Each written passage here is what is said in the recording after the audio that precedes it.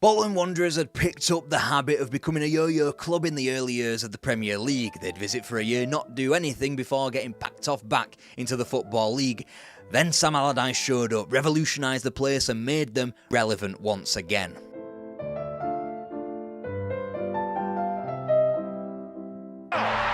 done really well! He scored a... Osborne playing it in. Oh! Cross coming in. It's in there! Including De Freitas. It's there! Foyle to knock it in towards McGinley. Catalina's in there too! There's the cross. De Freitas. Now it's safe.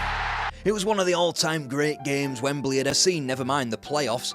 Bolton edged a 7-goal thriller as the newspapers I'm sure would have screamed. Whatever the case, Bolton were into the top flight of English football for the first time since 1980. Of course, it had been a mesmeric return since in the intervening 15 years, Bolton had been plunged into the icy cold waters of the 4th tier for a single campaign before beginning their march back up the divisions. From the failed playoff attempts in the 3rd tier to 2 trips to Wembley in 1995, Bolton were finally back. As always, you can't have everything you have in this life. Therefore, Bruce Rioch was poached by Arsenal, the void left behind by his 3-year premiership filled by Colin Todd and Roy McFarland. Put it into the right area here. Oh, marvellous goal from Freitas. Again, this is what he likes to run at defenders. He's trying to chip. Oh!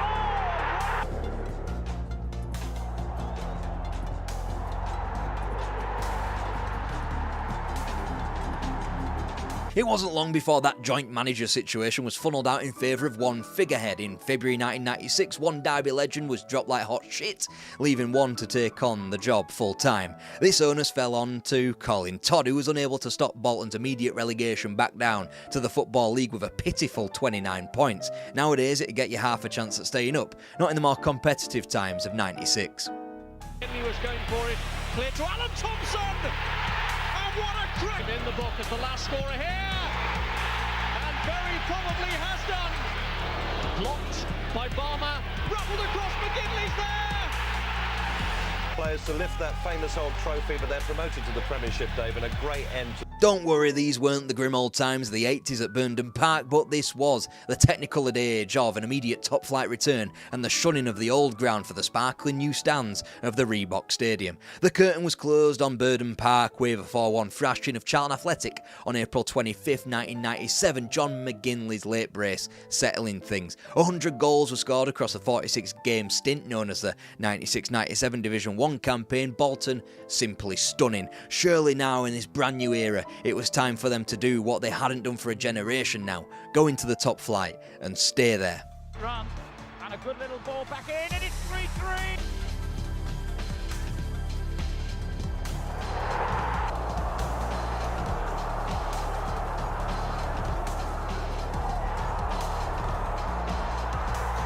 Bolton Wanderers wouldn't win a game in any competition at the new ground until Wimbledon came to visit in the 3rd round of the League Cup on October 14th. Even then, Bolton had to wait until extra time to seal that victory. In terms of the league, in terms of 90 minutes, the Reebok had to wait another 12 days for Dean Holdsworth's first league goal for the Trotters to confirm the club's first 3 points in their new home as Chelsea went down 1-0. It was only their 2nd win all season, and in spite of further home triumphs against Wimbledon and Newcastle before 97 was out, Bolton looked all but doomed to instant demotion. 5 wins from their final 8 games in advance of a final day trip to Stamford Bridge, however, had made things interesting. Goals from Neil Cox, Bobby Taylor and Robbie Blake at Villa Park on April 25th, ensuring of the Trotters' first win on the road since the opening day of the season. With Mark Fish and Jerry Taggart in a 3-man defence, a trio of Per Franson, Alan Thompson and John Salako in midfield with goals courtesy of Holdsworth, Taylor and Blake up top, it ought to have been a team worthy enough to stay in the division. Instead, Good little ball coming in towards Yali, and that could be the goal! Finish it off here, and Morris goes all over. It's going to be... with Everton and Coventry all tied up as late as the 89th minute and Bolton only trailing by 1, they just needed a goal at Stamford Bridge to stay up. Then they shipped that crucial second to go down. Chelsea even booed their team on the way to that second goal. Not that it was much consolation to a Bolton team that had the consistency of a yo-yo. Bob Taylor, the referee is allowed play to continue, and Blake has missed the sitter. Gudjonsson, 3-3! Upon the club's return to the Football League, Bolton wouldn't taste defeat in the first 11 matches. Even in spite of that little wobble in October and November, the Trotters looked insatiable. Come Valentine's Day, Bolton were the closest rivals of the runaway leaders Sunderland after 30 matches. They'd win just 4 further games, having to wait until the final day to confirm a playoff spot when they went down to Fratton Park and grabbed the 3 points via Ida Johnson and Michael Johansson. Ipswich were the opponents in the semi-finals and they'd vanquished those tractor boys by a goal in the first leg of the playoffs. They'd just needed now to avoid defeating the second leg at Portman Road. Watford awaited at Wembley for the winner in what they were calling the £10 million game. And that's who Scudetto has found. It's Matt Holland. And he pulls it back for Johnson. Wonderful save. Croft again. Kieran Dyer. Oh, Johansson's corner. It's gone all the way through. Fratson. Vilnius sends it in. Dyer's looping header. Oh, yeah! The ball through to Johnson. Taylor is in the middle. It's 3-3. Holland.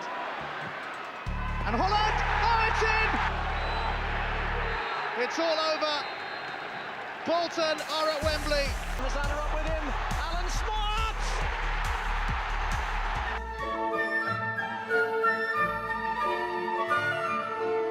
Bolton Wanderers weren't coming straight up to the Premier League, therefore they laid their blade open for the transfer market to take their players. A Premier League squad with a First Division budget Bolton believed they needed to get rid. Colin Todd was already miffed. He'd presented ideas for frees and loans even though he wasn't sure they needed to be so stringent, especially after accepting £7 million for the Burden Park land for a big Woolies to sprout up. The board rejected his idea, kept the money and then the Danish straw that broke the English back. An offer for Per Franson was accepted at £2.25 million. He was off to Blackburn. Incensed, Todd gave the board an ultimatum. They didn't listen, Franson was sold, Todd was gone, Bolton were at a crossroads now. Half time, the town defence was fast asleep for Bolton were level. Could be Bergson the scorer with his first league. All the whispers pointed to Roy Evans, who'd just been let go by Liverpool. That didn't come about, with Todd's former assistant Phil Brown in waiting as caretaker. That wasn't the only news knocking about the Reebok as Phil Gartside was chosen in October 1999 as the man to replace Gordon Hargreaves as club chairman. Within days he announced his new manager. Say hello to Sam Allardyce, who first sampled coaching at West Brom and management in Limerick before he bagged a caretaker role at Preston and then the full-time gig at Blackpool in '94. He'd be sacked from there for having the temerity to lose into the playoffs to a Premier League-bound Bradford City. His next port of call was Notts County, and even though he arrived too late to stop their relegation in '97, he was able to instantly rebound them into the third tier. Now he was at Bolton, choosing on to keep on Phil Brown. From the off, the vibes just weren't there. For one, Colin Todd's son Andy broke Phil Brown's jaw in what they were calling a team bonding session. Thankfully, Charlton came sniffing about and prized him out of Bolton for £1.5 million, with Allardyce thankful to scrub away his first real problem in the job.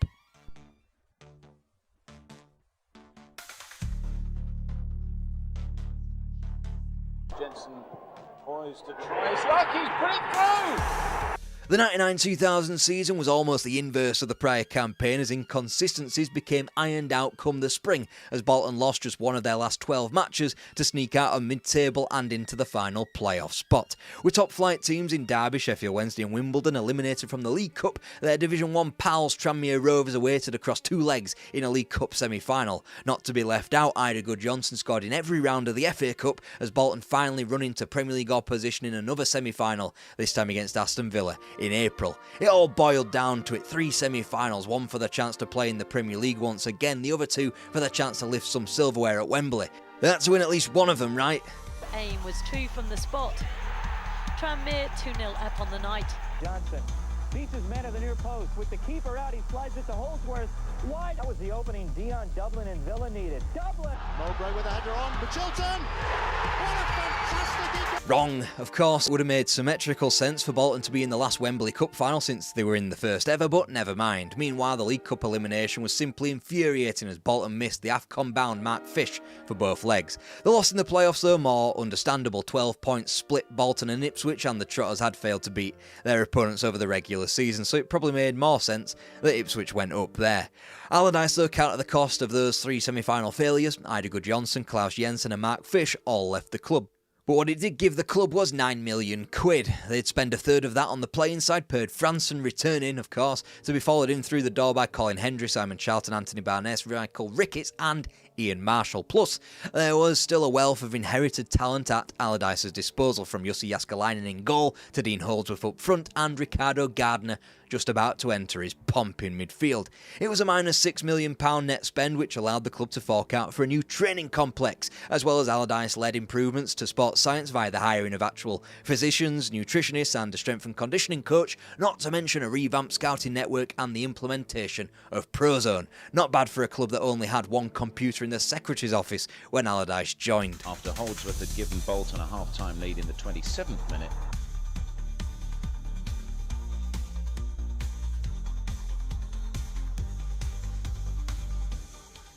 And not bad at all on the pitch either. Out of a poor pre-season, Sam Allardyce was almost forced into promoting Kevin Nolan into the senior team owing to his performances in Denmark. From then on in, he was earmarked to take Klaus Jensen's spot. By October, it was clear Fulham were up and it was left to Bolton and Blackburn to fight for that second automatic promotion spot. On New Year's Day, Bolton occupied that spot, 4 points ahead of West Brom, 5 ahead of Blackburn thanks to a win at Preston.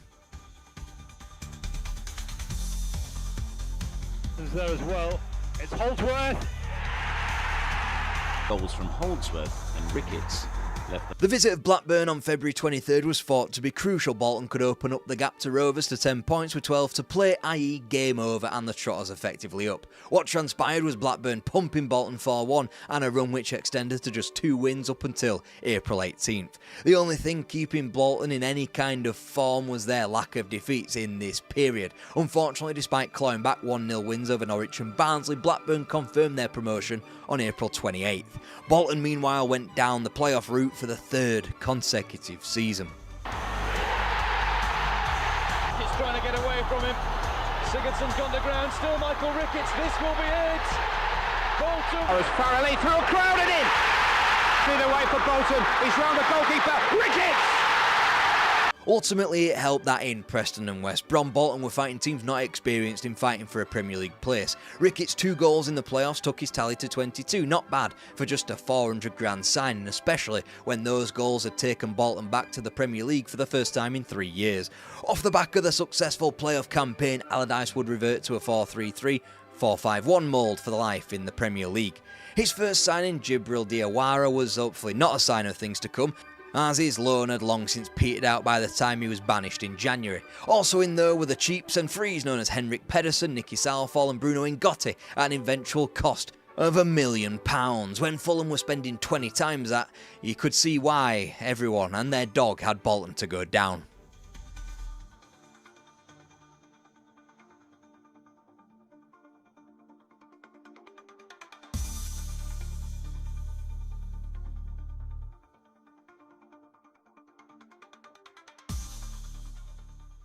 Such was the expectation that Bolton would go straight back down. Mark Lawrenson put his famous moustache on the line. That little caterpillar would have been halfway crawling across his face after the opening day thrashing exacted down at Filbert Street. Allardyce didn't expect to be indulging in the players' prize for winning by 3 or more goals already. The staff now had to eat sheep testicles. By the end of the month and a famous win over Liverpool at the Reebok, Bolton had made it 3 from 3 and they led the league. They wouldn't win again until Man United away, their next most famous recent win. However, it would be their penultimate victory in the Premier League up until February. Meanwhile, Spurs dicked them 6-0 in the League Cup quarter-finals and 4-0 in the FA Cup 4th round. The honeymoon period was over, it was said. Lawrenson's moustache crawled back onto his face.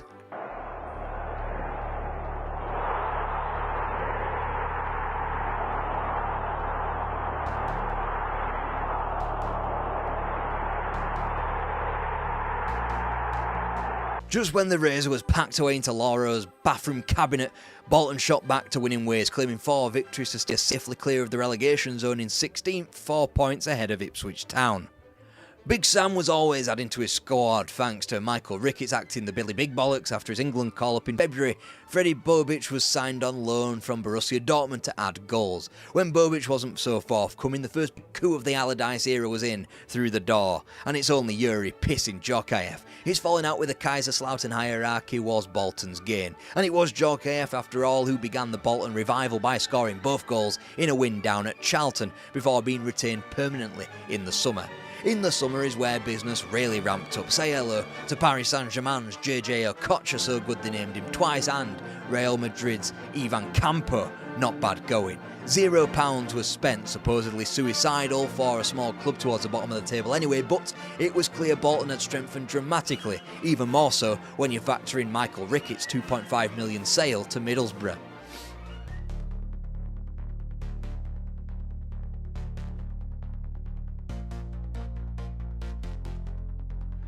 Once Ivan Campo's more suitable spot in midfield as opposed to defence was identified, this Bolton team was supposed to be going places, but they didn't quite find their feet immediately, unlike in the prior season, and still it was just 4 wins in advance of Christmas, but 3 of those did come against the alleged title challengers, Leeds, Man United and Newcastle.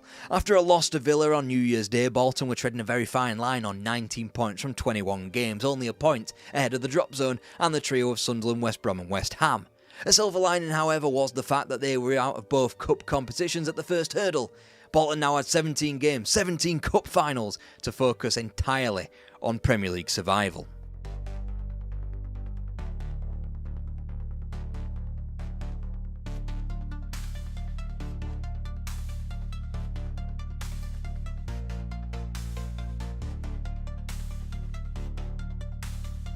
They would have a say in which way the title pendulum swung thanks to an era-defining 2-2 draw with Arsenal. It also changed the trajectory of Okocha's time at the Reebok and perhaps the Reebok's time in the Premier League. Bolton's anti-penultimate game of the season, it was the marquee match in a run of 9 games to end the 02-03 season, which generated just 1 defeat and 5 victories, most crucial of which would be an Okocha win at the Reebok a week prior to the Arsenal game against the eventual closest rivals for survival, West Ham United. Bolton had improved to the tune of 4 points, but because of the quality of West Ham, they were made to wait until their final day win over Middlesbrough to confirm survival. Ahead of the 03-04 season, the focus, after scoring just 85 goals in 2 seasons as a collective, was up front. Naturally, Allardyce didn't spend a penny in grabbing hold of both Kevin Davies and Mario Jardel. Whilst another frontman in Sergei Rebrov would have been through the door as well had it not been for work permit problems, Allardyce corrected this setback with the acquisition of wide man Stelios Giannakopoulos. Meanwhile, in the backline, Ivan Campo's spot was vacated and it had been taken up by Florent Laville. Emerson Tom had been initially signed as defensive cover behind Laville, but he quickly became fast-tracked into the 11 once Laville ruptured his ACL. Whilst the Frenchman wouldn't play again for Bolton, Tom partnered Ngotti.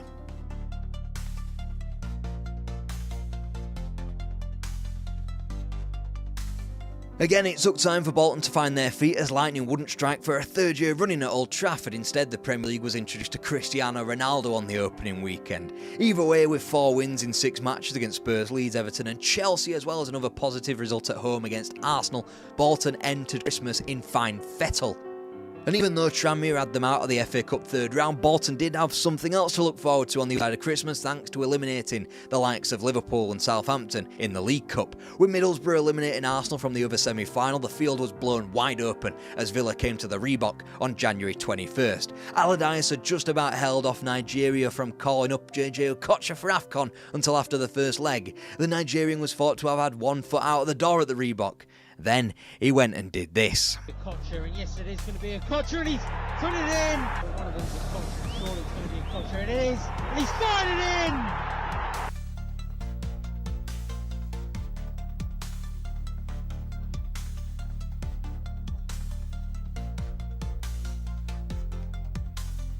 Not to spoil the rest of the video, but Bolton still wait for their major trophy. At least it landed on Leap Day, so it doesn't crop up as much on social media accounts requisite on this day posts. Either way, Allardyce was undeterred, his ambition that January stretching to the likes of Samuel Eto'o and Dennis Bergkamp. When they weren't acquired, Javi Moreno came in and, well, shat the bed. Less said about that dork the better. By the time Bolton travelled to Molineux on April 12, Bolton had confirmed their survival, but they were in a bit of a post-League Cup final funk. So to the bewilderment of the physios, Allardyce promised the players Monday to Thursday off every week that they won on the weekend, and as if by magic, of revenue when you get relegated. Here's Nolan. There's another nail in Leeds United's coffin. 5 consecutive games won, apparently enough to get a grown-ass adult man a haircut. It confirmed 8th and Bolton's best finish since 1960. They even had time to confirm Leeds' relegation too.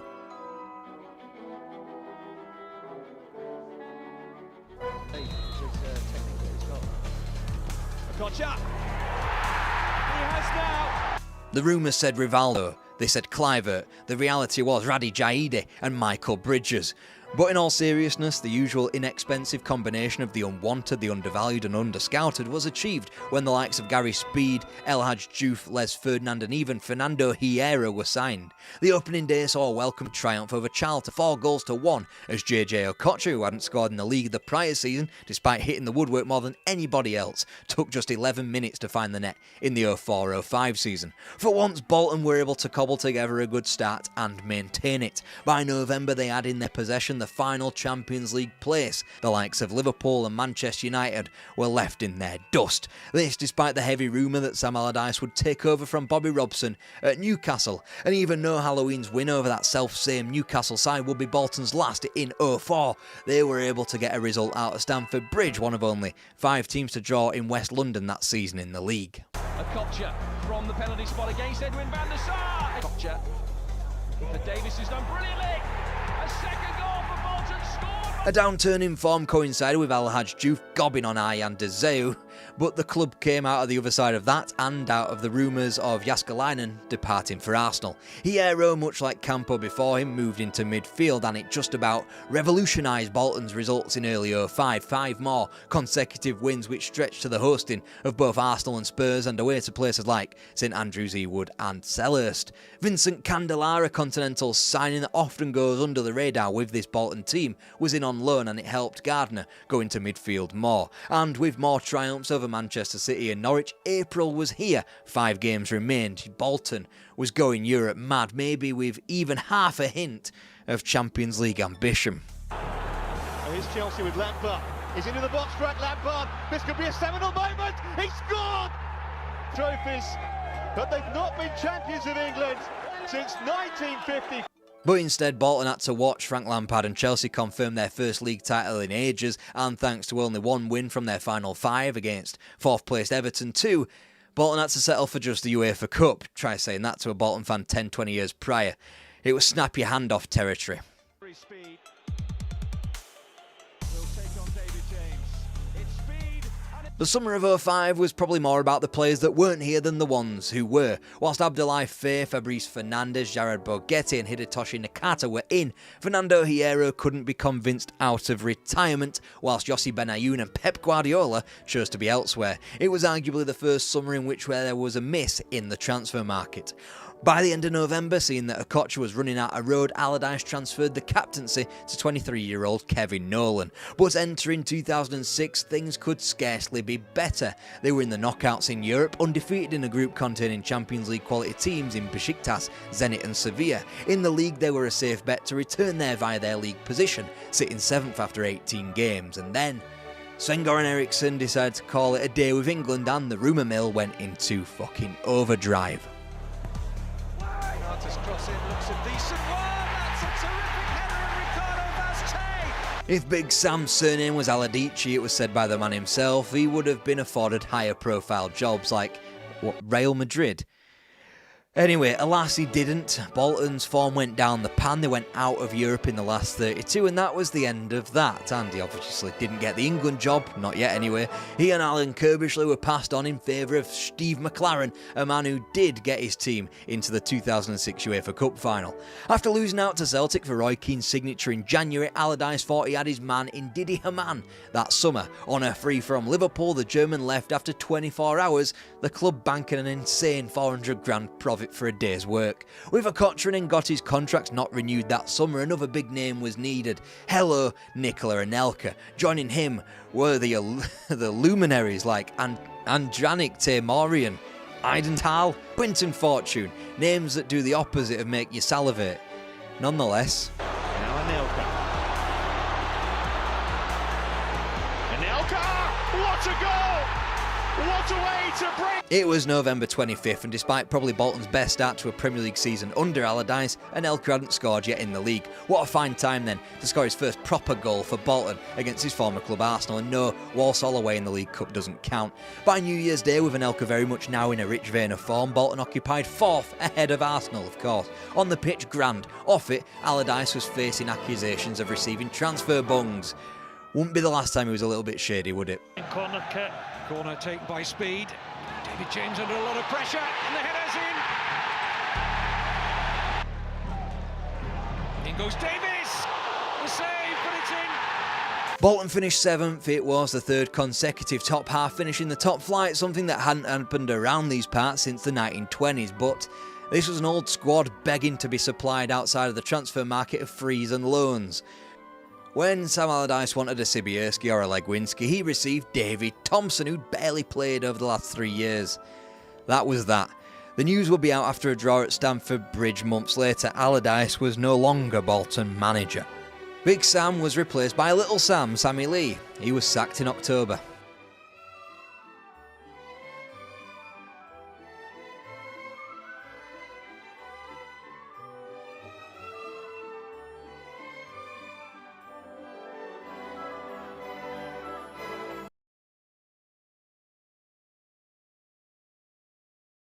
Charlton Athletic had been around the block, literally. They'd had their glory days in black and white, they'd even made a resurgence back to the top flight, but amid turmoil surrounding their home of the Valley, 1991, Alan Kirbishley turns up, unites the club, changes it, revolutionises it, you might say, creating the glory years of Charlton Athletic. Electra saved it! And Charlton are promoted!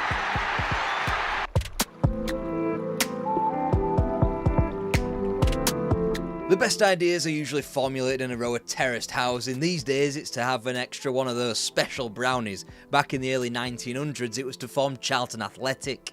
South London, the dictionary definition of a footballing hotbed now, had just seen its only professional club piss off up to the other end of the capital when Woolwich Arsenal deserted the land. July 1920, Charlton Athletic finally apply to join the Southern League and make inroads into claiming the area for themselves. A year later they'd get elected to a now expanded Football League, entering in at the 3rd Division South. 13,000 souls crammed into the Valley for Charlton's first Football League game, a 1-0 win over Exeter City, courtesy of a Tommy Dowling goal. 2 years later they almost made a name for themselves in the Cup, rattling off such scalps as Manchester City, Preston North End and West Bromwich Albion. These were top class teams these, but unfortunately they'd be eventually eliminated by the eventual winners, Bolton, at the quarter-final stage. This FA Cup of course won in Wembley's first ever final, refereed by a white horse I think, if I've got the information from the textbooks correct. The first whiff of Charlton's more transient nature to their history followed in their attempted relocation to Catford. They had lost a shit ton of money, returned to the Valley and would learn to live with those itchy feet. Alex McFarlane was the manager in these days, of which there were many ups and downs, from having to go cap in hand to be re-elected in 1926 to the Scots' return 2 years later and their immediate promotion to the 2nd Division. They held their own for a bit before suffering relegation in 1933. It was supposed to be a disaster, but instead the seeds of growth were planted, quite literally, since Jimmy Seed was their new manager. For the next 23 years, Seed blossomed into a wonderful tree that sprouted into the top division off the back of successive promotions in the mid-30s. I'm only skimming through this because his time at the club deserves his own video. First there came a title challenge in Charlton's first ever top flight season, then, despite World War II and, like most sequels, it ramped up the stakes, but it didn't cull Athletic's momentum.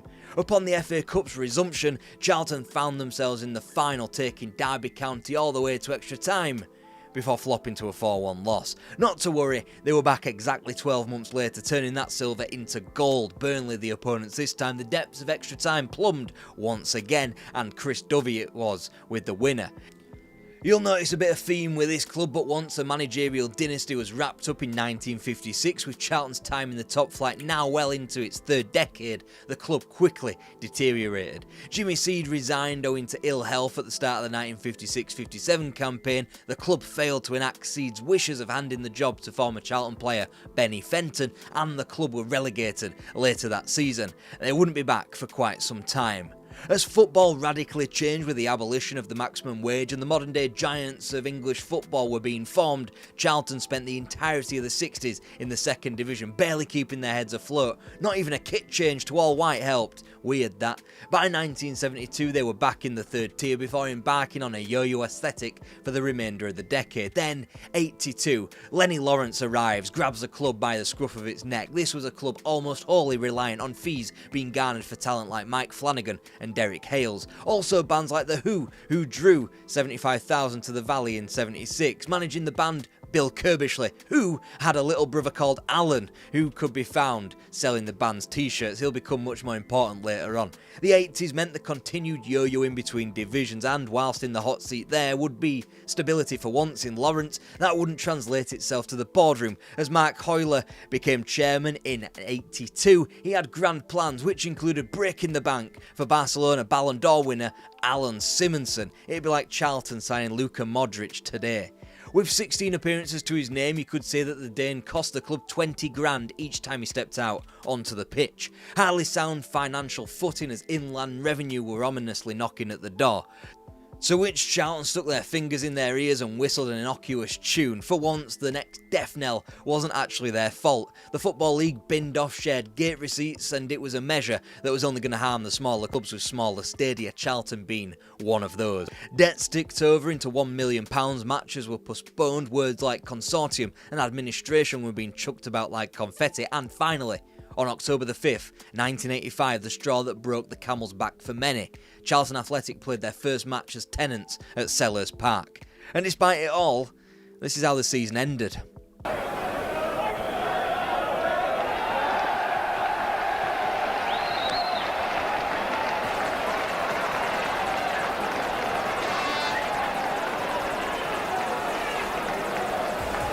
Without words, you'd be forgiven that this was a bane for the blood exercise. Well, it partly was, to the board anyway, but because of the promotion that draw secured, it was largely one of celebration. In what should have been a period of celebration was one where the club was shunted from pillar to post, from Sellers Park to Upton Park as the Valley continued to rot away. Charlton effectively sofa surfing their way through the late 80s. It's great and it's still in that penalty area. Stewart. Oh, it's a goal for Charlton Athletic.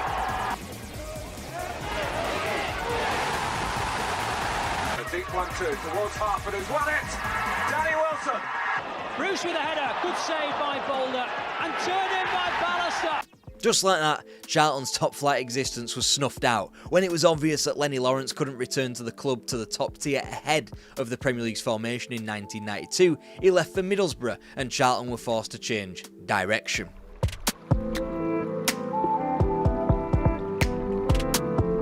T-shirt seller himself, Alan Kirbishley, who had been signed by Charlton in 1984 and re-signed merely 12 months prior, was named alongside fellow former player Steve Gritt, who had also been recently re-signed. Both were promoted, Kirbishley from first-team coach, Gritt from the reserves. There had been news before they even arrived, however, that things were finally taking a turn for the better. April the 2nd, 1991 was the date when a planning meeting decided by 17 votes to 1 that Charlton Athletic could finally return to the Valley. As of yet, we have yet to find out who the little bollocks was that voted against it. Offside, the cross comes in, the header comes in, off the bar, against Boulder saves, but there it is. Up in 34 minutes and they're under pressure again here inside their own penalty area. Oh, Watson keeps it out on the line, he did superbly. It's gone in now though. Despite a lack of money, a lack of players and the club holding the joint managers' player registrations just in case, the team that would come to be nicknamed the Addicts nearly mounted a late playoff push. Sadly, 7th was just one win shy of the eventually promoted Blackburn Rovers. Forward, looking for Leeburn. Leeburn holding off Simons. Now for Pitcher. And now for Colin Walsh. Yes, it's the goal! It's the goal that the Charlton fans have waited for 7 years. Let's welcome football onto the stage, now officially allowed to start since it was 1992, and from Charlton's mid-table position, it wasn't that much of a significant campaign on the pitch, but it was one of their more important seasons off it. For one, the game we've just shown you, a scrappy 1-0 win over Portsmouth on a bitterly cold December, unimportant for what happened on the turf, but crucial because it marked Charlton's return to the Valley. Financially, the club were in comparative rude health. The sales of Rob Lee and Anthony Barnes topped £1 million, helping to pay off the HMRC. Meanwhile, the Valley investment plan added a further $1 million to what people disgustingly refer to as the kitty. How were Charlton doing in the actual football on the turf though? Well, in 1994 they had matched the 11th place from the prior season before slinking back into the bottom half without much of a regression points-wise on the pitch, i.e. mid-table as fuck. Still, it was all worth what was transpiring around the white-lined green. The Valley was being dredged into the 21st century with multi-million-pound renovations. Games like going up to Old Trafford for a cup quarter-final and sales like Scott Mintos for nearly $1 million even ticked the club into something called a profit. I hope I'm pronouncing that correctly. Profit. The youth team was also bearing fruit. Lee Bowyer heading a special class of 1994 whilst the scouting finger was on the pulse, the acquisition of defender Richard Rufus following. It was all going so well, too well you might suggest, so Charlton sacked Steve Gritt and stuck Alan Kirbishley in sole charge. In what had been a rare bout of joint managers actually working in the game, it was a surprising pivot from a club not entirely guaranteed of its second tier status yet. Kirbishley held off offers for Rufus and managed to bring in Les Reed as first team coach. Then, only then, were they at the races. Charlton sub Kim Grant hit the post, but Gary Nelson followed up. Carl Lieben was the demolition man, sticking out his long legs for his first. Robinson's in the middle, and Robson's, a wonderful goal! Charlton promptly began the season by shitting the bed away to West Brom before embarking on swaves of unbeaten matches, only for more in advance of Christmas, which rendered them tightly packed into the top half, split by just 6 points. It was the Addicts' fast start to 96, inclusive of 4 goals stuck beyond both Birmingham and West Brom, which ensured that their simply horrendous form in concluding the regular season was still enough to earn them a spot in the top 6. Based on what I think is head-to-head record, who knows, Charlton finished behind Leicester and were handled local rivals Crystal Palace instead of Stoke City for the upcoming playoffs. Well, with him, here's Robinson. And now Matt Jackson on loan from... Oh, my goodness, and it's a goal! Nadar gets to that one. Friedman getting in behind them, and good save there. But in the air... Corner for Crystal Palace. Nadar trying it overhead. Plays the ball nicely for Nadar, and still Nadar, a chance now. Can Houghton finish it off? It's there! Ray Houghton! Charlton were consigned to the Football League once again, their heads only above the surface financially because of a £3 million sale of Lee Bowyer to Leeds United. You'd have thought that the increasingly moneyed Premier League would be imperative the more the 90s wore on. Instead... A little too much though. Sent off for his challenge on Darren Eadie, the Addicts were first a man down and then a goal down. Neil Adams cracking direct strike and struck back almost immediately, another free kick and the exact same spot. A different player took the free kick, but the result was the same. The crowd were contemplating a quiet pint away from all this excitement. The scores were once again level. 2-2 at the break then, but with Charlton down to 10 men, the defence was always going to be stretched, and Adams with the resultant penalty. Darren Eadie got his second and Norwich's fourth, but this game had a sting in the tail. Jason Lee got Charlton back into it at 4. Came on as a sub and equalised to make it 4-4. Final score, Charlton 4, Norwich 4. Yeah, you're right, I did just take the most goal-hungry fixture from Charlton's otherwise boring-ass middle-of-the-road season that they were calling the 96-97 campaign and plonked it bang into the middle of this video. Spoiler, it won't be the last 4-4 draw you see today. It was a strange old campaign. Rugby League tried and failed to set roots down at the Valley. Also, QPR nearly got their grubby little paws on Alan Kirbishley. Neither panned out as expected. One dented the coffers, one would eventually bolster them. Whilst Lee Bowyer had been the headline departure, key names were beginning to trickle through into the club. Mark Kinsella joining from Colchester as his replacement for 150 grand. Grimsby's Clive Mendonca was acquired up front before Paul Konchesky and Scott Parker Parker continued to be nurtured through the ranks and into the first team. Meanwhile, in net, Sasa Ilic had been signed. It made for the beginnings of a team.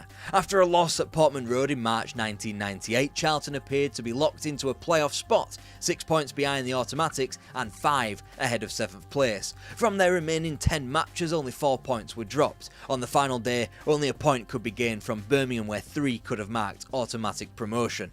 Nonetheless, Middlesbrough could not be caught and the Addicts were transported into the playoffs, this time with the second leg home advantage over Ipswich Town. Gave Charlton a precious lead to take into the second leg at the Valley next Wednesday. But there was... Piece of play from Newton, tiptoes through the defence and scores a wonder goal! Another nerve-shredding playoff campaign. This time Charlton were on the correct side of a semi-final triumph, therefore they would be posted at Wembley for the first time in half a century. Meeting them there, Sunderland, and perhaps the greatest ever game to be played at the National Stadium. Two, but Mendonca's clear. Clive Mendonca! Somerby the taker. Quintana! Is clear. Kevin Phillips! Mendonca's in the clear. Chance for Clive Mendonca! Cross, and Quinn wins it. Niall Quinn! Perez has come again. The header! Somerby. Inside the penalty area. Good cross. Mendonca! Ilic has saved it! And Charlton are promoted!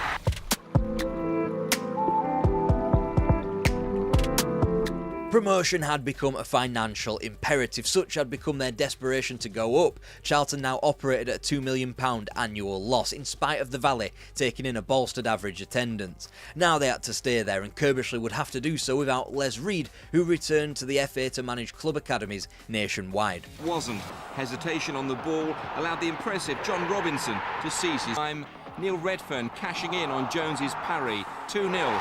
Dave Jones' expression summed up Southampton's day. Howe's first job, picking the ball out of the back of the net. Hooker to pounce again. 4-0. It was becoming a rout. A beleaguered Saints defence, Mendonca in again for the easiest hat-trick he'll ever score. Now this Premier League lark was a piss take, 5-0 to Southampton. Either side of some goalless draws at places like St James's Park and Highbury, the Addicts were staying up, despite their tag as relegation favourites. Talent was quick through the door, Chris Powell in defence and Neil Redfern in midfield. The team was better, they were coping well with a leaping opposition quality. Nothing could stop them now. Leeds moved ahead 11 minutes before half-time with Jimmy Floyd-Hassel making sure Everton left the Valley with a priceless victory.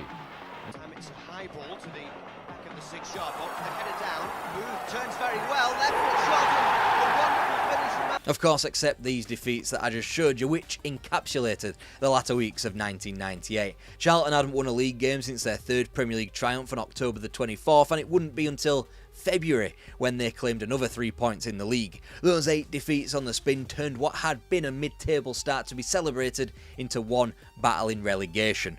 Then across 12 February days, Charlton equalled their entirety of Premier League wins, again with a stern defence in dispatching of Wimbledon, Liverpool and Derby. Life was breathed back into the campaign, but yet still they had only a 2-point advantage over Coventry in the drop zone, and given Cov's history of fighting off relegation, they were a wounded beast to be feared. Even more so when the Addicts suddenly got addicted to not winning, claiming just 1 victory in their next 10 in the league. It left May the 8th at Villa Park as D-Day. A win was the only result needed to keep them alive in the division. Well, he just waited. Rufus covering by, I don't know, and he's given it to Mendonca. And he's taken it beautifully. Here's Jurchim. And it's the equaliser. He's done well, Mendonca. Good save. And it's in, surely. Yes. Barry, then Ehiod, Ikurizon, Jurchim. There were 2 players on the line. Barnes, Mark Kinsella, Graham Stewart, and Danny Mills! Wonderful! Back heel. This is Danny Sonner who can finish Charlton off. And may have just done that. And with that, after a whirlwind 12 months, Charlton were back where they started. To balance the books, Danny Mills left on a club record fee, again to Leeds, whilst bargains were sourced in Dean Kiley and John Salako for the Addicts' assault on returning to the Premier League immediately. 17 minutes from time. That cross headed home by Richard Rufus. 3-2! I don't believe it! With Sasa Ilic replacing the international-bound Dean Kiley.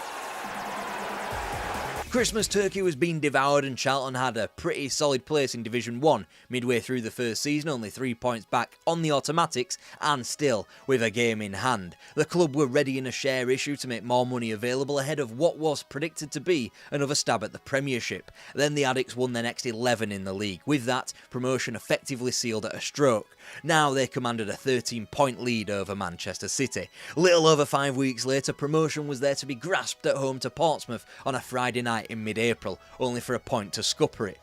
The inevitable was delayed by less than 18 hours as results went the Addicts' way as they took their foot off the pedal, crowned champions by just the 2 points in the end. It was clear, however, that Charlton were a vastly more prepared club for a second go at life in the Premier League. They'd broken a club record points tally. Kirbishley had won the Manager of the Year award ahead of names like the freshly knighted Sir Alex Ferguson. Whilst Clive Mendonca needed to retire owing to injury and a revamped North Stand burned a £9 million hole in club pockets, there were shrewd moves in the market that summer. Who knew Radiston Kishishev and Mark Fish would be so integral in defence, the pair costing less than £1 million. Then there were the more luxury buys from the continent in Jonathan Johansson and Klaus Jensen. A good start was important and they were handed feasibly the easiest opponent on paper, Manchester City, who had joined them in promotion. Weaver's foot, and now Robinson, and Weaver's foot again, and a goal! Came on to a hero's welcome and compounded Charlton's misery with 2 late goals. The Brazilian, chance for 5. But perhaps Charlton knew best that a stable start wasn't all that indicative of a successful fight against relegation. And whilst it was a more chaotic beginning to the campaign than the last in the Premier League, the Addicts had shown enough in August to say that they could stay the course this time. By Stewart and fed through for Johansson, who scores for Charlton. And off Grimaldi's head, Stewart. By the man in form, Jonathan Johansson. For Powell. Oh, Bartlett. Svensson, can he keep it down? He can. He finds the corner. There were no wild runs of triumph that overinflated the confidence, nor losing streaks to damage the confidence. It was a simple cut and thrust of Premier League football, their season best summed up by October and November. 1 won, 1 lost, and repeat, and so it continued. At their best, Charlton were a team that became hard to beat in the early stages of 2001, going from Boxing Day to mid-March without defeat in the league. At their worst, a petering out in the last 2 games, which arguably cost the club European football. Yes, this was 9th place in the top flight. Charlton supporters hadn't seen better since 1952. Alan Kirbishley may as well have walked on the Thames, such was his reputation at the Valley. It's probably why West Ham came in for him when Harry Redknapp left Upton Park. But Kirbs had only completed one part of the story. Running in left back. Oh, they've scored! Captain's there again, looking this time for Ewell in the middle, and in behind him is Powell. Jensen in support, there's Ewell in the middle. Bursting forward is Stewart, and here's Jason Ewell, and that's 2-1 Charlton. Ewell loses the possession. Parker forward. This is Charlton's opportunity. Still Parker. Can he finish? He can! Charlton were able to maintain a stable squad over the next 2 seasons, improving their attack to the tune of Jason Ewell and Sean Bartlett, whilst bolstering the defence with the signings of Luke Young and Herman Hreiderson. Although straightforward, boring mid-table finishes on the surface, Charlton had their chances to break through the glass ceiling and reach Europe in the early years of the 2000s. 01-02 saw famous wins at Highbury, Stamford Bridge and White Hart Lane, but a mix of injuries and poor form squashed the potential of European football coming to the Valley. The following campaign would probably be most renowned for that game at Stamford Bridge, reminiscent of beach football. Elsewhere though, more big scalps in Leeds and Liverpool. And yet once again the season imploded upon entry into the springtime. What had been a potentially serviceable top half finish became another bottom half campaign of nothing. By now, Scott Parker was beginning to receive overtures from around the country for his exploits in midfield. Kirbishley only further bolstered that area of the pitch by adding Matt Holland, whilst Paolo Di Canio was signed on a free from West Ham up top. Parker's performance against Chelsea in December would come back to bite Charlton, the freshly minted London club coming in for him for £10 million. Unusual start. Holland coming in from the opposite flank. And it's Matt Holland who turns Terry, turn back again, and Johansson. They lead by 3 goals. Here's Jason Ewell.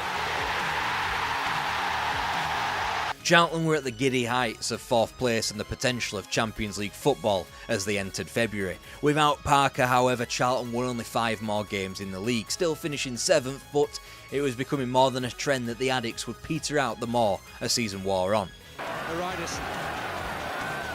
Good cross. Jeffers, yes! Luke Young with the cross. Oh, he had so much room!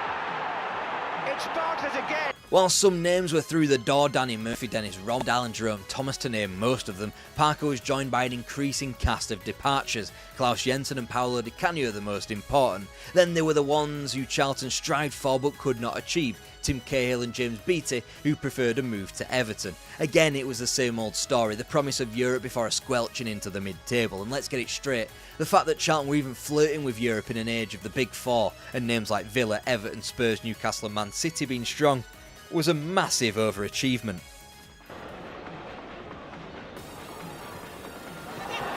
Oh, it's a great run and a very, very fine goal. Charlton Plays it into the near post. Oh, it is a superb goal by Luke Young. Not even the goals of Darren Bent, a player who absolutely should have made the 2006 World Cup squad ahead of the prepubescent Theo Walcott, could help Charlton up the table. This time there wasn't even the threat of European football. Inconsistency reigned once again at the Valley, and this time 13th was the final resting place. If you had to label it, despite never once finishing in this position, it was somewhere that was familiar to Charlton, the median, home.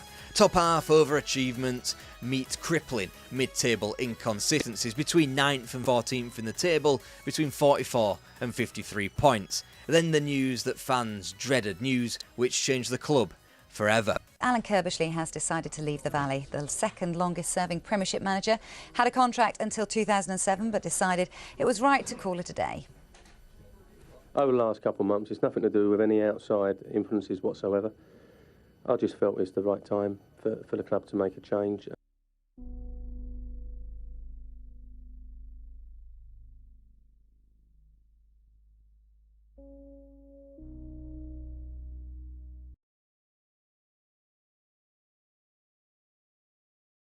Gone, Brian Clough and Derby County were no more. They were supposed to sink back into the swamp where the previous manager had found them.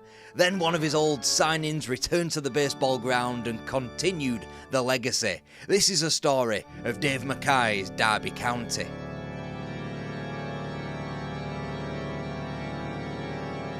Incredible match, it was so tight, it was untrue, and then suddenly John McGovern hits one as he's falling over and it goes in the top corner, and suddenly we've got a chance of winning the league.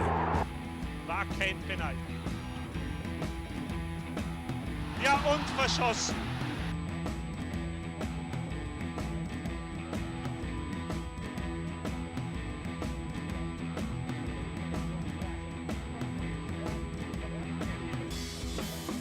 Derby County had shunned the daylight of top-flight football since the early 50s. Brian Clough and Peter Taylor had picked them up in the summer of '67, returned them to the First Division 2 years later, before winning that title as well as reaching the precipice of glory in the European Cup.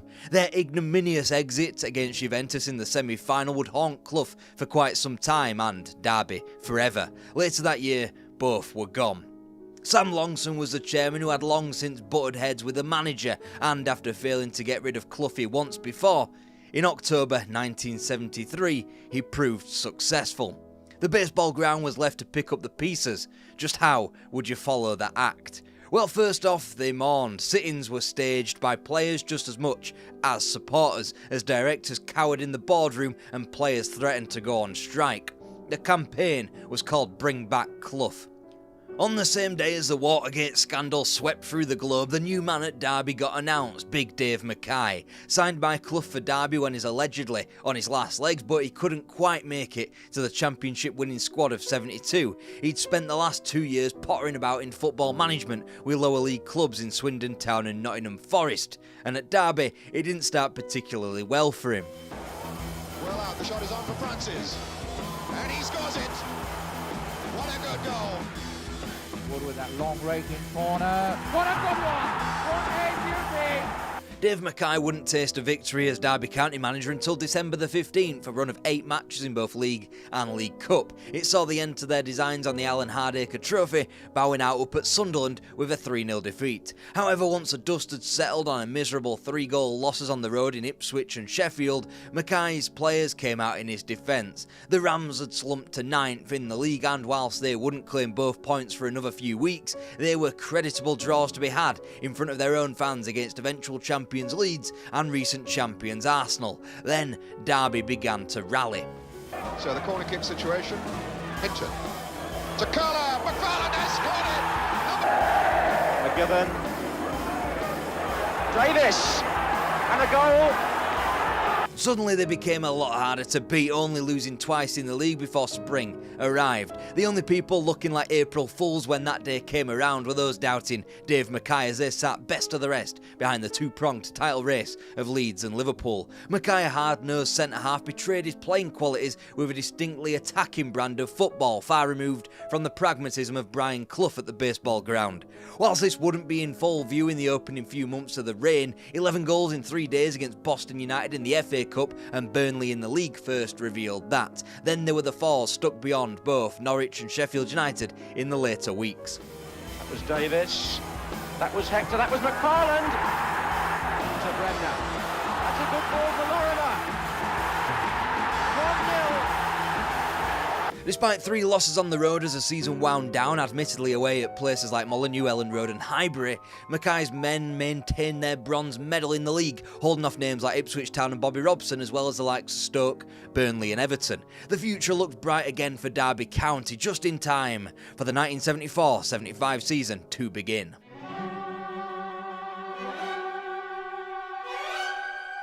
Dave Mackay was not stupid. He knew more than anybody the team that he had been given, but make no mistake, if he was going to be successful, this was going to be a Dave Mackay success and not a Brian Clough one. Colin Bolton survived in goal, as did the talents of Colin Todd and Roy McFarlane in the heart of defence. Unfortunately though, McFarlane would be struck down with injury, but thankfully Peter Daniel, who had bided his time at the baseball ground, deputised magnificently in his first real run in the squad, ultimately winning the club's Player of the Season award. Going forward, the trio of David Nish, Kevin Hector and Roger Davis were undeniable and were retained by Mackay. However, the manager was keen to refresh things going forward. As such, Alan Hinton was shunted to the sideline. Meanwhile, as Brian Clough was stirring the pot in what was already his second assignment since leaving Derby, his Leeds acquisitions of John O'Hare and John McGovern handed Mackay the perfect excuse to perform this refresh. In for the Johns became Bruce Rioch for the midfield from Aston Villa, whilst Francis Lee was the headline signing of the summer, acquired from Manchester City. Between the pair, they would ultimately net 40% of the club's league goals in the campaign. And I will warn you right now, the footage I will show you in this section of the video isn't entirely representative of the season that Derby would go on to do. Blame a lighter television schedule and Derby's inadequacies when the camera was rolling. Francis, he's away from him. Oh yes! Beautifully done! Armstrong. So many of them in there. Hickton. And that is number 2. An undefeated start of 3 draws and 1 win may have suggested a lurch to pragmatism, but as you've just seen with those pair of 3-2 defeats, this was a more attacking football. And of the opening 15 matches that this period encapsulates in the league, Derby had lost just 4 of them. This sat only 5 points off the Liverpool pace, but the leaders did hold a game in hand. Given their lack of European Cup football this season, Derby's title dreams may well have felt dashed already. This in spite of decent days in front of their own fans, first in claiming their inaugural league win against Sheffield United, then with a double delight across 4 days against Burnley and Chelsea. And while Southampton stuck 5 beyond the Rams to eliminate them from the League Cup, a local bragging right in the shape of Leicester was won 4 days later thanks to a Bruce Rioch winner. This all juggled with a return of European football to the baseball ground meant a 7 out of 10 start to the season.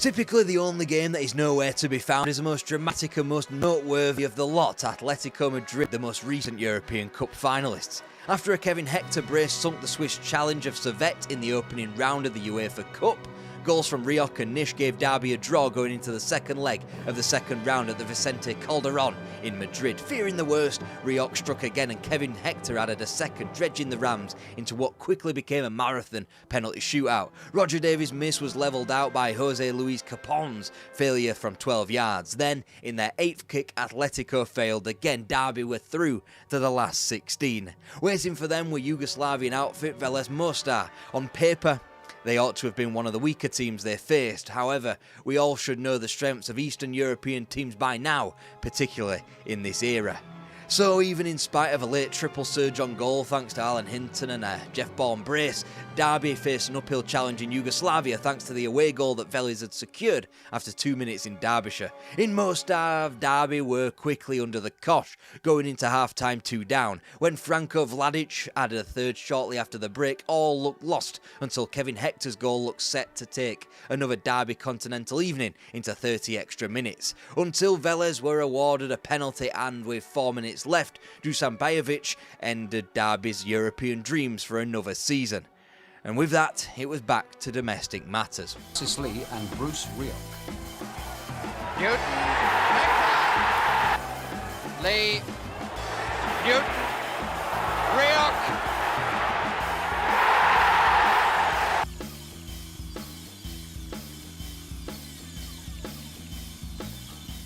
The Continental hangover hung heavy over the baseball ground as the Rams failed to score against both Everton and Luton, factoring an understandable failure to go and win at places like Highbury and Anfield before the European exit, and Derby weren't sitting pretty come Yuletide. If we're being realistic with ourselves, Derby's championship race was run. Nobody had been 10th at Christmas and won the title, but if we examine the table further, there were glimmers of hope. For one, the top 3 were an Ipswich side who had already lost 8 games, Everton who had only won 8 games, and Manchester City who were goal shy and hadn't won half of their games. And it was Manchester City who were next, and a little reunion for Francis Lee at Main Road.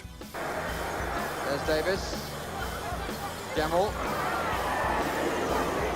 Brave header by Newton, who now has a chance. And scores superbly. Mash. Bell.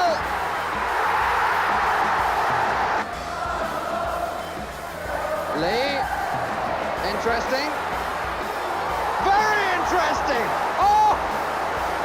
Look at his face! Just look at his face!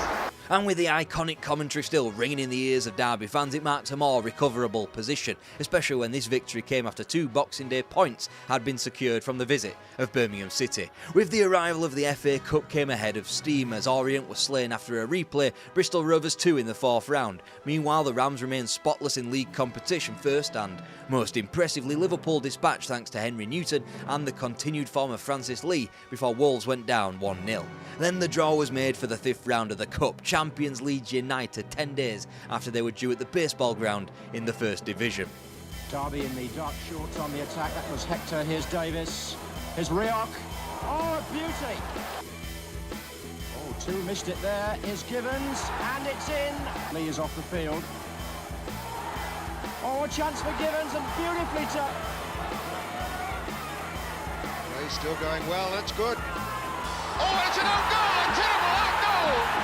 Even when they were cosplaying as QPR wearing their away kits at Loftus Road, Derby couldn't get the job done. In any normal season, losses like those in quick succession, as well as a dispiriting trip up to Ipswich on February 25th, would have killed Derby County's momentum. As well as being out of the Cup, their position of 8th place with 12 matches to play entering March ought to have signalled the end of any designs on silverware for the 74-75 season. And still, they sat only 4 points behind league leaders Everton, who had won just 12 of 30 matches. And yet, as both Chelsea and Spurs fell to begin March, Derby's momentum returned. Colin Todd boosted by being awarded the Footballer of the Year award. Oh, that's Hector. And he was played on. And Daniel does the interception. Now it's Hudson. Good ball, Salmons. Far post is Greenoff. And that's 1-1. Didn't know that Smith was there. Salmons. Greenoff. Yes!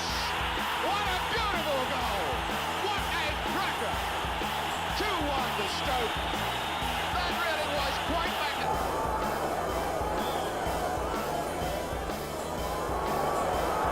Haaland trying to get there, and Rioch blasts it, and Rioch scores it. Derby had even crept up into third place, only 4 points behind Everton, when their title rival Stoke City pitched up at the baseball ground and snuck off with both points. The Rams weren't going to take that one lying down, going up to Newcastle and winning there before 5 of the best against Luton Town, all courtesy of Roger Davies, before another 5 was shipped past Burnley at Turf Moor to end March. Now the form team in the division, Derby was still back in 5th, but would go top regardless if they won their game in hand. Such was the congestion at the top of the division. The very next day after the Burnley battering, Man City followed them back to the East Midlands, where a Bruce Rioch double ended their title aspirations. Mackay had predicted that should Derby win that game, they would win the title. For now though, they occupied 3rd, 5 matches remained, and the top 5 were split by just 1 single point. It was only after a win over Wolves at home 8 days later that Derby could finally say they led the division.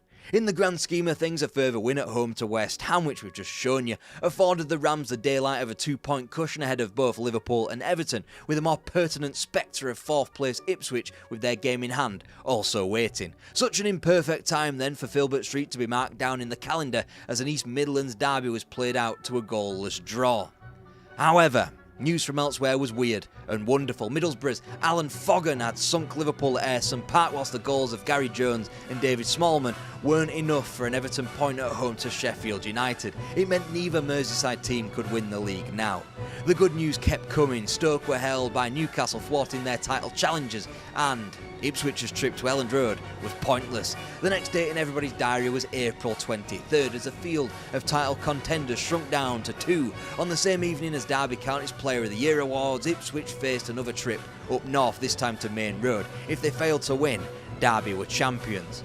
Unbelievably to our 2025 minds, this game was not televised. These days there'd be wall-to-wall coverage as if an asteroid was headed towards the planet, but 50 years ago it'd be radios and telephone conversations. The garbled voices would say Manchester City won, Ipswich Town won, Derby County were champions.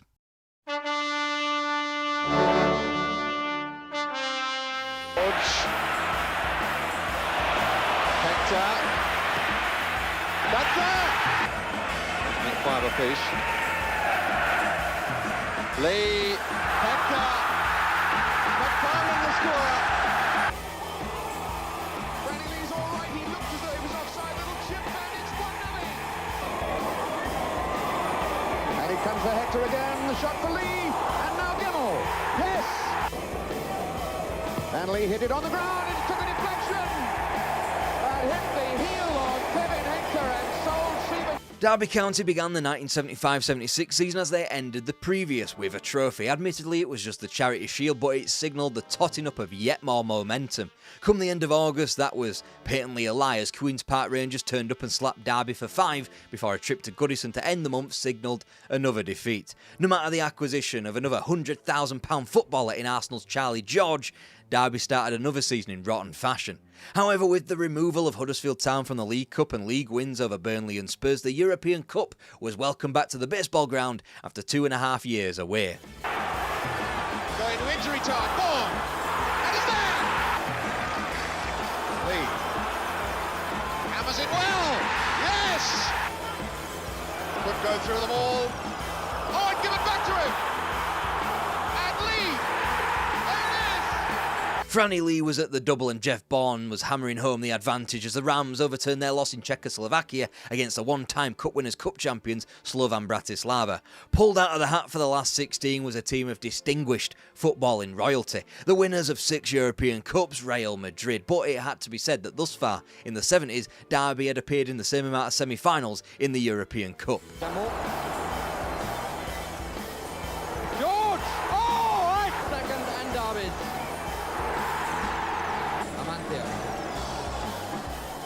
Piri! Beautifully made goal. Nish. Good try, and he's got it! In round 3 of the European Cup. Equals not a bit of it. Derby County absolutely eviscerated Real Madrid with the entirety of Charlie George's transfer fee paid back for one night of action as he bagged himself a hat-trick. No matter of the Real Madrid away goal, Derby had a 3-goal lead to protect. They were champions of England, didn't you know?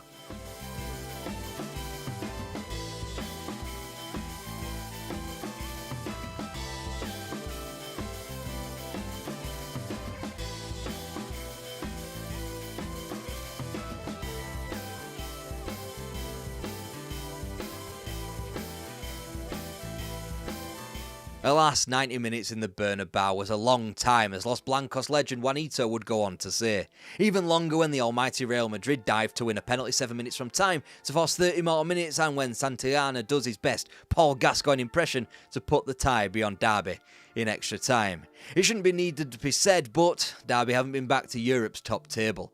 But their 4th place in the league that year did ensure they would return to Europe for the UEFA Cup in the 1976-77 season. The signs weren't good from the first goal. Have a lot of luck. And Stroud wanted to be head butcher. How many goals we've seen? Well, it's 12. And as Derby manager Dave Mackay said afterwards, in the second leg, we win.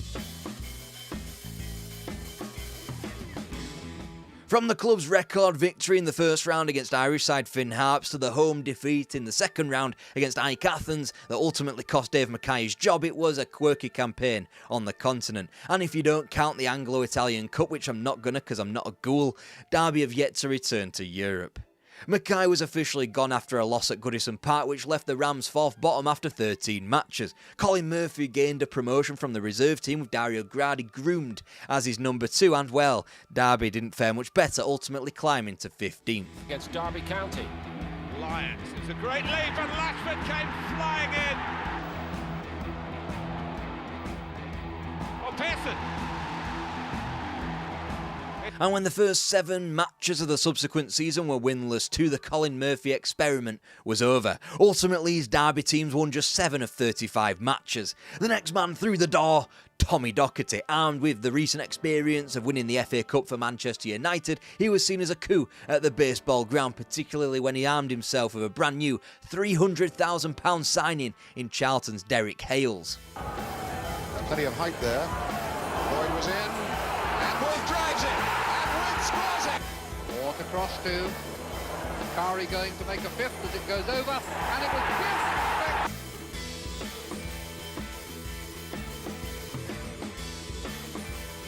Sadly, Hales would score just 4 times in the league before having only a slightly better time of it in his one season at West Ham before correctly returning to his spiritual home of Charlton Athletic. In the meantime, Derby could be officially characterised as being in a malaise. The Dock would only glean a 4-point and 3-position improvement out of the Rams, even if they were able to score more goals and win 5 more games. However, they were ejected out of the FA Cup a round earlier and out of the League Cup 2 rounds earlier. The 77-78 season was one where Rob Webster became Derby's most tenured footballer of all time, beating Steve Bloomer's record of 525 games, but he would soon be gone, as would so many of the champions that had graced the halls of the baseball ground. Under Docherty's watch, Webster joined the likes of Colin Todd, Kevin Hector and David Nish in leaving, and the Dock wouldn't be too far behind them. Johnson!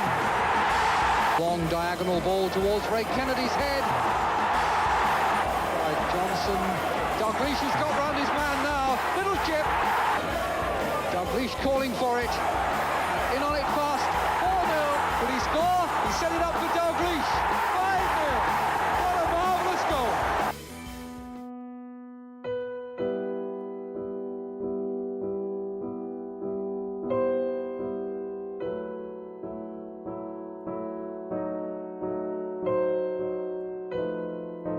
Derby County were staring financial oblivion in the face. They were sliding towards the 3rd tier of English football, and no, this is not a story that features Mel Morris, Wayne Rooney and selling your stadium to yourself. This is Derby County of the 1980s, not of Mel Morris but of Robert Maxwell, not of Wayne Rooney but of Arthur Cox.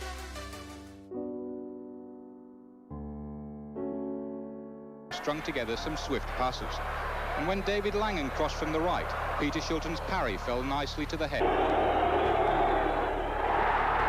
And he puts that away. So The shadow of Tommy Docherty had barely vacated the baseball ground and Derby had done the unthinkable, dropped out of the First Division. This was a team that had not long ago won the championship twice and had gone to a European Cup semi-final as well as beating Real Madrid 4-1. The man who presided over this disastrous campaign was Colin Addison. He'd coaxed a great escape out of Newport County in his previous job.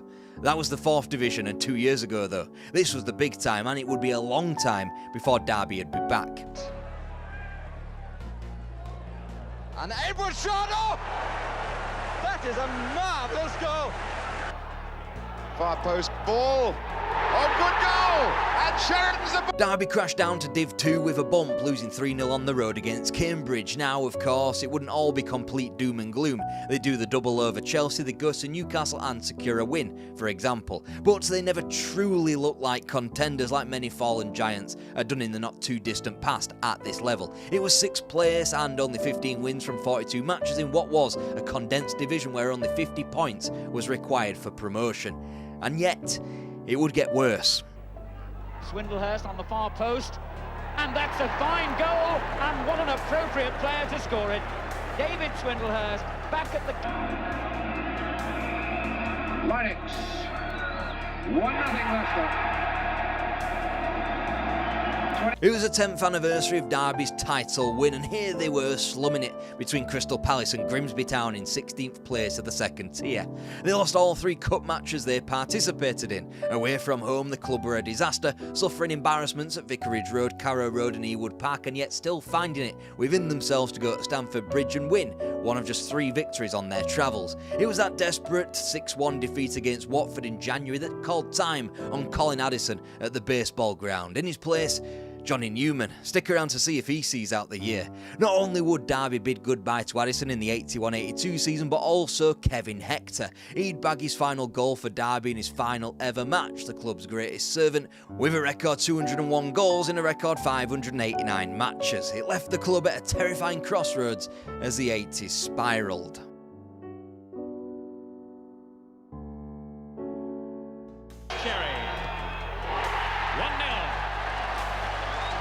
Matthews is there too. It goes great! No, you're right, Derby weren't doing very well, and with the latest loss at Hillsborough to begin November 1982, manager Johnny Newman departed. The Rams were bottom of the league, 5 points away from safety, albeit with a game in hand, and albeit with 3 points now being awarded for a win, so it wasn't all doom and gloom. And then the club received a shot in the arm thanks to the return of a club legend, Peter Taylor. Known for being the right-hand man of Brian Clough, some might say the mastermind behind him, and his numerous league titles and 2 European Cups with both Derby and Forest. He told Clough he'd shot it, that was his excuse for leaving the City ground. Then he pops up at the old baseball ground, and as such a relationship was strained, hardly helped with the former assistant releasing a tell-all book behind Clough's back. It'd take time, but the time 1983 swung around, Derby got going once again. Devil shot. Defenders quickly rushing back. In goes Hill. But now Koppel. Right side, far side. This is the best chance of the match, and it's made to count. Safe in 13th thanks to an elongated undefeated spell as winter became spring, it aligned perfectly with the return of the FA Cup, and who else was Taylor ever going to be drawn against but Brian Clough.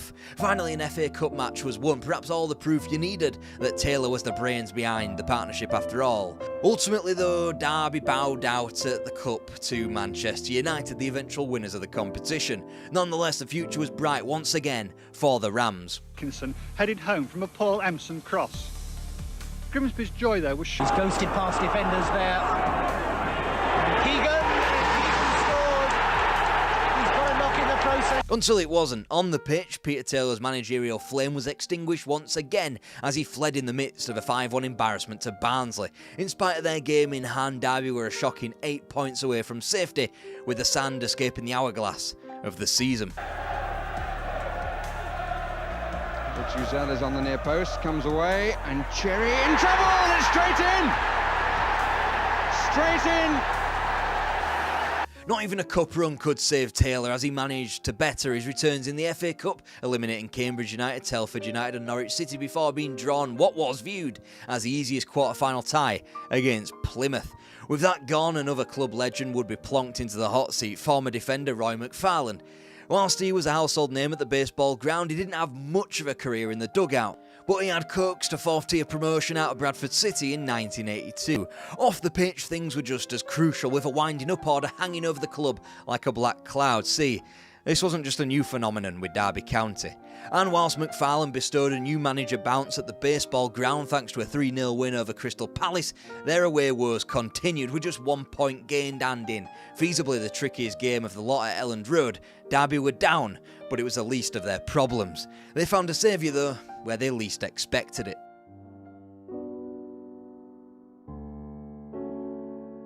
His expanding waistline seems to be matched only by his expanding pocket when it comes to propping up soccer clubs. Now he's switched from the manor ground to the baseball ground. Not content with driving one club up the English League system and onto a path where they were competing at Wembley for silverware, Robert Maxwell dipped his hands into his pockets to stave off Derby County's extinction.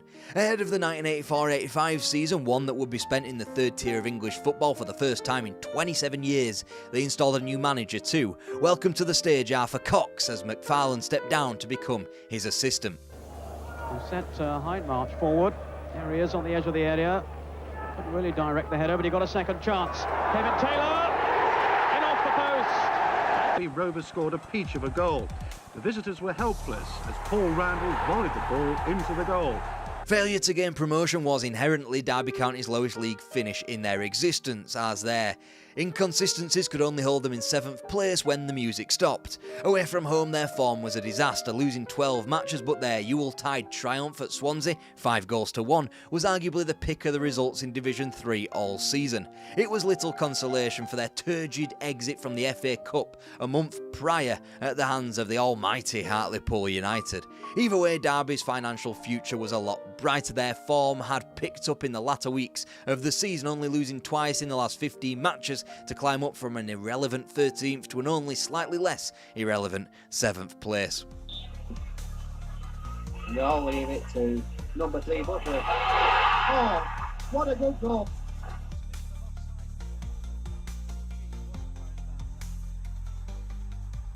The 85-86 season, however, much improved on every single front. Derby even squeaked into the third round of the League Cup, where we won't say anything more on the matter. Meanwhile, there were no more embarrassments to be had in the FA Cup. In fact, quite the opposite, as Crewe and Telford were vociferously pumped in the earlier rounds before a replay was required in the last 16 at Hillsborough to unseat the Rams.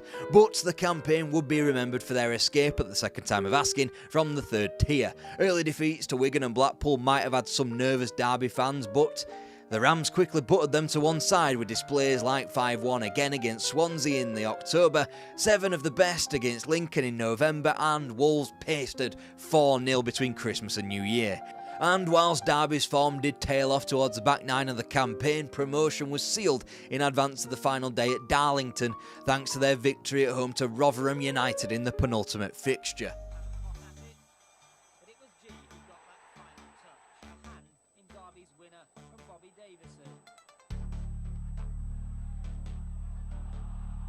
Led by a trident of goal scorers from Bobby Davison, continuing his form from the prior season, to John Gregory and Phil Gee, Derby proved that the second tier was not the limit, as they were busy bypassing the entire division in one scoop.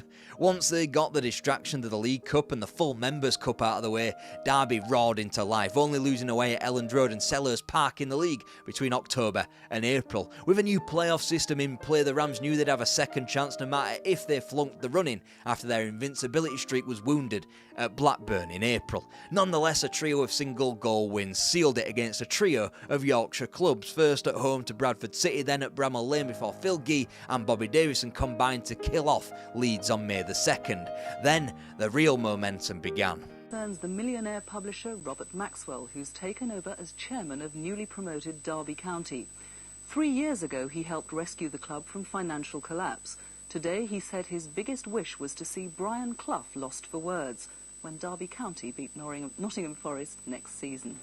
Here was the era of money being chucked about the place like confetti. In Peter Shilton and Mark Wright, Derby acquired 2 bona fide international stars, one that would grace Italia 90 in a few years' time. We'd all bore witness to Maxwell leading Oxford United up the leagues and to League Cup glory only the previous year. Now it was time for the Derby fans to get excited, especially with whispers about a Super League around the corner.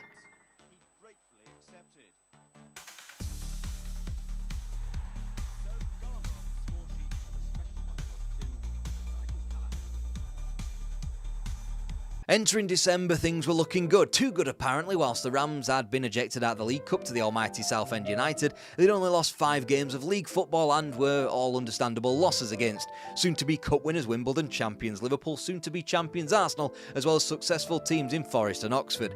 Then the deluge of defeats, with a cup exit thrown into the mix at home against Chelsea. By the time Derby were able to stop the rot in a goalless draw on the plastic pitch of Oxford on February 20th, County were circling the drain of an immediate relegation. But Arthur Cox's side turned the tide atop a foundation of defensive solidity. Goalless draws against North London foes combined with clean sheets in victories over West Ham and Coventry formed the backbone of Derby's survival. Ultimately, it was a season that ended with Derby 15th of 21 teams in relative comfort. They wound up 8 points from the relegated Portsmouth. Meanwhile, Maxwell's former Flames Oxford United joined them in going down.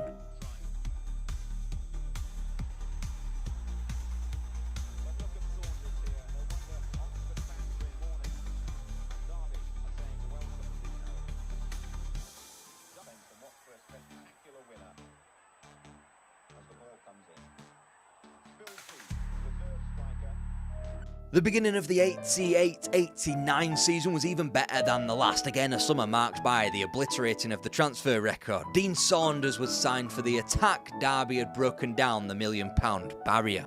Instantly, he found the net, scoring his first 2 goals in his very first game at home to Wimbledon at the end of October.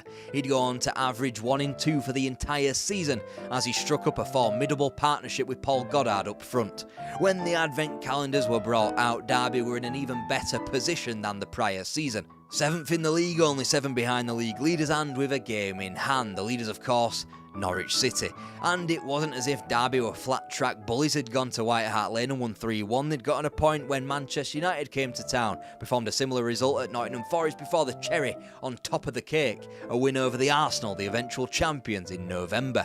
Perhaps the best thing Derby did, in spite of their 5th place finish, their best return since the 76 defence of their championship, was prolonging the title race. Their victory and the sealing of a double against Arsenal at Highbury gave us Anfield 89 and the title showdown at the end of May.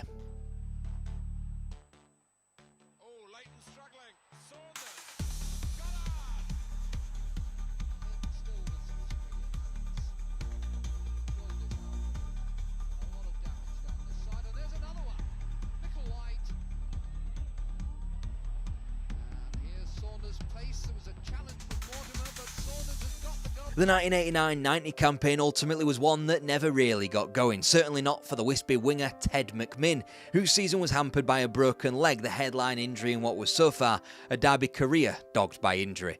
Meanwhile, it was a season where Derby faced elimination from the FA Cup before they were dumped out of the League Cup, which might imply glory or even a day at Wembley, but it wasn't to be. In an attempt to bounce back from a loss to Port Vale in the FA Cup, Derby were taken to 3 quarter-finals against West Ham in the League Cup before they eventually lost. In what was a shrinking division going from 22 to 21, and in the 89-90 campaign down to the 20 teams we all now know and love, Derby finished 16th, albeit with a positive goal difference. Conceding just 40 goals less than 3rd place Spurs and 5th place Chelsea, it was easy to see just why Mark Wright was claiming the club's Player of the Year award for the 2nd season running.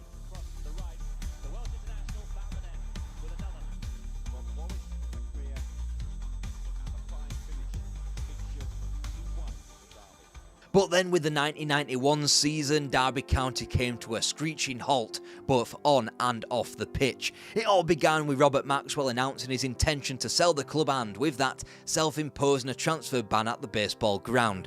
Without a refresh, as well as the sale of Paul Blades to Norwich for $700,000, it informed the drastic run of form that followed. The club had to wait until October the 10th and a League Cup second leg win against Carlisle United for the first win of the season. Whilst that triumph imbued a minuscule amount of confidence in the team, as proven with league wins over Southampton and Luton, as well as a League Cup progression at home to Sunderland, the season would quickly fall off a cliff. With another win over Sunderland, this time in the league on December the 1st, Derby were positioned 14th of 20 teams. Little did they know they wouldn't win again until May the 4th, a 6-2 win over Southampton, long after relegation had already been confirmed. It all began by shipping 6 at home to Chelsea on December the 15th, despite being a competitive game and including a more profound pumping 7-1 at home to Liverpool 3 months later. With relegation confirmed, the floodgates opened. Dean Saunders the first to be sold and to Liverpool for nearly £3 million. And then something nobody expected. But now, the news at 10. Robert Maxwell found dead in the Sea of the Canaries. Share dealings in his debt-ridden empire are suspended. Bong! But it's not as bad as you all think. When the Derby County owner was found quite literally washed up, Derby were hanging in there, not appearing as washed up as everything around them appeared, placing 7th and bonfire night upon Maxwell's recovery from the sea. Eventually Lionel Pickering would buy Derby County for £1 million. Instantly, the club made up for lost time in the transfer market. Crystal Palace's Marco Gabbiadini was signed to fill a Dean Saunders-shaped hole for £1 million, and it wouldn't be the last time during the 91-92 season in which Derby County broke down that barrier. Paul Kitson followed from Leicester for a similar amount, whilst Tommy Johnson came in from Notts County for an identical £1.3 million. Did it result in success on the pitch?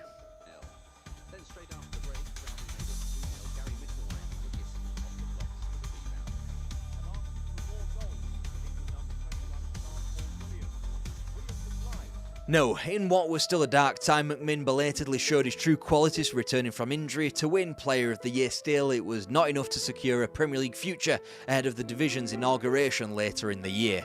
But you have to say that Derby were incredibly unlucky in being drawn Blackburn Rovers, a team that only just squeaked into the playoffs despite all the money Jack Walker had chucked at the problem and his players, as well as the brand new manager, Kenny Dalglish. We'll take the quick free kick. Which into Gabbiadini! Oh, there's outstretched Hendry and Mims is committed. And Derby are 2 up. It looks like Scott Sellers. It's there! Hendry and May are still in there. Mike Newell. Good shot! Atkins and Newell. And it's fallen for Atkins off Comin. And a great chance here for Davy Speedy. And Blackburn Rovers are in front at last. In support, Davy Speedy. 4-2. From being 2 points off the automatically promoted Middlesbrough, Derby were arguably handed the favourites to go up via the playoffs in a field also containing Leicester and Cambridge.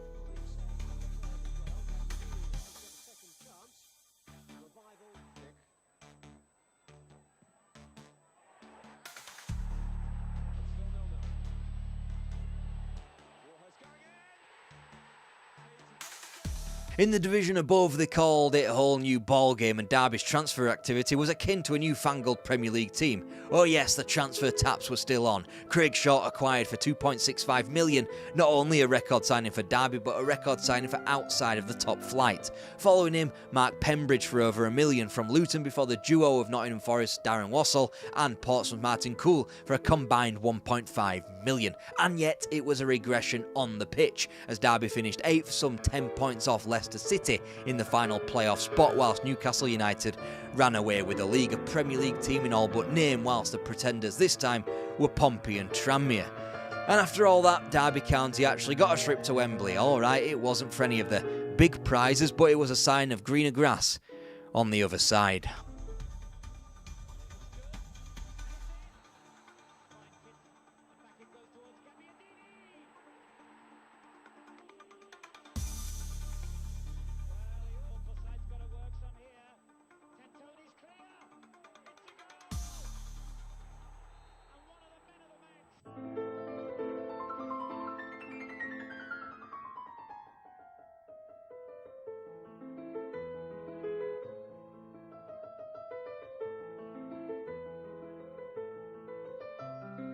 To say Derby County had been put through the mill in the 80s and 90s was an understatement. Their owner wanted to sell up, then he died, leaving the club with a self-imposed transfer ban and a spot out of the top flight. Then Jim Smith turned up, surrounded himself with innovation as Derby County returned to the Premier League.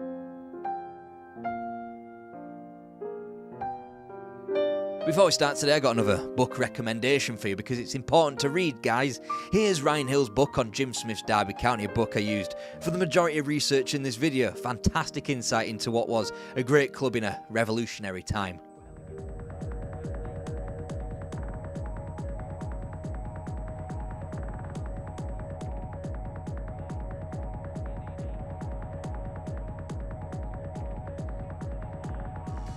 The campaign had started brilliantly, no season had begun so spectacularly for Derby, As Sunderland were fried 5-0 on the opening day, by the time the club netted another 5 in October at home to West Brom on October the 3rd, they had a new manager.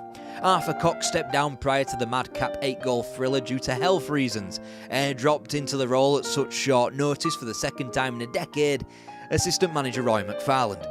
In the final weeks of '93, the new manager was able to stabilise the club into 10th place at the turn of the year, ready to pounce for the playoffs. After all, it would be the only chance the Rams would get at serious knockout competition after being eliminated by Premier League opposition in both cups, Oldham Athletic in the FA Cup and Spurs in the League Cup. In the second half of the season in league competition, the club's league victories were less than prolific, but in the same measure, Derby become a lot harder to beat, and a penultimate day win at home to Oxford effectively sealed their place in the playoffs. The flag stays down, Johnson goes after it into the area, tries to shot it, tries to cross, and Gabbiadini's put it in! Sprinting away, there may not be anyone to catch him here, into the box and into the net! 2-0 to...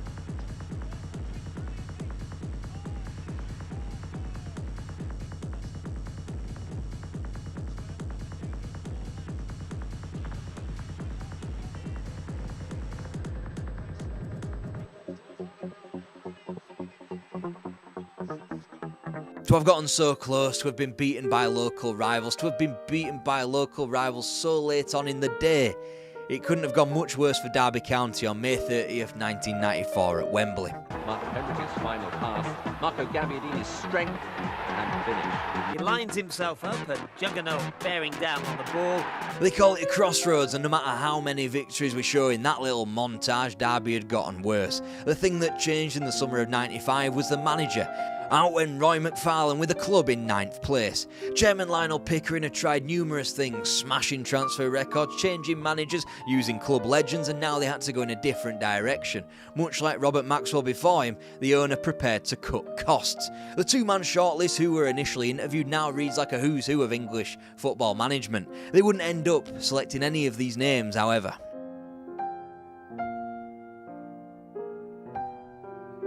When Jim Smith was eventually announced, you'd almost hear the shrug of the shoulders at the baseball ground. After a distinguished managerial career that had taken him to Oxford, QPR, Newcastle and Portsmouth, he looked all set to head down a path via the LMA for a life after management.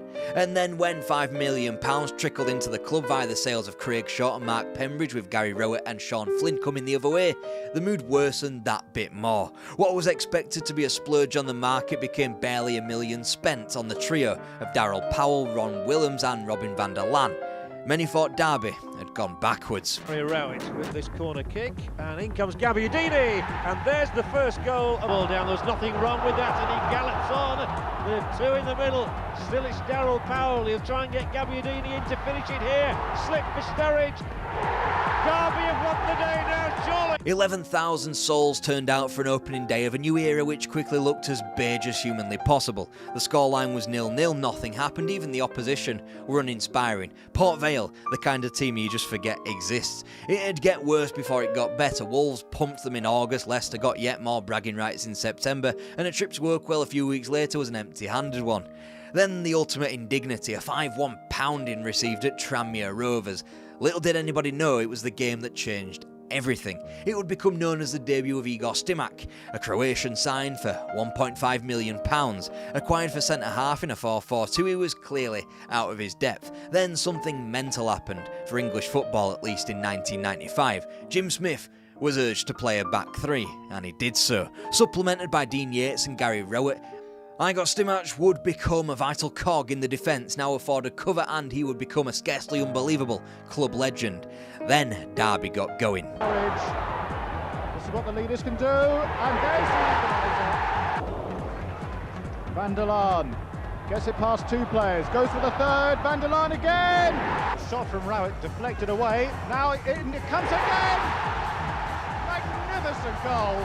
Top of the league by the turn of the year, Derby wouldn't lose a single league fixture between a loss at Prenton Park and a 3-0 defeat at Sunderland on March the 9th. By now, the Premier League was an inevitability. A 20-game unbeaten league run was now something that not even Brian Clough could boast at the baseball ground. The whole club had been turned on its head. A big slice of that credit belongs to the new assistant manager, Steve McLaren. He was the one coaching the lads during the week. He had been the one pushing the change to the back three. Among other innovations, most famously through the club's adoption of Prozone, the club effectively had a head start on the remainder of the division. And then you include Dean Sturridge, who had been brought back from the brink of going to little old Torquay United in the summer of '95. He'd been changed into a 20-goal-a-season striker at the club. Added to the crucial mid-season acquisition of Chris Powell in defence, Derby appeared unstoppable. Even Brian Clough had to stop what he was doing in retirement to ring Jim Smith to thank him for putting a smile back on the faces of Derby fans. And there it was on the final home game of the season,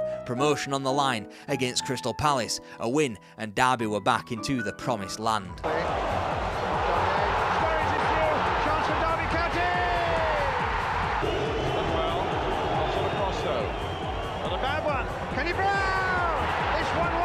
Terrific left foot finish.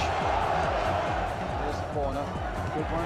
Down and in by Van der Laar. Derby were up, but they were determined not to just make up the numbers, so they recruited heavily, but smartly, that summer. Off the back of an impressive Euros, Croatian Aljosa Asanovic was added to the Derby midfield, whilst a mix of youth and experience was acquired for the defence. 23-year-old Christian Daly and 37-year-old Paul McGrath. Then you had the signings that would come synonymous with Derby County from far-flung regions never seen before in English football. Hello Paulo Wanchop from Costa Rica and Mark Poom from Estonia. Away from the pitch, Derby had made some serious acquisitions, Prozone being the most famous, graduating from what was initially a couple dozen massage chairs to serious statistical analysis. Then in came sports psychologist Bill Bezic, who would assist players and coaches alike mentally for what was going to be a tougher campaign ahead. The club even adopted a dedicated chef, which was unheard of in a time where the English were used to grunting egg and chips when they were hungry. Derby and Chris Powell in particular can even be credited with inventing the pre-match huddle. There was no end to the innovation. Then you sprinkle in the unseen faces of Steve Round and Eric Steele as coaches and Billy McEwen as reserve team manager, and you had a Derby County successful like they hadn't been since Brian Clough walked the same halls. 3-2 down. Forward Sturridge with a chance here. 3-3. Chris Powell onto that rather loose clearance. Darryl Powell plays it back to him. Chance here. It's in, is it? The linesman has flagged it is a goal in.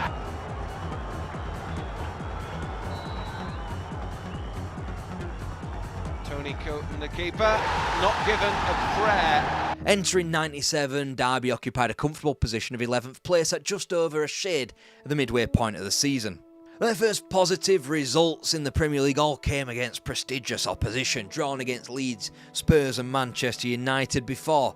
Their first win in the division came against a recent champion in Blackburn Rovers, away as well. Whilst the League Cup was a write-off from the very beginning and the Premier League showed its bite during September and October, the Rams' next wins all came in an undefeated November. Leicester, Middlesbrough and Coventry all falling before the festive period began, with a more than creditable draw at Highbury, who were under the new management of Arsene Wenger. Whilst Wenger correctly earns the plaudits for helping revolutionise English football in the late 90s, perhaps he gets far too much credit when Jim Smiths appears to have implemented many of the innovations credited to Wenger before the Frenchman even graced a Premier League touchline. Flynn. It's a good ball by Flynn. Headed down by Daly, and there's the goal for Derby. And his delivery. It's in with pace. Still up there. Daly's got a flick on it. Ward's in there, great turn. Asanovic now. Lovely through ball, Sturridge back across the face of goal. Ashley Ward makes it 1-1. The FA Cup proved far more profitable this time and helped turn what had been a winless month into renewed form heading into 1997. Gillingham and, more impressively, Aston Villa and Coventry City were eliminated from the FA Cup. Unfortunately, the hosting of perennial cup team Borough in the quarter-finals proved a step too far, the fixture coming as part of a double-barrel torture against the Smoggies in early March. Whilst Derby ended the month with a win at home to Spursies in fears of a relegation battle as the club sat in 14th place, 4 points above the drop, their next match would be far more remembered, and it just about changed the fortunes of a certain young centre-forward. As Derby County relied on Dean Sturridge and Ashley Ward provided most of the goals up front during the 96-97 season, little did the league know that they had Paulo Wanchop waiting in the wings. His display at Old Trafford announced them to the Premier League, and by proxy, given the exposure the competition now had, the the world. 2 more triumphs, as in the Cup against Villa and Coventry, had Derby finishing 12th position in the top flight, 6 ahead of the drop and 15 off European football, i.e. mid-table as fuck. It would be a season tinged with bittersweet symphonies, with the club's last ever competitive game at the baseball ground, closing down their season with defeat against Arsenal, Ian Wright being the answer to the quiz question, who the last player was to score at the baseball ground. Announced in February 1996, the club was to move into Pride Park, a state-of-the-art stadium. Very much of its time, akin to Middlesbrough's Riverside or Sunderland Stadium of Light, it would be a case of a provincial club being dragged into the 21st century a little bit early.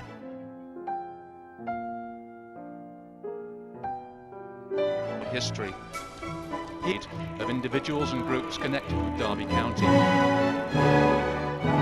Burton rises. Radio's there. Radio! Derby back in front.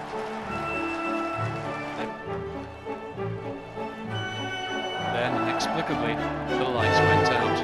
And despite what you've witnessed, Pride Park wasn't a Mickey Mouse organisation, despite the rodent himself being present at the July unveiling and the first game staged at the stadium being abandoned due to electrical failure. Either way, it was an inauspicious start to a campaign quickly rectified by 4 wins in 5 league games, once losing trips to Ewood Park and White Hart Lane were packed away. And a Radio it is now who will take this penalty. And does score. He's in some space on this left-hand side. Jonathan Hunt, and Hunt has put Derby ahead with in corner for Derby. Cleared only as far as one shot. This shot is blocked. Larson! Derby had continued to go continental, signing Stefano Aranio, Pride Park's first goalscorer, and Francesco Baiano before going even further afield for Jamaica's Dion Burton. The club just stopped just about short of signing Roberto Baggio, who had agreed a £4 million transfer and a 30 grand weekly wage before deciding to stop in his homeland, signing for Bologna. The season had been a roaring success regardless, despite losing their first game at Pride Park in November's League Cup exit against Newcastle. After they had beaten the same opposition 7 weeks later in the same patch of land in the league, Derby had gone 7th on Christmas Day, meaning I can squeeze them into the title conversation, but only via this graphic, of course. Well, it's gone in, and the goal lost it. Guppy for Heskey! The second half of the season was always going to be a struggle to live up to what had been a great start to life at Pride Park, as Derby bounced out of the FA Cup at the 4th round in Coventry before succumbing to their first home league defeat against Villa. It was away at Upton Park on April 11th with 6 games to play in the season, where Jim Smith's side equalled their previous Premier League tally with a goalless draw. 2 days later they eclipsed all club records in the Nation Division with a 4-0 hammering over the eventually relegated Bolton. And in spite of a final day victory at home to Liverpool, Paolo one-shot with a winner of course, Jim Smith had predicated the match in his programme notes, writing, "I will understand the disappointment if we don't make Europe this time. Nonetheless, this was a team that finished 3 places higher than the prior campaign, won 5 more games, scored 7 more goals, conceded 9 fewer and earned 9 more points. Ultimately a combination of West Ham beating a Leicester team without anything to play for and Arsenal chucking in a loss at Villa Park amid their title celebrations stopped Pride Park from hosting European football. It still waits." Back in for Sturridge on the chest, well turned, and what a wonderful goal! Carsley. Now it's falling for Paolo one-shot, and Derby have scored. The through for Sturridge. Sturridge, is he wrestled to the ground? The county fans want a penalty. They might not need one because Schnorr has scored. One shot waiting for the cross. Daryl Powell's arriving as well. Here's Delat, and there's one shot! Derby County wouldn't be beaten until the end of September, but then again they faced none of the big boys until an unforgiving October, which saw consecutive fixtures against Newcastle, Man United, Leeds, Liverpool in the league, Arsenal in the League Cup, with the added spice of a local derby at the City Ground to follow. After that spin cycle, the fact that Derby were housed in 8th place, almost equidistant between the title and relegation, was nothing short of miraculous. And that's before we mention the tumultuous summer of bidding goodbye to club stalwarts in Robin van der Laan and Dean Yates, before what still rankles as a nonsensical decision to sell Chris Powell for quote-unquote financial reasons, before replacing him with an unproven £3.5 million signing in Horatio Spaghetti Carbonari. Then there was Igor Stimac, never able to get a run in the team due to a back injury. His attacking quartet of Sturridge, Burton, Wanchop and Baiano could never really find a run of goals. Sturridge gets the ball through from Wanchop. Sturridge! Yes, that's a wonderful... Headed away only momentarily by Wednesday. Can Harper keep it in? Yes, he can. Pry with a header! Iranio. Might fall for Baiano. An in-swinger from Lars Bohinen. There's the header from Dion Burton. Wanchop with the ball through. Might fall for Sturridge. And yet despite all of this, despite Derby's position of 6th place with 9 matches left on the clock, having just completed the double over Liverpool, little did we know that Derby as we knew it was over. And it's at this stage where you're probably saying, don't talk bollocks, mate, as Rory Delap's 200 grand acquisition from Carlisle was viewed as a long-term replacement for Lee Carsley, who was sold to Blackburn. And then you've got the positives of a burgeoning youth team containing Chris Riggott and Malcolm Christie. And there's also taking the double champions Arsenal to an 89th minute winner in an FA Cup quarter-final. If anything, Derby were only improving season on season, but the die had long been cast when Steve McLaren exchanged the assistant manager's role at Pride Park for the one at Old Trafford. It had been a few months since Brian Kidd left the Old Trafford post, restarting management at Blackburn. McLaren would go on to be the next evolution in Manchester, spreading the virtues of Prozone and taking Bill Bezic with him for a club readying to win itself the treble. Without him, the club made several errors, starting with his replacement, Ray Harford. Derby exchanged youthful innovation for a beige middle age. Then Mikael Beck was signed for the front line, who was also a complete disaster. Derby would win only 2 of those last 9 matches, which would result in their best ever Premier League finish of 8th, but it was stepped back in almost every other metric. Before that game I had my wrist operation. Well controlled in the end by Fuertes. Chelsea at full stretch here! And Dion! Pulls here to Christie! Off the goalkeeper! Oh, that's splendid! King Gladson. Burley has got a real eye for goal. There it is. For a hat-trick of penalties. Can he give Derby the points? Oh, what a save from Clark!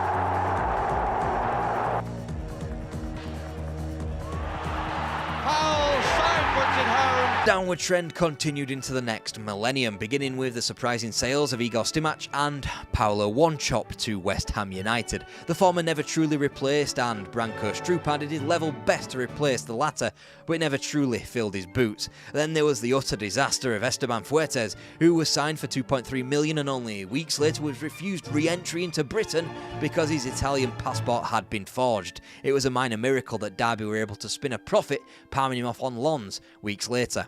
Jim Smith had attempted to acquire names like Ida Goodjohnson and Colin Hendry, but found himself with Björn Otter Bragsad and an undercooked George Kinkladze. It was only a slight improvement in league form in the second half of the campaign that dredged them out of the drop zone and into 16th. There's danger here. Oh, and Carl Cole was in the middle. I think at the time the gaffer came out and seen how it was into the clean sheets, and it's very strange to look back and think, how it was mistakes by ourselves as well, our defending. It was only getting worse as Derby failed to win a league game until the November 18th visit of a similarly looking doomed Bradford City. And whilst Malcolm Christie was beginning to make an impact, the signing of Danny Higginbottom would take time to settle into the team. Again, it would need another second half of the season improvement to save Derby from the clutches of relegation. Beat by 4 goals. Yeah, it was. Before the game, we were looking at that as an absolutely must-win game, and going into it, we were very. They've gone towards Strupar. Go, Christie. Work at his back. Still Christie. Oh yes! It was only that last match, the penultimate game of the season, in which Derby was saved from the drop, and thanks largely to a Manchester United team with their eyes already on holidays as champions, as to why they survived. Jim Smith had brought in club legend Colin Todd as his latest assistant from the manager's post at Swindon Town. Whilst it significantly improved the club's results and their defensive structures were bolstered thanks to Taribo West, Todd proved the straw which broke Jim Smith's back. At Pride Park, of course.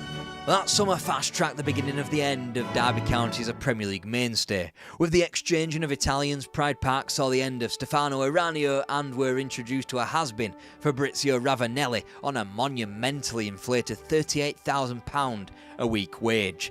Derby could have recuperated some of that money back by selling off an informed Malcolm Christie for nearly £10 million. Instead, Jim Smith remained resolute in his young talent and he'd eventually be sold 12 months later for under £1 million. He wasn't the only youngster leaving the club. Derby flogged the beating heart of their midfield in one fell swoop as both Seth Johnson and Rory Delap left the club. With that, Derby's fate was sealed. Good up on the chance for Clemens. Well, a very good cross. There's Boxic. Mostow. Could have been number 5.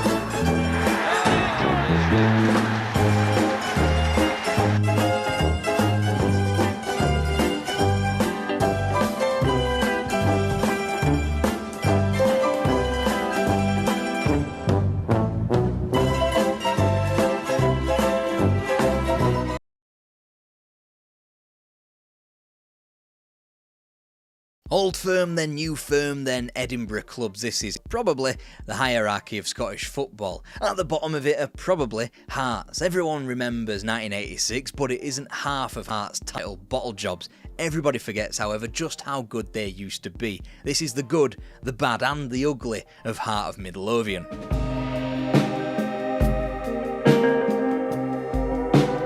When you get off the train at Edinburgh Waverley, take the Market Street exit and cross the road safely at the zebra crossing. Climb the old claustrophobic Victorian alley and you'll find yourself on Coburn Street. Follow it round and you're on the Royal Mile.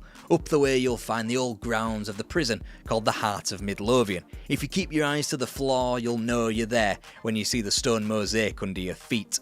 57 years after the Heart of Midlothian jail was demolished, a football team of the same name was formed, and within 17 years they had allowed a colour run, allegedly, to form their now traditional maroon colours, and they helped found the Scottish League. They moved to Tynecastle and won their first ever Scottish Cup, a 1-0 win over Dumbarton.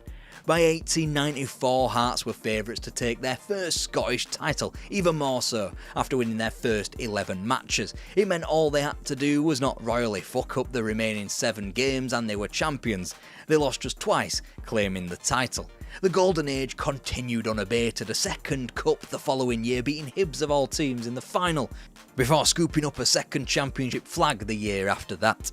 And whilst the goals of Mark Bell and George Wilson won the cups of 1901 and 06 against Celtic and Third Lanark, it seemed destined to be Hearts' peak. Sure, even through the rich vein of goal-scoring form of a Percy Dawson, a Jock White or a Barney Battles Jr., the best Hearts could offer up was a slew of silver. John McCartney did look to be pulling the club in the correct direction in 1910s, but he knew the necessity of selling star players such as the aforementioned Percy Dawson down south to keep the club ticking over. His namesake, Willie McCartney, stuck around for 16 years before David Pratt lasted a comparatively fleeting 18 months, and his successor Frank Moss had his competitive reign ended by war. From being invited to a contest, a so-called World Championship match against those south of the border in Switzerland, to being just another club in Scotland, it was tough to take. Then the Second World War hit and football had to be postponed. When it resumed, the true peak of Edinburgh football was allowed to happen. Alright, so the first 8 or 9 years of post-war football was partly dominated by those over there at Easter Road, but slowly and surely Hearts returned to the forefront of the sport in Scotland once again.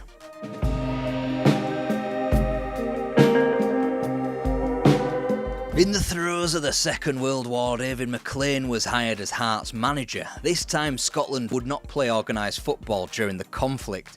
By the time, though, that competitive football had returned, the club had got on hold of Alfie Conn and they picked up where they left off. 4th place in the league and a semi-final in the inaugural season of the League Cup. Whilst form would stall to 9th and 8th place to close out the 40s, Tynecastle was treated to both Willie Bold and Jimmy Warder. Together with Conn, they would become known as the Terrible Trio. Bold had already notched 24 goals in the 1948-49 campaign, but he nearly doubled that as Hearts entered the 1950s, threatening to rise back into the title picture. The trio bagged 63 of the club's 86 league goals.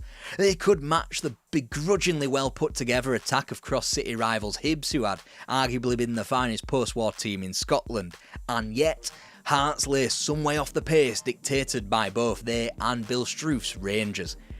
The 1949-50 season would be their brightest for quite some time. Their 20 victories regressed upon in each of the next few seasons, from 20 eventually down to 12 by 1953.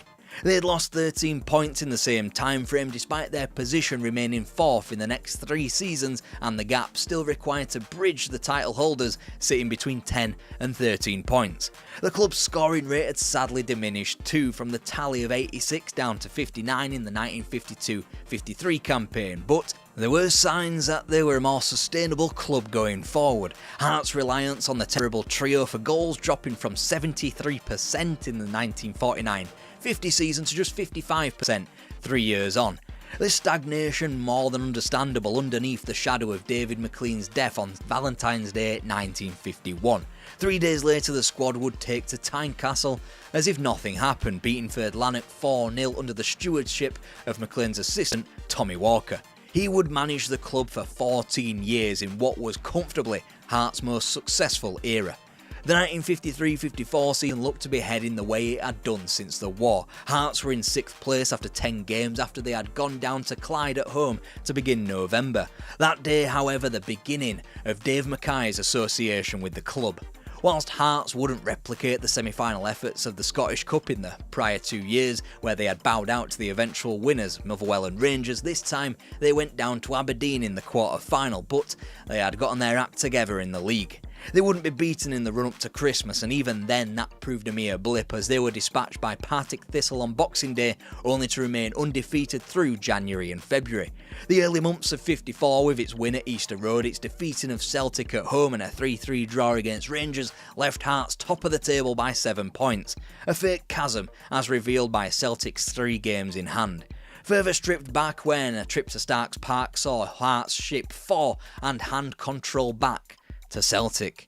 After surrendering to Aberdeen in both League and Cup, Hearts' grip on their championship flag loosened as the gap was down to 3 and Celtic had yet to fulfil their 3 games in hand. A win at Clyde on April 17th was too little too late as Celtic won at Easter Road of all places to confirm yet another championship as Hearts once again had to settle for silver. Disappointing to fall on the final straight, but also encouraging at the same time. A small modicum of revenge was gained over Celtic the following season when Hearts eliminated them from the League Cup group stage, a fact that seemed unimportant in September. But after swatting aside both St Johnstone and Airdrieonians from the latter stages, Hearts found themselves at Hampden against Motherwell with their best chance yet at lifting a trophy for quite some time. A Willie Bold hat-trick saw to that as the frontman almost single-handedly gave Hearts their first trophy since 1906. His prolific season was one shy of his previous record of 40, and yet the chilly October day at Hampden remained Hearts' one source of delight that campaign. In advance of the 1955-56 season, Tommy Walker was keen to build on that, adding an 18-year-old Alex Young and the barely 20 Johnny Hamilton. The difference was palpable, the club's 99 goals in 34 games, a club record, as Wardo smashed in 30 and the trio of Conn, Young and Bold all adding over 15 apiece. There were 5s against Stirling Albion, Kilmarnock, Partick Thistle and Dunfermline twice, 7s against Raith Rovers and Motherwell, and even an 8 against Falkirk. And yet still, the gap remains 7 points to the almighty Rangers. This thanks to a run of 1 point from 3 games after a Scottish Cup final was confirmed. They'd gone from an outside shot of overhauling Rangers to having their title challenge derailed. Still, there was always Hampden Park. Crawford slams it home.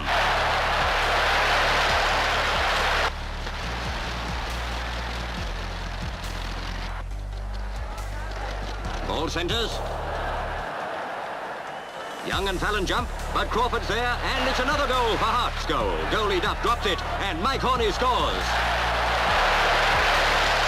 Willie Ball beats Bobby Evans, Alfie Conn shoots, and Beattie can't save it. Hearts 3, Celtic 1.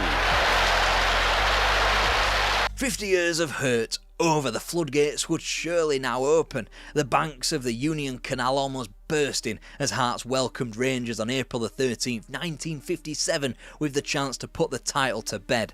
Hearts led Rangers by 4 points, and with 2 further games after this one, a gap of 6 with their opponents 2 games in hand would surely spell the end of another Hearts drought. Instead, a Willie Simpson goal reeled Hearts in. Rangers 1-0 win enough to turn the tide despite Hearts' pristine 2 wins as their title rivals won 4 on the bounce, scoring 16 times to sweep to the championship. By the 4th game of the subsequent 57-58 campaign, it was quickly apparent that the floodgates had indeed opened.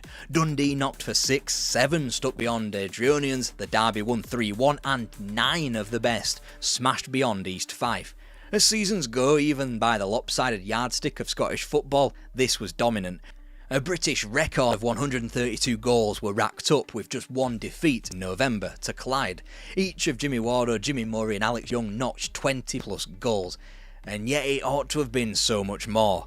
Whilst the League Cup group stage elimination didn't particularly sting, a 4-3 defeat at home to lowly Hibs at home in the 3rd round of the Scottish Cup certainly did. And unlike Hibs, Hearts wouldn't fire out of the blocks in the subsequent campaign of the European Cup, instantly losing 5-1 to Standard Liège in the preliminaries. And despite their continued appetite in the league, matching Rangers' 92 goals and 51 conceded, 2 points ultimately split the teams, but in the Glaswegian club's favour. December's 5-0 loss at Ibrox, the difference between the sides in the league, not that a final day defeat at Parkhead helped either.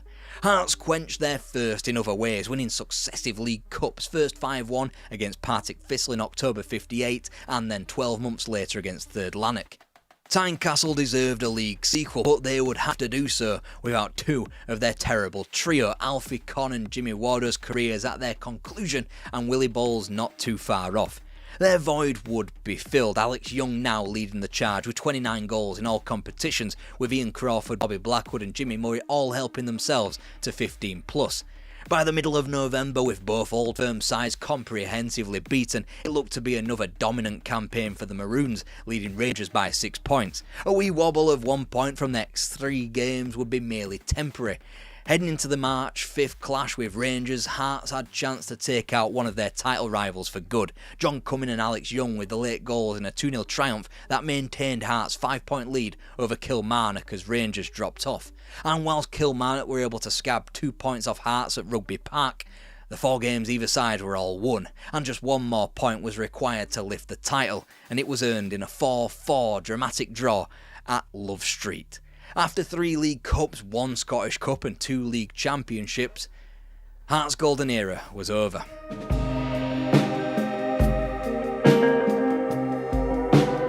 The weight of the old terrible trio team could be felt around Tynecastle as the 60s began in earnest. Yet again, Hearts would not be able to win on their return to the European Cup, harshly paired with eventual champions Benfica in the qualifying round. They would be belatedly winners in Europe the following season in the Fairs Cup, defeating Union Saint-Gilloise, only to be paired off with another great generational team, Helenio Herrera's Inter Milan. Back home, the real regression would be revealed in the club's mid-table league placement. Gone were the years of hitting a century of goals, as Hearts even posted a negative goal difference in the 60-61 campaign. The club used the League Cup as a lifeline, reaching the final in 61, only to lose to Rangers after a replay before a Norrie Davidson goal won the trophy in the same match against Kilmarnock 12 months on. And yet they had begun to close the gap to the champions. A chasm of 14 points in 1963 evolved into a wound of only 8 points in 1964. With Scott Simon's Rangers seemingly not prepared to dominate just yet, and Jockstein yet to take on the Celtic job, it was up to a new Big Four of Scottish football. Hearts would be joined by Hibs and the increasingly dangerous Kilmarnock and Dunfermline for the 1964-65 campaign. The season started as it meant to go on. 8 ripped beyond Airdronians before Hearts pitched up at Easter Road and slapped 5 goals beyond their rivals. By Christmas it appeared the Maroons' title to lose.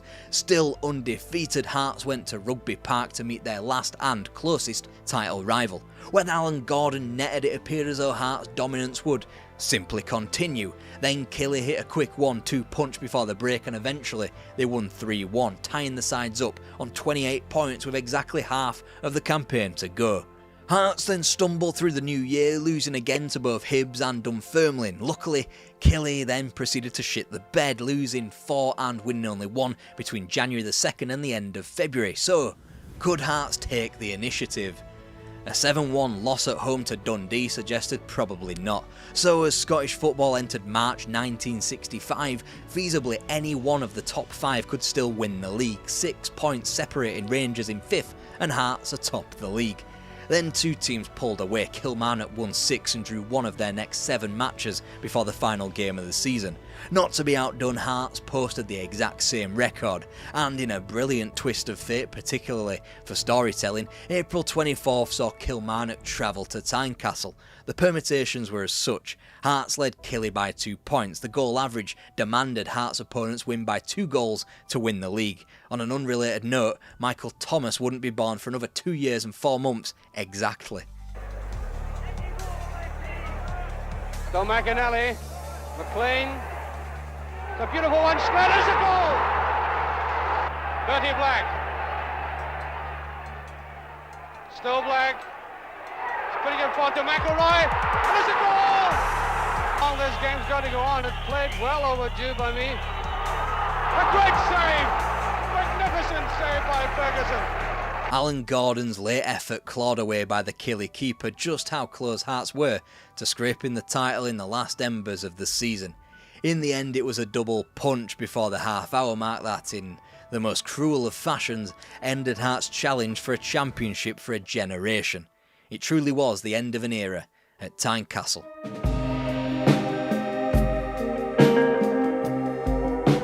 If the 1964-65 season was the end of an era for Hearts, the next era was mind-numbingly safe. The club stationed between 4th and 12th as the Scottish First Division became the Premier Division in 1975. There were 2 trips to Hampden for finals to shout about, but both were lost in 3-1 defeats, first to Dunfermline in 68 and then to Rangers in 76. Hearts were just not winning trophies anymore. Then came the late 70s, where fans would crave that mid-table mediocrity when Hearts went from the terrible trio on the pitch to a terrible trio of relegations between 1977 and 81, as the club swayed violently between the top 2 tiers of Scottish football. Finally, with promotion in 83, the club returned to the top flight and returned for good. By the end of the 84-85 campaign, Hearts finished an average 7th, wedged between Hibs and Dundee, having lost half of their league fixtures. There was absolutely nothing to say they'd do what they went on to do next, and the previous 20 years had told us as much. And whilst Wallace Mercer did attempt a mind-boggling merger between Hibs and Hearts, he would go on to be more known for righting the ship at Tynecastle and steering the club away from insolvency. One of his first acts was to appoint Alex MacDonald as player-manager a mere year into his time at the club. This since Dundee United's Jim McLean turned them down. Like many mid-table Scottish teams of the time, it was a spendthrift unit with Andy Watson and John Colquhoun, the 2 players who have been bought for relatively sizable sums.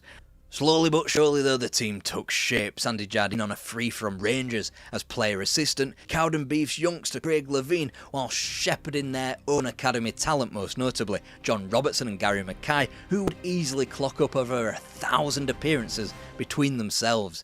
The team that ended the prior season with 5 defeats on the spin began the 85-86 campaign with 5 losses in 8. So far, so normal, and October the 5th's 1-1 home draw with Dundee appeared for all the world to continue that trend. After all, they sat in 8th place, wedged between Hibs and Clydebank and already 8 points behind Celtic in a world of 2 points for a win. Not that any Hearts fan would realistically look to the top 4, never mind the league leaders in this time frame. Then something weird happened. Then Hearts began to be a little bit unstoppable, and it all started at Parkhead. It'd be fantastic if the SFA and broadcasters weren't at each other's throats trying to iron out a television deal so I could show you the actual game, wouldn't it? You'll just have to rely on my words alone to tell you that John Robertson's goal confirmed a win, one that triggered an unbeaten run that would make one of the Old Firm blush. In fact, in their next meeting with the Old Firm, Rangers were pumped 3-0. That's 7 league games, unbeaten now. A point was gained at home to Celtic before Christmas, match 11 without a loss, and Rangers were smashed at Ibrox before the New Year. That's game 13. Therefore, Hearts went into the New Year derby at home to Hibs, top of the table by 2 points. Alright, each of Dundee United, Aberdeen and Celtic all had multiple games in hand on Hearts, but they had points on the board, invaluable in a title race like this one. And it wasn't as if the changing calendar changed Hearts' form. Hibs were beaten to start 86. Motherwell too, by the same scoreline as a monumental day on January the 11th, pitted all 4 title race teams together. Both ended 1-1, leaving Hearts 1 game nearer the title. And to end January, Alex Ferguson's Aberdeen were vanquished at Pittodrie as the Scottish Cup kicked into gear. Rangers were hardly the most comfortable of first opponents in a potential double assault, but this was the almighty unbeatable Hearts, and at Tynecastle, John Robertson was the hero as he usually was, settling the tie 5 minutes from time.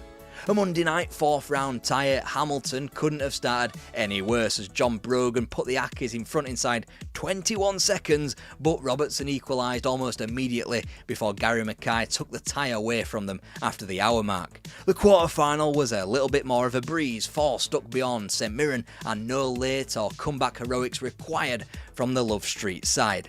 In the meantime, a combination of a particularly harsh winter and Hearts already totting up their league games meant that they had featured just twice in the league since, both 1-1 draws away from home against Clydebank and Celtic. Hearts maintained a 2-point lead over Dundee United as Hearts played themselves into form. Motherwell, Hibs and St Mirren all beaten ahead of the visit of Rangers next at Tynecastle. Black. That's for John Robertson, a great chance for Hearts. The opening goal. Yep, the gap remained 5 points to Dundee United and 7 to Aberdeen, who both had 2 games in hand, while Celtic were 9 back with 3 in hand. A steely focus was now required. The season hinged on a Dundee United doubleheader, first in the Cup semi-final. Up was the Scottish Cup semi-final. Hearts booked a Hampden final place courtesy of a John Colquhoun cracker before the two sides met again in the league. With Jim McLean's side dumped out of the Cup, there was a chance the following week to put them out of their misery in the league as well, and it went just about as well as any Hearts game had done in 21 years. Robertson with a shot, oh, what a goal! And I've managed to connect with probably one of the sweetest left foots. The gap was 5 points to both Dundee United and Celtic, who still kept their game in hand over Hearts. Next was the chance to eliminate another title contender when Aberdeen visited Tynecastle in what was the first ever live televised Scottish League game, and on a Sunday as well, which put the pressure on Hearts to deliver a result. 1-0 down that day. With another great goal late on, 3 minutes to go, salvaging that point which left us still very much 3 minutes away from a first defeat in nearly 7 months. John Colquhoun kept Hearts in charge of the title race, with Clydebank defeated in the penultimate match. Meanwhile, Celtic finally played their game in hand, winning at Motherwell on Wednesday to take the decider to Saturday. Everything was weighted in Hearts' favour. They had a 2-point advantage over Celtic. They had a 4-goal difference superiority over Celtic. Hearts played 6th place Dundee at Dens Park. Celtic travelled to 7th place St Mirren. Neither opponent had anything to play for. A point was required, especially once Celtic had racked up 5 at St Mirren. And with 7 minutes still left on the clock, Hearts still held on to that point. While who way back in August, blessed with a second sight, the 7th son of a 7th son, could have foreseen Hearts on the very last day of the season playing for the championship, requiring only 1 point. Comparing that with the disastrous start in August, and yet that, I think, underlines the great achievement of the Edinburgh side. They're getting the substitution as Albert Kidd comes on, and McKinley going off. With about 16 minutes of this second half play. Swinging in and swinging very dangerously. There's a goal! Ian Hart's looking slightly ragged. There's a great chance. They've done it! 2-0. Many people thought that the heartbreak of 1965 couldn't be repeated, but this was so much worse. The question now was just how could Hearts pick themselves up for Hampden and the Scottish Cup final against Aberdeen 7 days later. The field isn't committed, they're good again, making room for the shot! Weir testing Kidd's pace. A great chance! They're across by Weir. Gully start!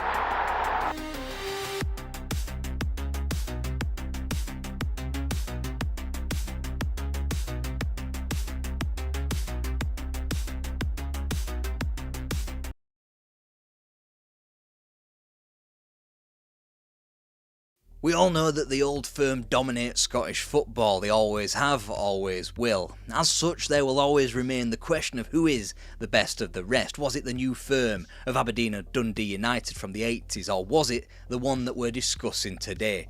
The glory years of Hibernian from the 1950s and 60s. Alex Scott, left-footed, and a quick one, and a beautiful goal!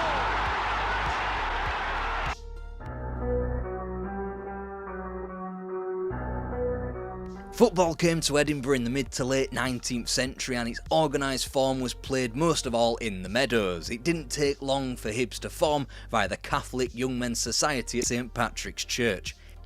In 1876 they successfully applied to the SFA, and in the 1877-78 Scottish Cup campaign Hibs beat Hearts after a replay. It was not long before Hibs were troubling the cup competitions, winning plenty of Edinburgh Cup titles as they faced a ban from the local FA from anti-Irish contingents. Hibs won that battle eventually, and nationally they eloped to 3 successive semi-finals in the Scottish Cup in the 1880s. Unfortunately they were undone in every single one. Until finally in 1887 they progressed to the final, where they dispatched of Dumbarton with a Willie Groves winner, claiming the first piece of silverware and bringing the Scottish Cup to the capital for the first time. Later that year the course of Hibs history changed when Brother Walfrid, a priest from Glasgow, noticed Hibs' good work and decided to help launch a Glasgow version of a Catholic team. In doing so he helped create Celtic and in the process pulled many Hibs players west. In 1892 Hibs were brought back from the dead, that famous Catholic guilt kicking in as Celtic played a benefit friendly with them to help raise funds. The club were undeniable, winning the first edition of Division 2 only to see Clyde elected to the top flight ahead of them. A year later they won the league even more impressively and gained that belated promotion to the top flight, where they would stay until the 1930s. In that time Hibs featured in 5 Scottish Cup finals, winning just the one in 1902. Little did they know that would be the last time they got their mitts on the trophy for well over a century. Unbelievable too, since a big four of Hearts, Hibs, Celtic and Rangers were quick to form. Hibs would claim their first top flight title in 1903, losing just one game and commanding a 6-point lead over Dundee. But whilst a Rangers side governed by Bill Struth and Celtic sides with the goals of Jimmy Quinn, Patsy Gallagher and Jim McGrory, Hibs had a big problem. Their lack of a reserve team blocked the pipeline of talent. Once the First World War was over, Hibs did well to rebound in an increasingly Western-dominated division. They returned to the Scottish Cup final in 1923, understandably beaten by Celtic, but when they returned to the same match 12 months on and were beaten by Airdrieonians, there was consternation. It was only in this time did the club think of Easter Road as their permanent home, signing a 25-year lease in 1924. The eyes were to the future, but the only future they had was relegation in 1931. After a brief stint in the second tier, Hibs were back where they belonged in time for the Second World War to postpone football once again. When the sport resumed, the club would be changed forever.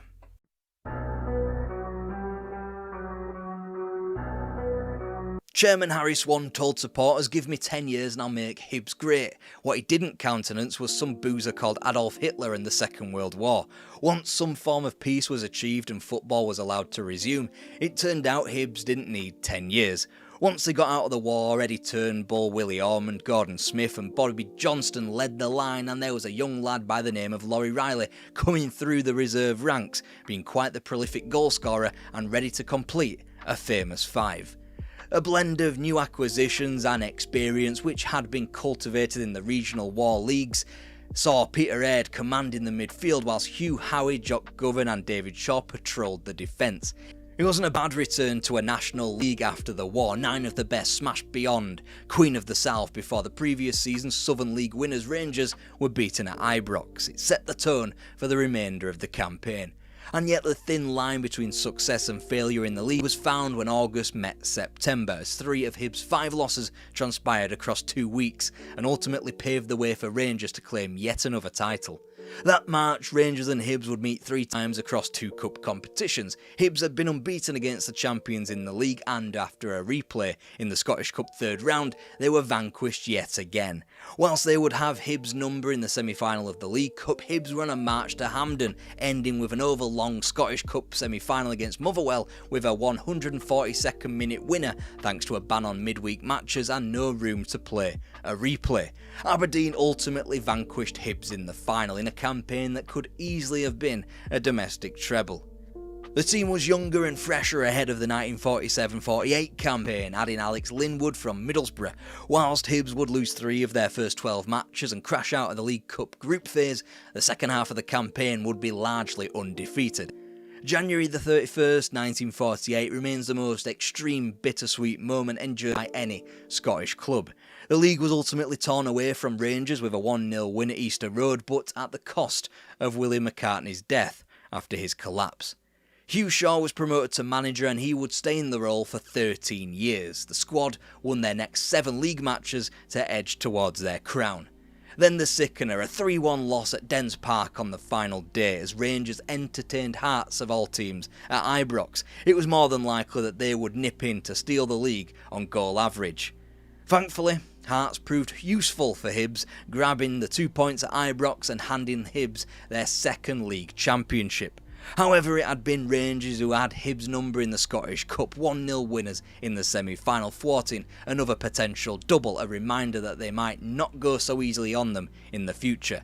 Then Willie Ormond broke his leg, with part of a famous fall sidelined seemingly indefinitely. 20-year-old Laurie Riley stepped into the breach. Hibs finished a disastrous 3rd place by quite some distance, losing 8 games and crashing out early of both cup competitions. Was it all just a flash in the pan then? It didn't appear so, as Hibs marched into the 50s commanding a 4-point lead over both Hearts and Rangers with a New Year's Eve win at Clyde. The title appeared Hibernians to lose. And then in the very next game, Hearts turned up to Easter Road and completed the league double over Hibs.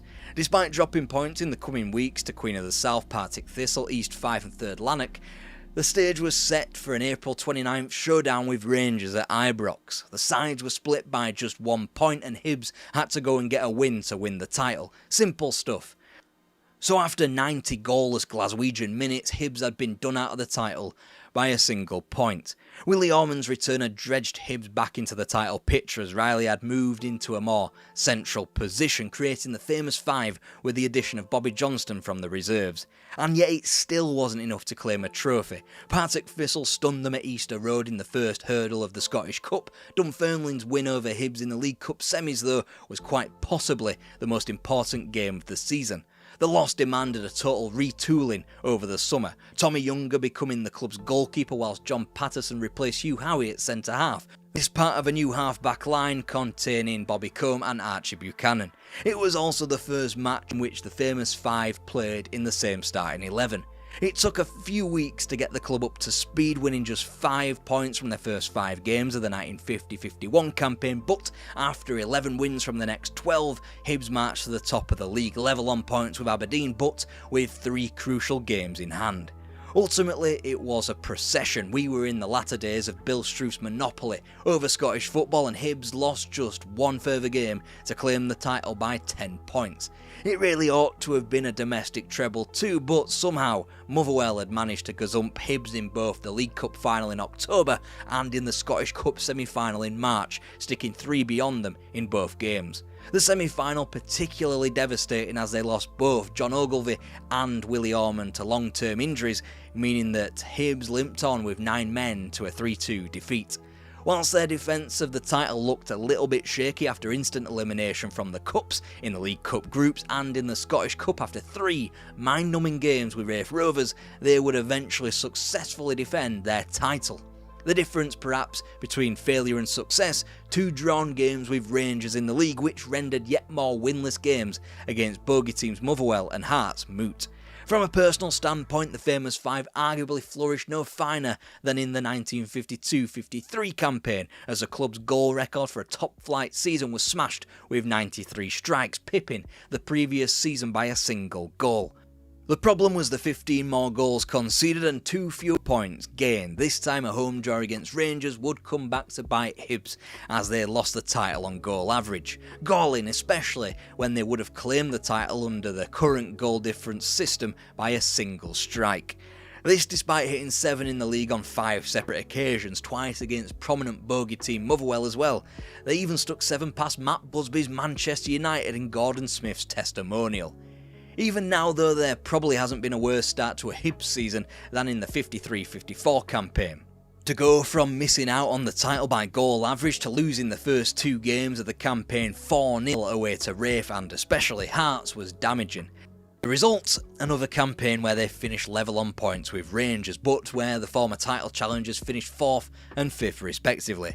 And the Cups weren't much use either, East Fife embarrassing Hibs in the semi-final of the League Cup.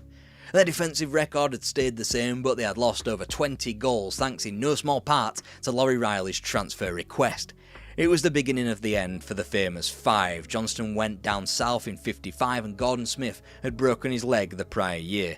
The absolute worst time then for Gabriel Hano and L'Équipe to birth the European Cup as an act to spite Wolverhampton Wanderers. Hibs' time at the top had come and gone, finishing 5th again in 1955. In the 9 years after the war, Hibs had matched one of the most potent Rangers teams stride for stride. In terms of championships, Rangers shaded it by 1. In terms of points, Rangers earned 385 points to Hibs' 384, whilst the Edinburgh club scored over 125 more goals than their counterparts. One little result on a certain final day in 1950 would have had Hibernian coming out on top in all 3 metrics. There was no denial that Hibs played the most attractive football in Scotland, maybe even Britain at the time, but when most on this island stuck fingers in their ears, shouted la la la as Hungary pumped England at Wembley to upstage our quote-unquote brand of football, it made sense that Hibs would be the first British club into the European Cup, with the finest floodlit system in Scotland and the most European football of the British Isles. Out of the 16 participants, only Switzerland's Servette had finished lower in their respective division than Hibs, in a field that included champions of Italy, West Germany, France and Spain. Hibs would be drawn Rot-Weiss Essen, champions of West Germany and spearheaded by Helmut Rahn, who had won his country their first World Cup the prior year. Turnbull, Riley and Ormond all scored in a 4-0 thrashing in Germany in perhaps one of Hibs' finest displays.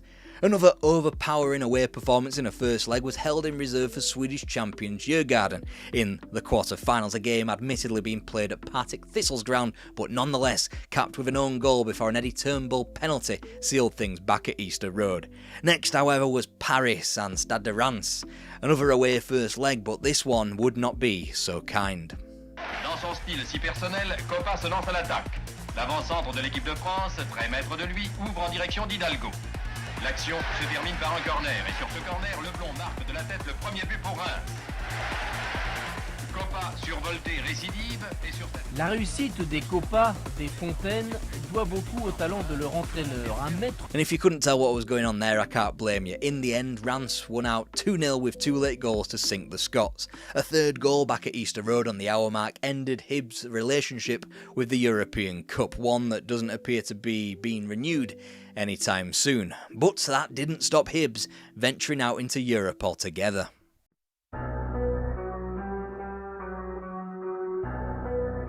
The greatest ever Hibs team was all but broken up by 1956, with Gordon Smith somehow lasting until 1959 in the front line. Eddie Turnbull split from the club in the same summer whilst Willie Ormond moved to Falkirk in 1961. The makeup of the 1960s team could easily and probably quite lazily be defined by a mix of youth and experience without much by the way of peak age players. It's where you've got Johnny McLeod, John Grant and Bobby Nicol, and you've got Jimmy Harrower and John Baxter, but the prized possession of Hibs youngsters was comfortably Joe Baker, perhaps one of the greatest players to ever pass through the club. But it was never going to be successful as the club spent more time in the mid-table, but it was bloody fun whilst it was around. 106 goals were scored in the 1959-60 campaign, for example, in a season that registered 14 wins and 13 defeats. And whilst the League Cup saw 9 successive group stage eliminations, Hibs did have one day in the sun at Hampden. Towards the Clyde goal, but Tommy McCulloch manages to clear. Now the Hibernian end with slippery Joe Coyle giving the defence a headache. Leslie dives and McClellan gets it clear. From head to head and over the bar. Now it's Coyle again. He runs onto it and shoots, and it's off Baxter's toe into the net.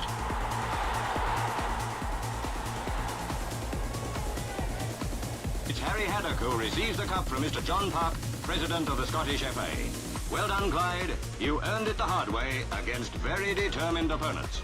But alas, that so typically had been lost to Clyde, courtesy of a John Coyle winner. It was the club's last final of any description until 1969. In the same time period, barring a third place finish the year prior, Hibs were as mid-table as you get domestically. Sprinkling a couple of semi-final defeats in the cup competitions, they were an entertaining if flawed football team. And then, they went into Europe again.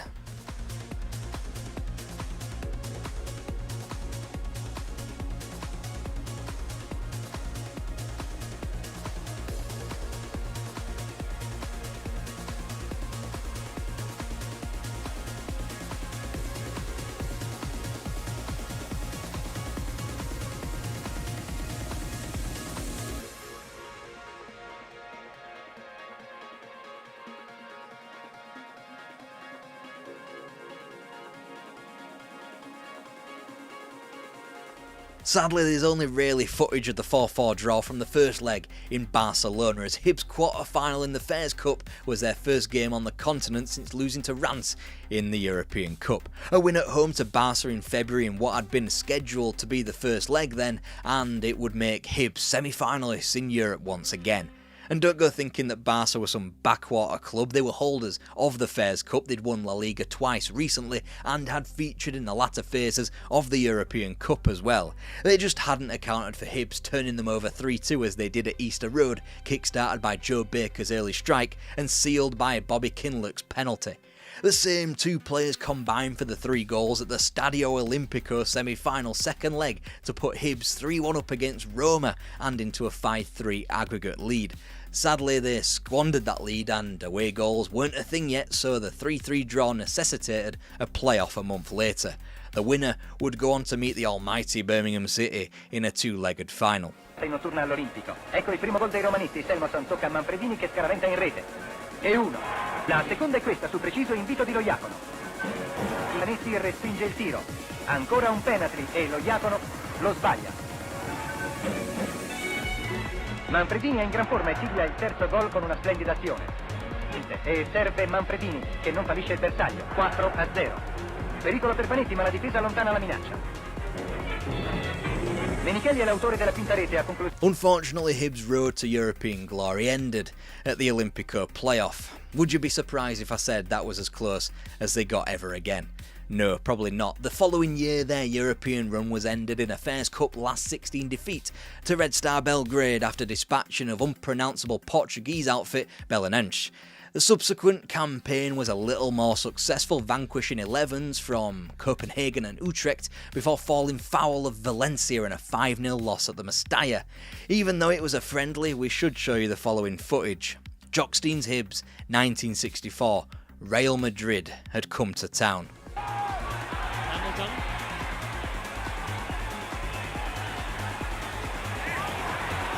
Martin. Spot. Left-footed. And a quick one.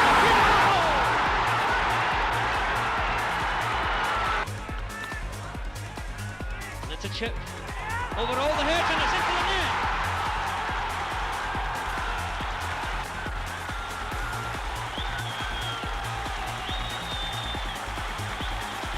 Hibs wouldn't win in Europe after this until quite a magical 1967-68 run at the Fairs Cup, when it was sadly ended on the British Isles thanks to a great Don Revie Leeds United side, but had taken in the sights of Porto in the first round, and after losing 4-0 in Naples, thrashing Napoli 5-0 back in Edinburgh.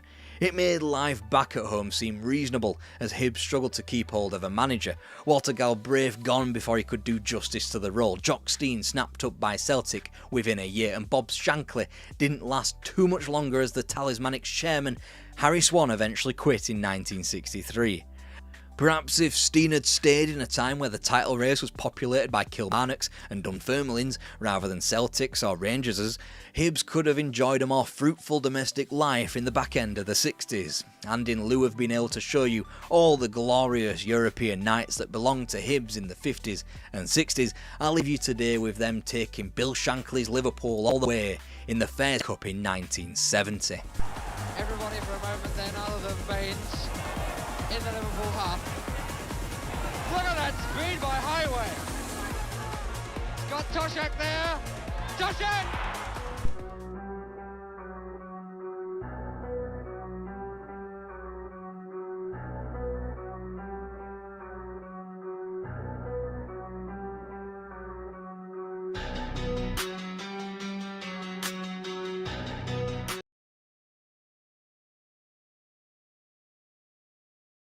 They called them the team of the 80s. Armed with enough bravado and quality on and off the pitch, Crystal Palace were finally supposed to make themselves known to the wider footballing world. However, they failed. This is a story, the Malcolm Allison and Terry Venables days at Sellers Park.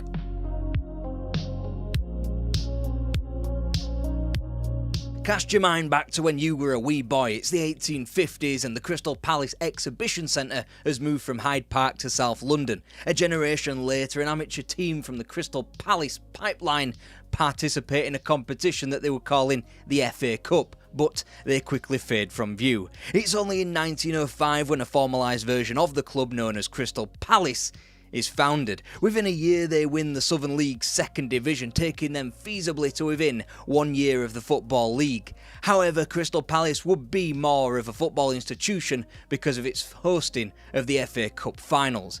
It wasn't for a lack of trying. They'd followed promotion by stunning one of the finer teams in the world and incumbent champions of England, Newcastle United, in the FA Cup in 1907, before building towards a Southern League silver medal in 1914. After the Great War, Crystal Palace moved to West Norwood and finally broke ground at Sellers Park in 1924. 4 years prior, they had entered an expanded football league at the third tier, instantly gaining promotion to Division 2. Unfortunately, this first flirtation with the second division was brief, and after their 1925 relegation, Edmund Goodman stepped down as manager. Even with a prolific Peter Simpson who rattled in 165 goals in 195 games and the management of Drac Tresidern, it isn't enough for promotion in a tough format. 2 second places in 1929 and 1931 isn't enough to go up to Div 2. And when Tresidern was pulled across the capital in 1935 to Spurs, Palace's window slammed shut. Things would get worse before it got better, having to apply for re-election in 1949 and 1951 successfully. However, in Ronnie Ruck's one term as player-manager, his incredible scoring rate had given them the brief respite of 7th place in 1950. But he quickly left and Palace sunk back into the mire, having to reapply for re-election all over again in 1956, once again successfully. With the third tier becoming nationalised in 58, Crystal Palace needed to finish in the top half of the third division south, and yet finished 4 points off 12th place. Palace therefore were to play in the 4th tier. George Smith was in as manager, but he couldn't take them back up. So Arthur Waite doesn't wait in replacing him with a certain Arthur Rowe, who had previously revolutionised Spurs. He had built the foundations to ensure that the 60s would be a little bit more entertaining at Sellers Park than the 50s had been.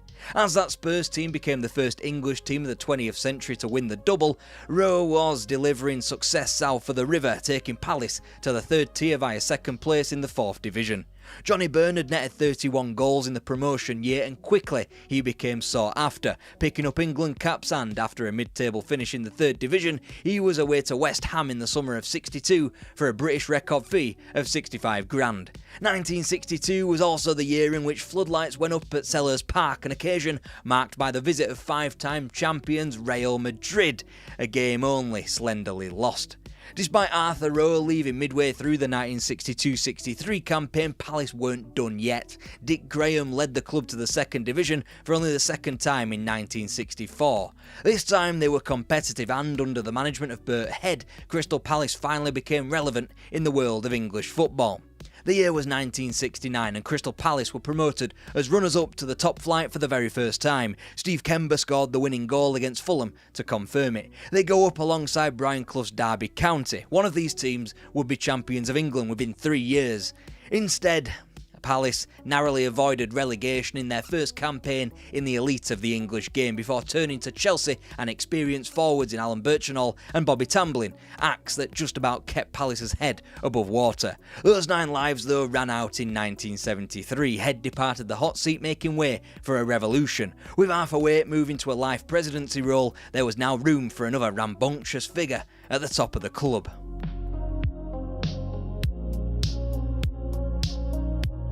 We'll wonder if he's going to do it now, and he changes to the other. Are Arsenal going ahead? No!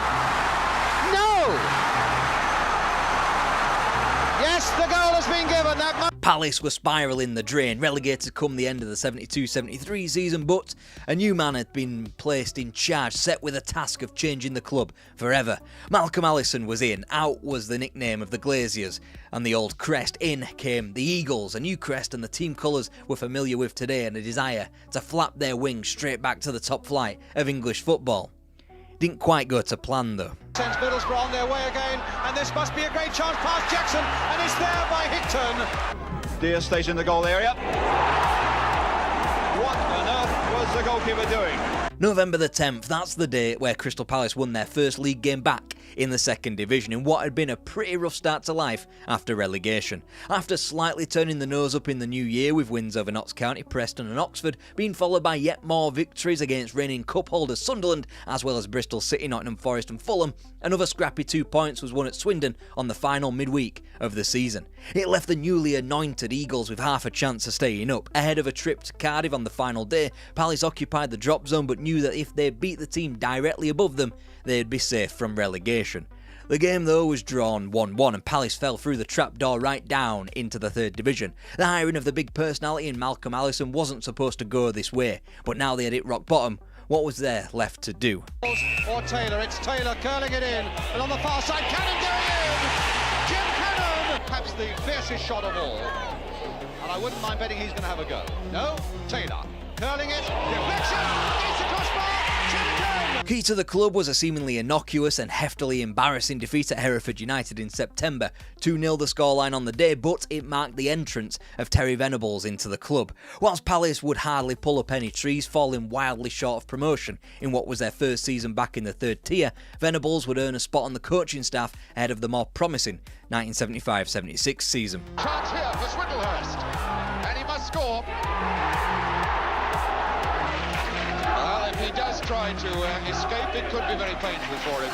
No, you're right, they didn't go up. In fact, they were stuck in the same 5th place, winning the same 18 games from 46, except now with 2 more points than the prior season and 1 point closer to promotion, of which Hereford, Cardiff and Millwall could boast. But it wasn't all that, because Selhurst Park had long been gripped by another form of the game. Yes, despite Crystal Palace being synonymous with the FA Cup thanks to its hosting of the finals in the early days of the competition, they had never really done much of anything in the competition. In the 1975-76 season though, that was all about to change. The Palace, but no clever tactics this time, just straight to Peter Taylor. Evans underneath it, Swindlehurst, and it's there! Peter Taylor's clipped. It had to happen sooner or later. But Taylor goes alone and goes well. Oh, hit the bar. Chatterton's there. And he needs to. He's going past Moncur as well. There's the cross coming in. Whittle a goal! Alan Whittle! The run began all the way back in the first round of November, and the might of Walton and Hersham, a team that had been renowned for eliminating Football League teams such as Brighton and Hove Albion a year or two prior. Instead of being subjected to that embarrassment, Palace squeaked beyond them and then saw off rivals Millwall after a replay to gain access to the elite of the third round, where they were paired with Scarborough, hardly the best tourist destination on the third day of 1976, but Palace did just about enough to get by before being handed the glamour tie, Leeds United. No, it wasn't Don Revie's Leeds, and yes, their days at the top were definitely numbered, but they were still a scalp to be taken, and that's exactly what Dave Swindlehurst inspired with a fourth round winner. Being officially the business end of the competition, Palace's test did not relent with a fifth round visit at Stamford Bridge on Valentine's Day. Roaring into a 2-goal lead at half-time, Chelsea had Palace pegged back late on in the game. Instead of being rattled by the shift in momentum though, Peter Taylor added a second and Palace's winner late on. Quarter-final time meant another former champion, but one a little kinder in Sunderland. The Rokerites were more attuned to cup success, but they were also itching to get back into the top flight. Whilst they achieved that goal, Palace had their number in the cup, Alan Whittle with the winner this time. So it was to Stamford Bridge again in this circuitous cup run and to meet Southampton in the semi-final. Whilst champions Derby County and newly promoted Manchester United met in the other tie, this was a meeting of lower league teams. Southampton very much the 76 equivalent of Sunderland in what they were, second tier and aiming for the cup. Alternatively, Palace was striving to become the first club outside the top 2 levels of English football in 72 years to reach an FA Cup final. The preparation in typical Malcolm Allison fashion, a champagne bar which I'm contractually obliged to describe as swanky. Osgood, Gilchrist, hit well, goal! This really is the moment where he could settle everything now for Southampton. Peach versus Hammond, 2-0. And with a loss to Southampton, that was effectively the end of the road, for now, of Malcolm Allison at Selhurst Park. The club squelched to just one win from their final 8 league fixtures, losing at Chester and Sheffield Wednesday whilst succumbing to home draws against rabble like Halifax Town, Chesterfield and Aldershot. Come the new season though, there was a new face in the Selhurst Park dugout.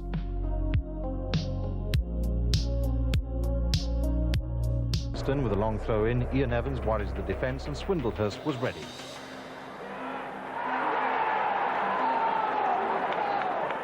Terry Venables was a new manager, only recently a former player of the club and being equipped with lower league experience via Queen's Park Rangers too. He was viewed as trustworthy because of that experience mixed in with his higher level quality with Chelsea and Spurs. He had acquired Rashid Harkouk, signed for a paltry £1,500.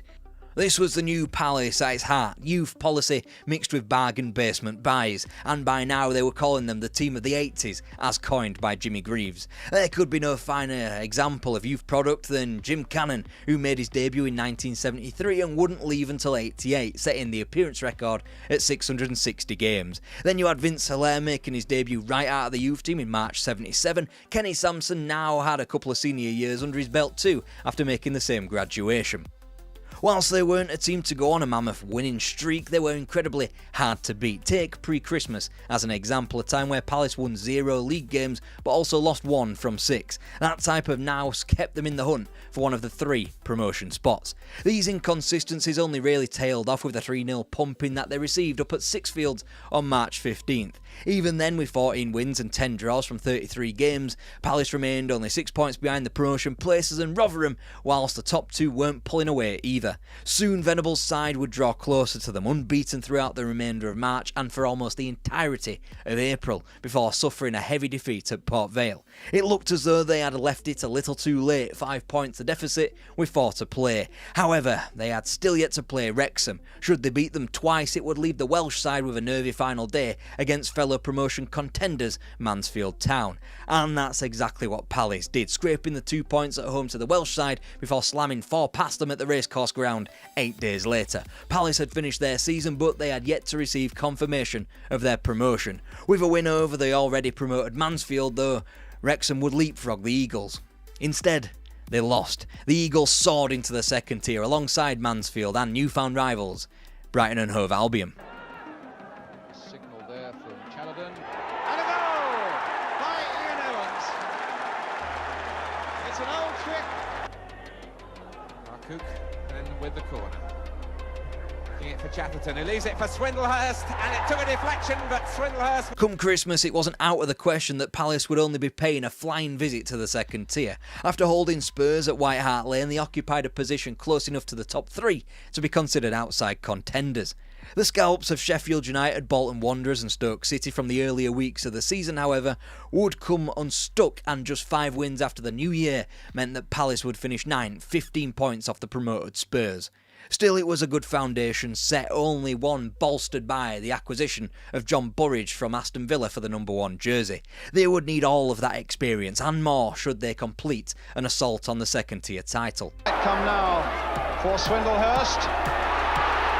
And it's number 2 by David Swindlehurst. And catch him with the trousers down. Stoke, of course, have always... Even though they would face mild distractions from cup fixtures such as a second replay in the 3rd round of the League Cup against Aston Villa at Highfield Road and a home defeat in the 5th round of the FA Cup, the 1978-79 campaign was still a promotion push. This thanks to the goals of Dave Swindlehurst, who was firmly in his pomp by now. Palace wouldn't be beaten in the league until a Halloween double defeat against Fulham and Burnley. They would barely equal that amount of defeats for the remainder of the season. The only thing seemingly stopping the Eagles soaring into the top flight of English football for the first time in 6 years was their propensity for a draw. Again though, it was that resilience of not being able to lose that kept Palace in the hunt. Come Christmas Day, they were top of the table, 4 points ahead of 4th place Brighton at the midway point of the season. They'd won 10 and drawn 9, a ratio that would be maintained throughout the rest of the season. That would be slanted though in the first few weeks of the year, as Palace didn't find their first win of 1979 until Wrexham visited on March the 3rd. Naturally, Palace drew 5 times, 3 of which were goalless. So much for the swashbuckling football many think that Terry Venable's teams possess. It was a necessary football though, and outside of a losing trip to Newcastle on April the 7th, Palace wouldn't be beaten again, digging in when it really mattered come the final straight. Before the trip to Bristol on April 14th, Palace were outside the top 3, 18 draws and 14 wins. Just 1 drop point from the next 4 games though took Palace to the brink of the big time once again. Above them, Brighton, Stoke and Sunderland had all finished their campaigns. Meanwhile, Palace just needed a point to jump above Sunderland and into the top flight. Even more deliciously, a win at home to Burnley would take them top ahead of Brighton. 51,000 crammed into Selhurst Park in anticipation. Then from the wing, Vince Hilaire found the head of Ian Walsh, and Selhurst Park sensed a real victory. Part as Dave Swindlehurst, Palace's top scorer, added 1 more to his tally. Palace were up as champions. Their 4 defeats in the second division had only been bettered by 1 team, a certain Leeds United governed by Don Revie. Since only 2 teams have matched that, at least before parachute payments bastardised the competition. Given that our only case study right here in 1979 was Don Revie's Leeds becoming one of the better teams in world football, there was even more weight added to the team of the 80s moniker.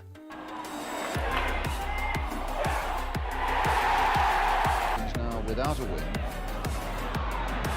But that's a goal by Walsh.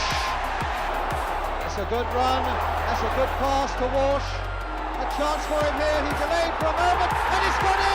13th place tells a story of a team that had held its own in a new division that could boast 2 recent European champions in Nottingham Forest and Liverpool, as well as incoming champions on the continent in Aston Villa and Ipswich Town, and that's before we even get to the big fish like Man United, Leeds, Spurs, Man City and Everton. This a team that weren't beaten in the league until October the 9th and were only a point away from the top of English football before their invincibility streak was stripped away. Nonetheless, the Eagles continued at an alarming pace until their wings were clipped around Christmas time. First with a string of defeats at difficult places like Anfield and Elland Road, as well as at Brighton. Then by the sale of Dave Swindlehurst to Derby for 400,000 smackers in February, the goals dried up and the wins soon did. After his sale, Palace only won 3 games, eventually petering out into that mid-table spot. It should be noted though that this was Palace's best league finish yet. Now was the time to strike whilst the iron was hot.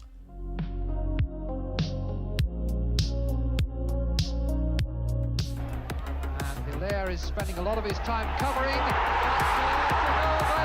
Minutes, he'd seemingly put the match beyond Palace's reach.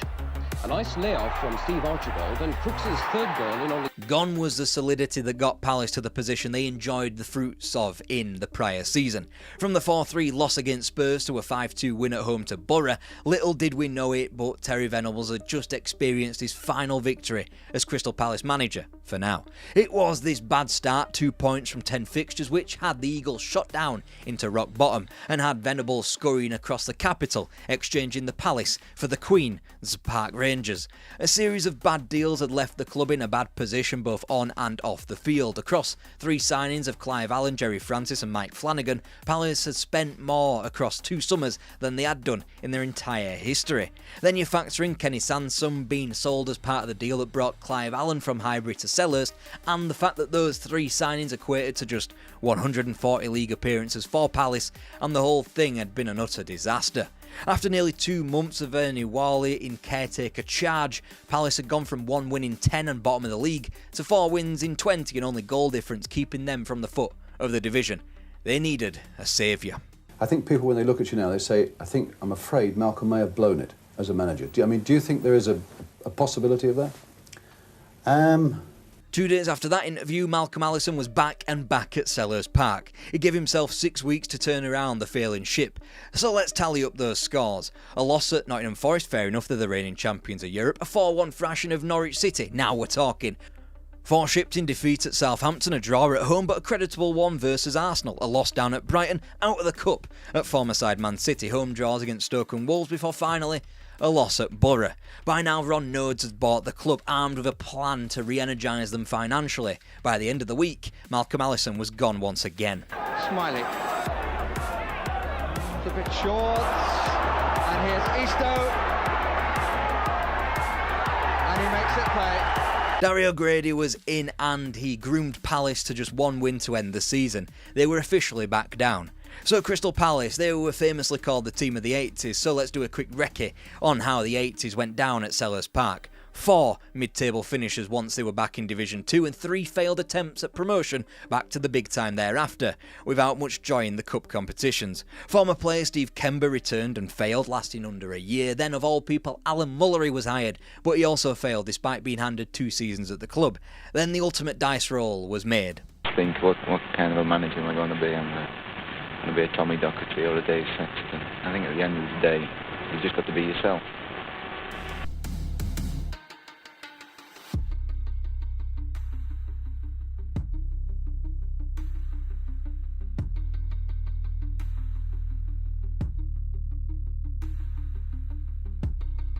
It was quite quickly obvious that the team of the 80s weren't going to be Crystal Palace. By the end of the decade, they were slumming it in the 2nd division, unable to get out. Then they hired a managerial novice by the name of Steve Coppell.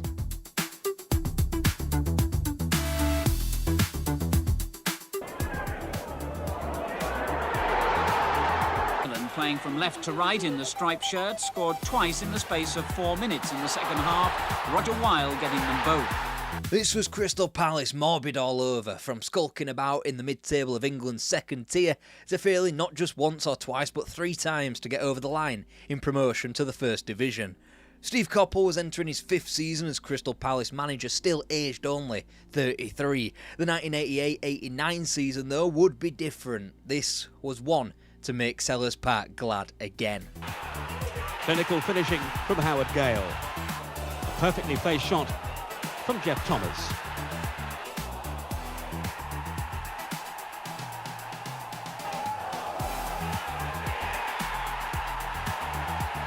Blackburn were back in contention at 3-2. Flips the ball through to Simon Garner. Brilliant piece of finishing.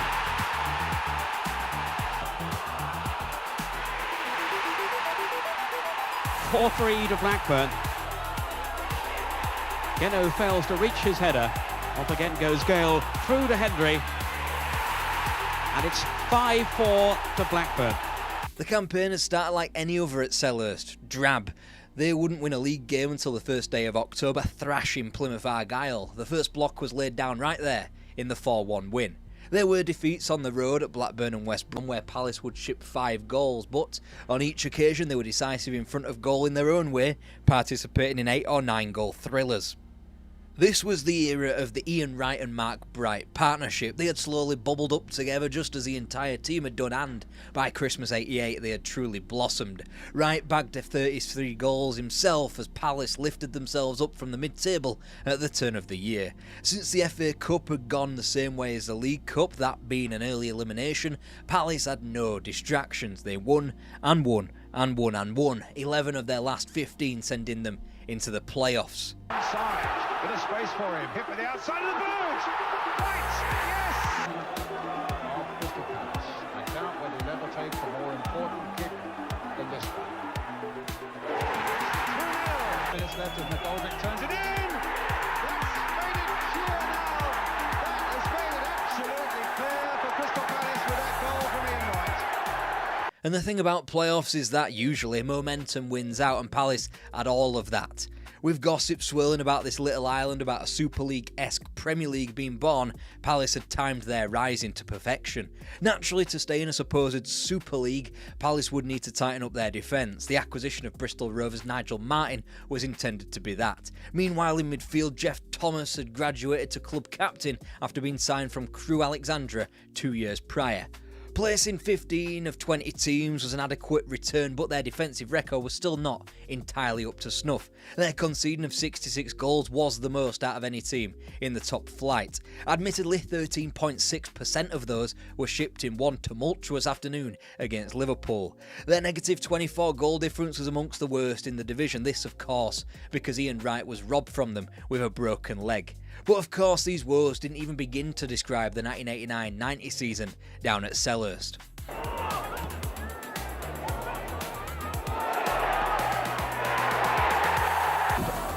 Barber, Thomas, it's gone in! Jeff Thomas has scored for Crystal Palace! This was a club that had won just 2 FA Cup ties in 6 years. They began by scraping through the challenge of a decent enough Portsmouth team before turning on the style at home to Huddersfield Town in the 4th round.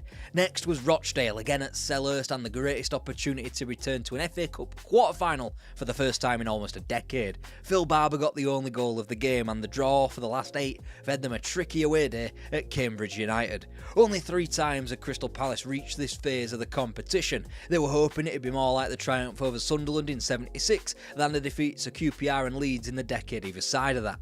So it proved, Captain Fantastic Jeff Thomas with the goal to send Palace into the rarely trodden territory. Neutral venue, semi-final, the best team in the land opposite them. And it all boiled down to April the 8th, 1990, and I'm going to stick my neck out here and say that this is the greatest day of FA Cup football ever, and it will never ever be beaten. Manchester United and Oldham Athletic were due at Main Road later in the afternoon, and they would have to follow up an extraordinary tie at Villa Park. Onside, Ian Rush. The comes for Barber and Venison, and it's a shot. That's his cross, and Bright's there, O'Reilly's there, and Palace! Staunton to Venison, right across the goal, McMahon! Oh, it's there! Barnes scores, and Bright's in there, and Thomas, Staunton, Gray, 3-3! Thorne flicked it on, and it's gone in! Yes, that's Alan Pardew wheeling away as the Crystal Palace hero. Palace, a team that had been vociferously slapped 9-0 by the same team back in September. They had roared back to the edge of the semi-final of an FA Cup tie, granting them access to a first major cup final. The nation barely had a chance to catch their breath before we were transported to Main Road for another thrilling semi-final, again going the distance, but one in which United and Oldham couldn't be split for another 3 days. At last, United won out in the replay again at Main Road, again after extra time. They would be the opponents at Wembley, and in a late shock, Ian Wright was named as one of the substitutes. But was he ready? Thorne, O'Reilly's in there, and was it over the line? McClare, Robson, gone! A ricochet, Hughes! Here's Wright, his first chance to show what he can do, and he's through, it's Wright! Oh, what an impact by the substitute! Right! Goal! Hughes goes through the middle, chance here for 3-3. Mark Hughes! Martin from left back, an inspired run on the far side. A chance here, and a goal! We all know now that Manchester United were building towards something under Sir Alex Ferguson, but at the time this was a manager skirting the edge of failure. For Crystal Palace to have led in extra time at Wembley only to falter in a replay was seen as an enormous blow. Still, they could profess to be in contention for being the team of the 90s. 1-0 to Palace, but his cross was perfectly weighted, so was Thompson's header. It forces a real fumble from Brian Gunn and Phil Barber. The 1991 season looks set to be never topped from the perspective of league standings, as Palace finished a very distant third, but third nonetheless, ahead of a Leeds team who would win the league the following season and ahead of their cup nemesis, Manchester United. Sadly though, this era was killed off in the summer of 91 when Ian Wright was sold to his boyhood club Arsenal. In came Sunderland's Marco Gabbiadini, and to say that he didn't live up to his predecessor is the understatement of the pissing century. Despite scoring 3 more goals in the subsequent season, Palace fell to a still decent for the time 10th position. There was to be no glory, well, unless you count the Zenith Data Systems Cup, which was still being played in 91 despite English clubs slowly being reintroduced to the European game. Palace sort of had a trophy, the Premier League was here, everything looked in place for them to be a relatively big player in the top flight.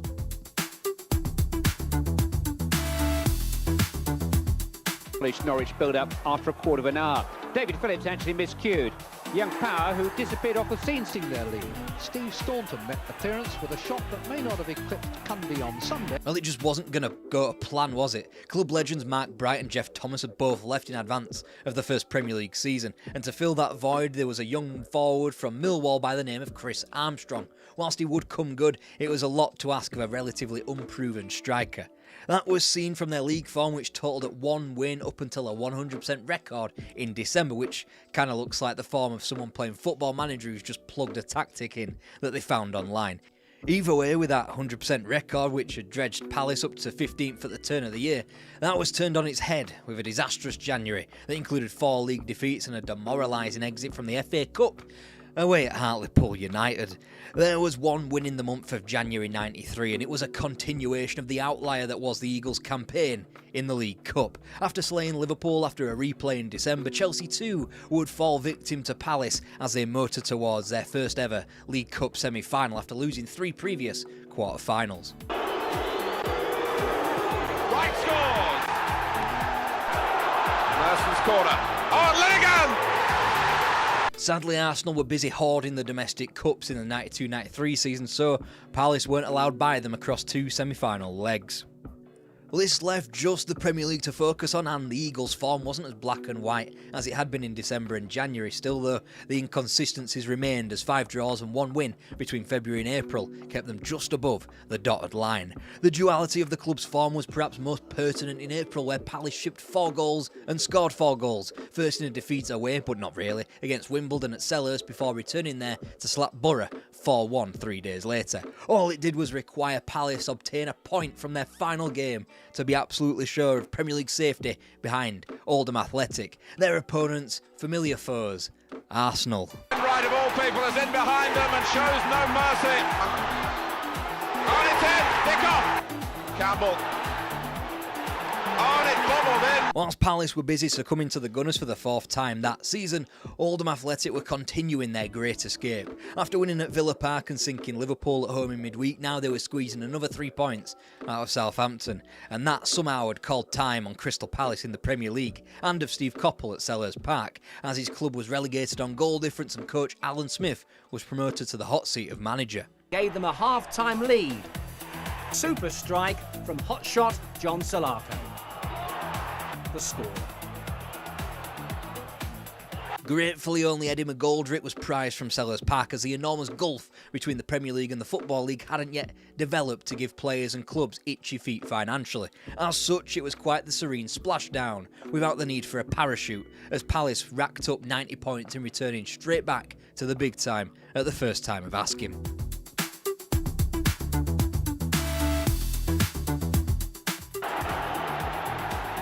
Still McManaman. Oh, and Pitcher bounced awkwardly in front of him. Robbie Fowler is in here for Liverpool. Oh. Upon the return to the top flight, experience in the form of Ray Wilkins was added, with Ian Dowie and Ray Houghton signing later on in the campaign when it was patently obvious that Crystal Palace were being roped into yet another relegation battle. Here they were, the first ever yo-yo team in Premier League history. Of course, the season would pale into infamy for Eric Cantona's kung fu kick to a supporter who was without a shadow of a doubt giving him lip. But on the pitch, it was obvious that Chris Armstrong had gained some vital confidence and experience in the lower league and netted 19 goals that season. Once again, however, Palace was slow off the mark, only winning on the first day of October, where John Solarco's double was enough to beat Arsenal at Highbury, as if Palace didn't need that result 17 months prior. Either way, a jolly spooky season of 4 consecutive league wins appeared to lift Palace out of the mire, or so everyone thought. Once again, this was a campaign of light and shade. After Palace's 3-0 win over the similarly doomed Ipswich Town, Palace wouldn't win a game in the league until January 14th. Not only that, but they wouldn't score a single league goal in the same time frames. No inhibitions about Ricky Newman's volley. Mind you. Orton Forrest attempting clearance was charged down, and here's Ian Dowie. Upon a mid-April triumph at Loftus Road, courtesy of an Ian Dowie winner, Palace were 4th from bottom. It wasn't the perfect placement, given that the Premier League's restructuring did mean that that too was a relegation spot now. Plus, their elimination from the semi-final of the Cup left league survival as their only solace. Still, Palace had been tough to beat as of late. They were the form team, at least in the lower half of the table. However, in a final 6-game stretch of the campaign, they were only able to win 1 match at home to West Ham. It was enough to hammer home the point that Crystal Palace weren't yet cut out for the league, even if their 49 points from 42 matches would have been enough in every single other season to stay up. Just like the true 1990s can be bookended by the fall of the Berlin Wall and 9/11, the Premier League's true clout came with the 1994 World Cup and the dumping of money and foreign stars into the division.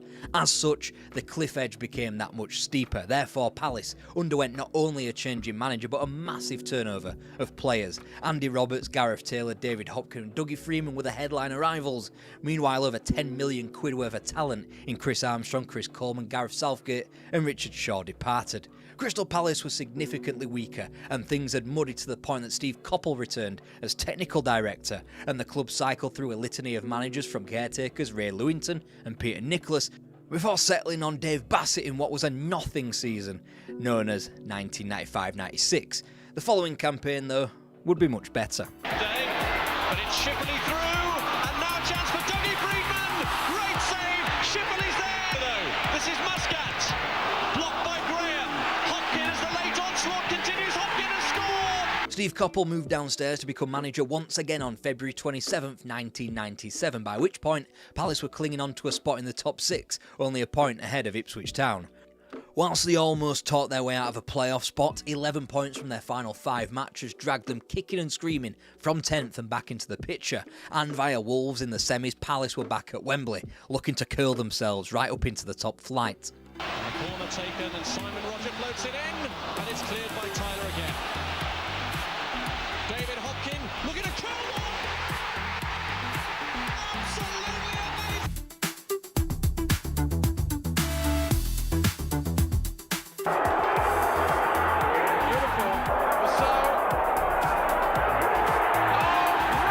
Right, come on now, third time lucky. Instantly, there was madness in the market. David Hopkins was instantly curled off to Leeds for 4 million quid, and then Sellers went abuzz with a £15 million splurge thereafter. From the exotic names of Attilio Lombardo and Michel Padovano to Sasa Kurcic and Valerian Ismail, before Neil Emblin and Kevin Miller were prized from the lower leagues, Palace's excitement was translated onto the pitch. Whilst technically they had won at Selhurst, they wouldn't win a home game there for quite a while. Still, triumphs on the road at Goodison Park, Elland Road at Selhurst against Wimbledon and at Hillsborough, as well as White Hart Lane, should have imbued supporters with enough confidence. Fans had instantly taken to Lombardo up front. Just nobody realised that he would be the man to take over from Stevie Coppell in March. Field. Duncan Ferguson supplied the neatest of dummies, and Nick Barmby ended... More likely side to score, do Coventry at the moment. Oh, confusion in the box there again. They conceded a goal in 59 seconds. And by the time he got the player-manager role, Palace were back to being a sinking ship once again. They were 15th at the turn of the year. We've heard that one before. But then the club began 1998 with 8 consecutive league defeats. They would finally get their home win on April the 18th against Derby County, by which point it had become way too late. Lombardo was gone by this point as well, his only win coming in another surprising away day up at St James's Park. Ray Lewington was the man tasked with shepherding the club back to the Football League. In the first half and underlined their superiority with a goal 3 minutes before the break. Chris Kiwamya took advantage of a hesitation in the Palace defence to score at the second.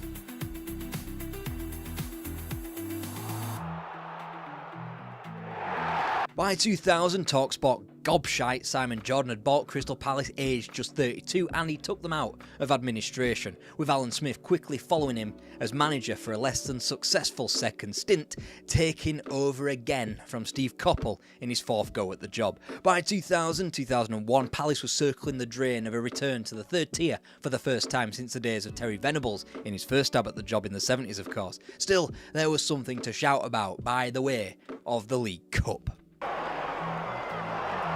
Clinton Morrison, and in. Press with Rubins, oh, fabulous goal! Now Murphy, so many players available, great movement, Fowler! That was only maddening to have beaten quality teams like Leicester, Sunderland and Liverpool, but still come unstuck whilst proving that there was a spirit to the club hidden deep in there somewhere. Eventually Steve Kember had to be put in charge for the final 2 games, securing a final day win against Stockport, which kept Palace in the 2nd tier. Goes outside, this is Kakowski. In the middle, and yes, it's in now. Floated into the back post, great header, good save and followed up.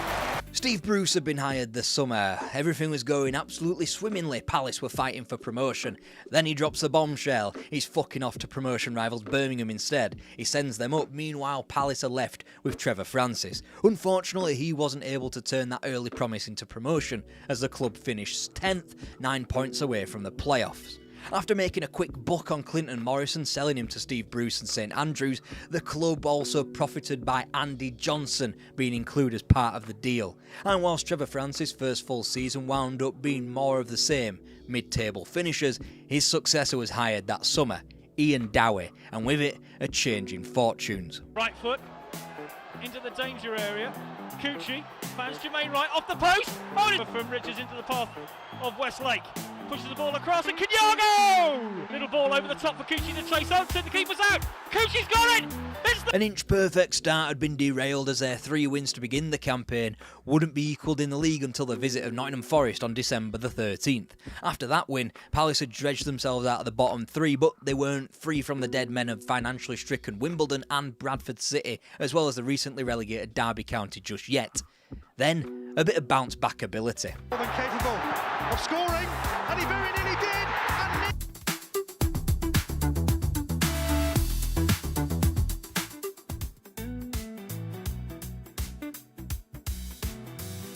Fourth go around, this is it, time to break the curse. Picture the scene, nearly a decade away from the top flight and players like Fitz Hall, Julian Speroni and Emerson Boyce had headline signings.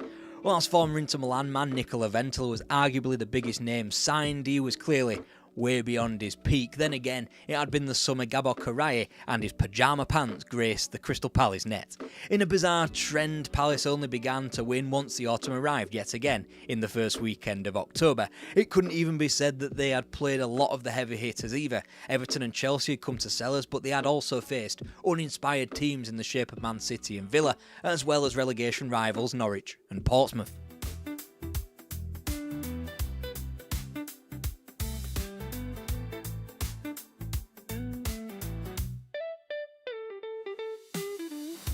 The wins came, and almost like London buses, 3 in 4 matches as Fulham, West Brom and Birmingham were all sunk. A point was even gleaned out of the so-called Invincibles Arsenal. 15th place was a position again as Christmas was around the corner, with 12 games played. On the fringes, but very much still in the relegation conversation, Palace's failure to win again in 2004 would change all of that.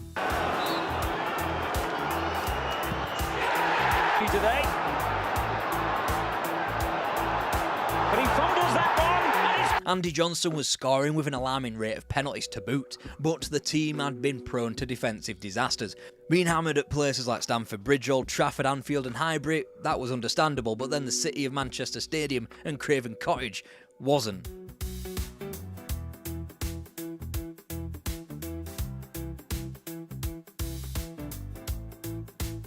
Whilst Villa and Spurs caught Palace on a good day and revenge was sworn over Steve Bruce to end February, thrashings on the road weren't too far away as Palace entered the final 4 games entangled in a 4-way scrap for 1 position. Luckily they found a Liverpool team embroiled in a very different battle, one to win the Champions League. Taking advantage of a distracted team, who else? Andy Johnson scoring the only goal of their win at home to the eventual European champions. It lifted the Eagles out of the bottom 3 with only 2 points splitting the foursome that also included Norwich, West Brom and Southampton. Yes, this is the legendary relegation battle of 05. With Southampton to come on the penultimate weekend, a trip up to St James's Park was almost a free hit, one that was achieved with a consecutive clean sheet in a 0-0 draw. Despite the positive result, Palace were plunged into the bottom 3. Thankfully it was Southampton who overtook them and fate was in Palace's hands, with 1 point split in the bottom 4.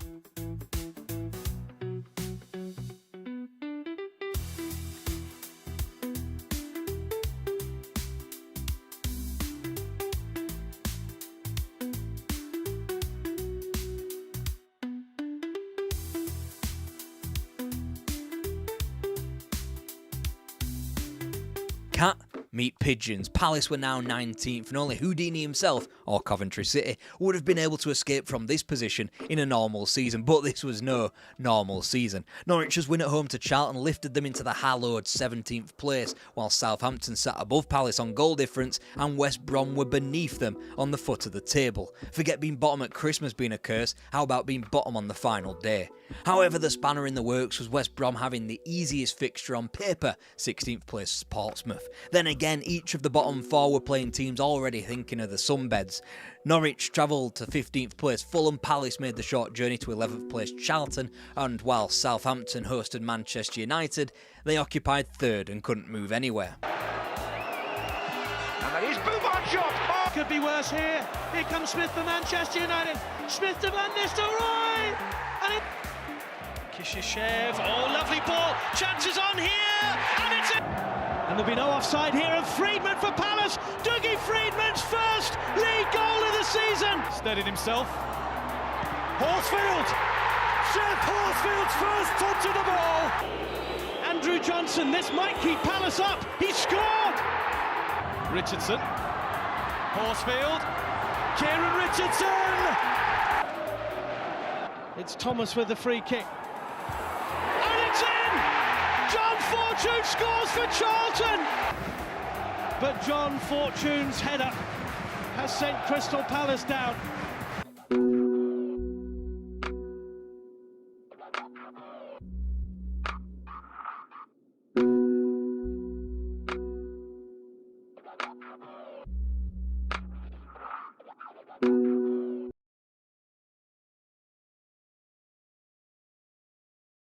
Portsmouth had been born out of jealousy for a team from Southampton. Now it was the Saints' turn to be jealous as they had watched Pompey rule over English football and win the FA Cup. Then Ted Bates showed up. This is the forgotten origin story of Southampton FC. Davis, a goal! And Ron Davis has done what we saw him do at Cardiff last week.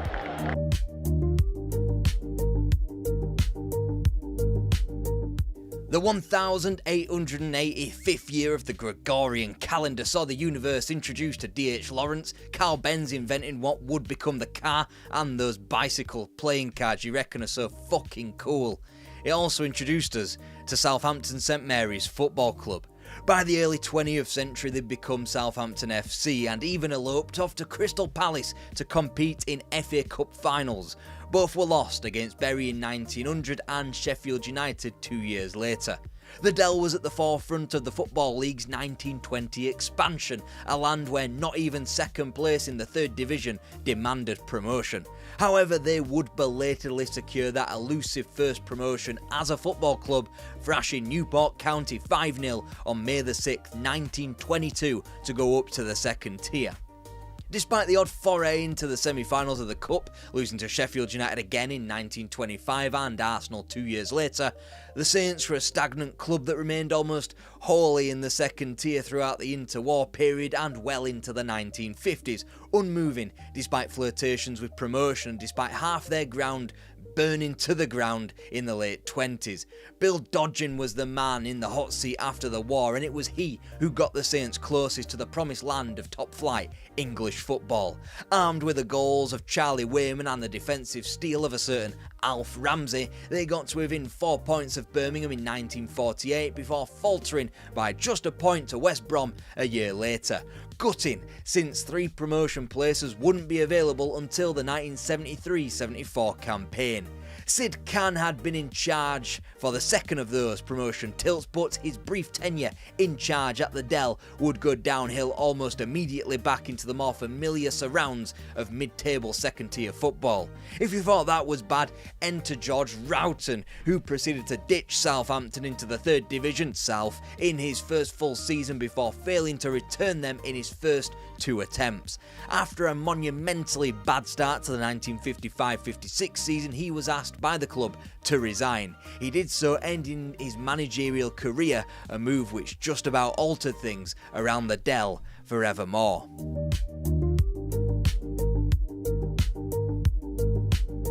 "1955 was the year European football was revolutionised with the European Cup. 1955 was also the year Southampton FC saw a similar turning point. Ted Bates had been hired as manager at the Dell. South Coast football would never be the same again. Bates officially had a 16-year playing career, although most of that was decimated by the naivety of youth giving way for the punishment of war. Still, he would turn out over 200 times for the club. It is in his second life where he found the moniker Mr. Southampton. Beginning coaching at the Dell upon the club's relegation in 1953, he gained a promotion to becoming the reserve manager before the Saints board finally turned to him to take on the senior side full time. It was going to get worse though before it could get better, despite the continued exploits in front of goal by Eric Day, who matched his previous year's feat of 29 strikes. The season would be landmarked by what remains Southampton's lowest league finish in the Football League, 14th place amongst the cream of the crop that was English football. Aldershot, Shrewsbury, Exeter, they're all there. It is in Derek Reeves, however, where Ted Bates would find solace as the 50s wore on. Reeves, who came to the club at the end of 1954 after his national service, went on to become one of the finest players the Dell had ever seen. Goals had never been a problem for the club, even less so for Reeves, as they hit upwards of 75 each season, even graduating to a mammoth 112 goals in the 1957-58 campaign. One look at the defensive record though tells you all you need to know as just to why Southampton remained marooned on the fringes of the promotion conversation as the 3rd Division South dropped its regionalisation. Their regression into 14th place in the 1958-59 campaign, a more temporary low this time for the Saints, was fortunate in its timing. Had that return taken place the prior campaign, Southampton wouldn't have survived the nationalising of the 3rd tier and would have gone down to the 4th Division. Instead, there lay 2 paths, one of continued stagnation, the other of glory. The latter was discovered, foundationed by a goal-hungry streak in early autumn. 4 against Chesterfield, Colchester Southend, 5 against Manfield, 6 against Shrewsbury. That kind of form only continued with just 1 league defeat between losses at Barnsley in October and Mansfield in February. By then, promotion was almost an inevitability. It was finally confirmed on Easter Monday, Brian Clifton's goal confirming a 1-0 win over Reading, ensuring the 7-point gap to 3rd was now insurmountable with 3 to play. The Saints' return to the second tier of English football in 1960 looked to be just a fleeting one, going so far as to occupy the promotion topics as late as March. Little did anybody know that on March 18th, with their win over Lincoln, Southampton would only march to defeat and draw. But it struggled to tell the whole story of a season that saw 7 of the best stuck beyond Ipswich Town in the 3rd round of the Cup at the Dell in January, and a season that saw Liverpool and Leeds both eliminated from the League Cup, the latter of which fall into a 5-goal haul from Derek Reeves. Unfortunately, however, sneaky little ventures into cup competitions ended in the same way as the league efforts did, ultimately in heartbreak. From January's exit of the FA Cup to Orient and the subsequent week's defeat to Burnley in the quarter-final of the League Cup, so close but so far away on all three fronts. George O'Brien had only become more prolific in the second division though, hitting 3 consecutive seasons of 25 plus goals as Southampton continued to threaten the top flight of English football. The 62-63 season in many ways had been a step back from the conversation of actually mixing it with football royalty on a weekly basis, but Southampton's 11th place finish had been excused by a monumental run to the FA Cup semi-final. The jewel in the crown after eliminating York, Watford and Sheffield United was going 3 rounds with the 1959 winners Nottingham Forest before deciding to smash them by 5 to gain access to a first cup semi-final since 1927. Back then it was Stamford Bridge and Arsenal, now it was Villa Park and Matt Busby's Manchester United. Wins the toss. Up goes an enterprising spectator, and 68,000 other fans see the Saints get the game going. For United, a well-placed centre. Dennis Law just manages to connect. Goal! Manchester United in the latter rounds of the Cup wasn't always the guarantor of victory for Southampton, it appeared, as Busby lifted the trophy, not Bates, eventually. The Saints would return up the division where they'd finally breached the top 5, and I'd love to be able to say that they were in the contention for promotion, but in 1964 they finished a staggering 14 points back on the promoted Sunderland, despite finishing 5th. A year on they got closer, upper position, but only improving to the tune of 1 point in trailing the eventually promoted Northampton Town by 8 points. The problem, as the still wildly prolific O'Brien saw it, was a lack of investment into the defence. Take for example these attacking numbers, and then let's line them up against the 2 promoted clubs. Only once did Southampton fail to outscore at least one of the promoted teams, and that was when they finished 11th in 1963. Now swap out the focus to defensive numbers, the closest deficit being the most recent season when Southampton's 63 goals conceded was only 13 more than Northampton's. Something had to change before the moment evaporated.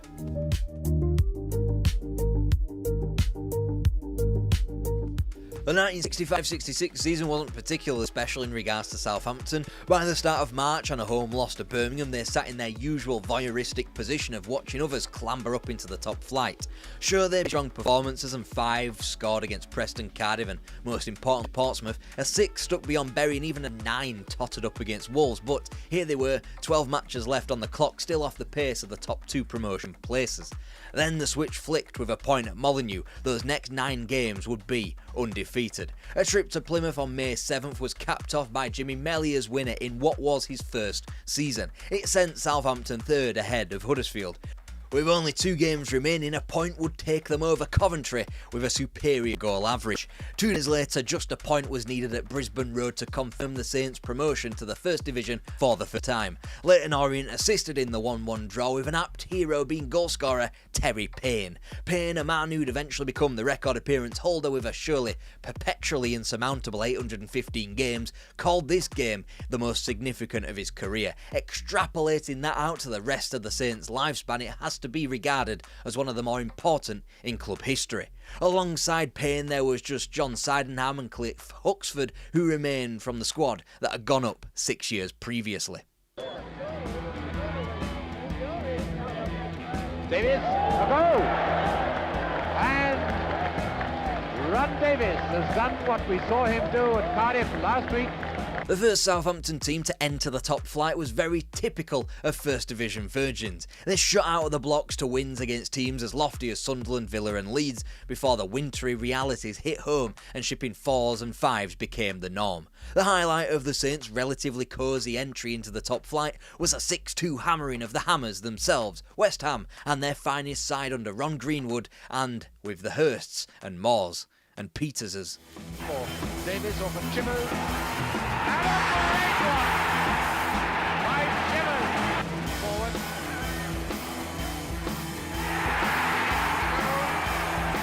And while Southampton's final resting place was 19th, they could thank a system that relegated just 2 teams and a home triumph over Nottingham Forest on the penultimate weekend that confirmed their safety. Let me run these numbers by you, tell me what you think. 1 fewer win, 8 fewer goals scored. Yes, Fooled by the data, weren't you? This time Southampton were more comfortable, still finishing 5 points clear of the relegated clubs, yet with fewer defeats and an improved defensive record. Whilst their form did sag in the middle like your mum's lemon loaf cake that she thinks is fucking amazing, they did improve. Ron Davies, alongside Manchester United's George Best, shared the golden boot with 28 goals apiece. It meant that Southampton could afford to lose Martin Shivers for a record 125 grand to Spurs in the summer and still not feel much of a negative impact in the scoring stakes.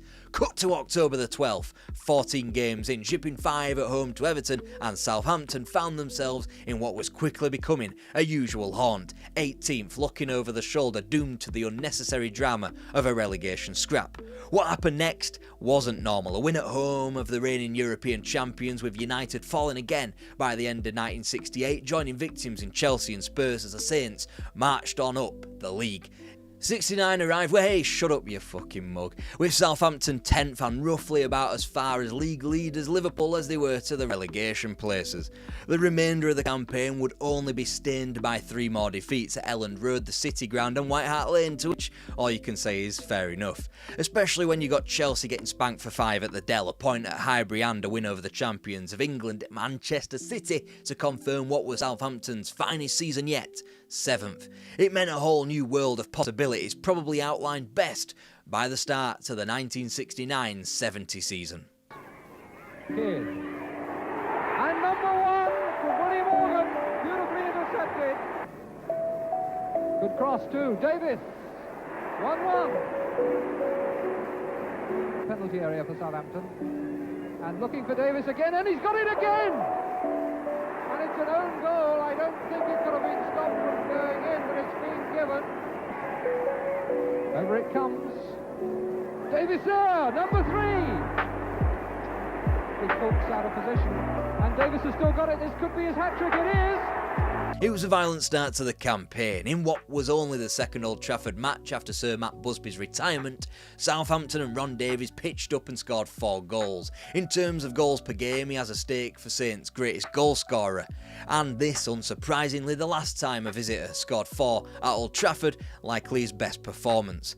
A £200,000 bid would be rejected for Davies by Ted Bates from Manchester United, but he would eventually leave for Old Trafford in 1974, where he failed to score for the club across his 8 appearances. Forget about all that noise. After all, they wouldn't win in September, they wouldn't win October, they wouldn't win in November, and they wouldn't win in December, at least not in the league anyway. But the league wasn't all that, especially now that Saints were little globetrotters. Their first venture out into Europe, though, could have gone better. Heralded Sunday's goal for Rosenborg, crippling Southampton to an embarrassing 1-0 defeat in Trondheim in the Fairs Cup. The glory days of Norwegian football that were the 1990s, this was not. But don't worry, that elusive continental victory came in the return leg. Ron Davies and Terry Payne goals either side of the half, sending the Saints into a last 32 with Portuguese opponents in Vitória de Guimarães.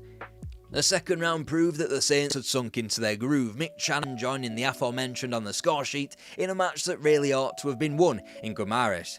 Alas, the late drawn game 3-3 was still progress, confirmed when 5 were eventually running in the second leg back at the Dell. Now it really was the business end of the competition. Last 16, big fish still laying wait, destinations like Milan, Barcelona, Amsterdam, so imagine the horror this in the first days of the package holiday when sunny old Newcastle was pulled out of the hat. Even more galling that the mode of elimination would be down to away goals, you know, that rule to even up the playing field for teams as disparate in geography, politics and infrastructure as Iceland and Soviet Union, not just the 320-mile jaunt by coach up the M1.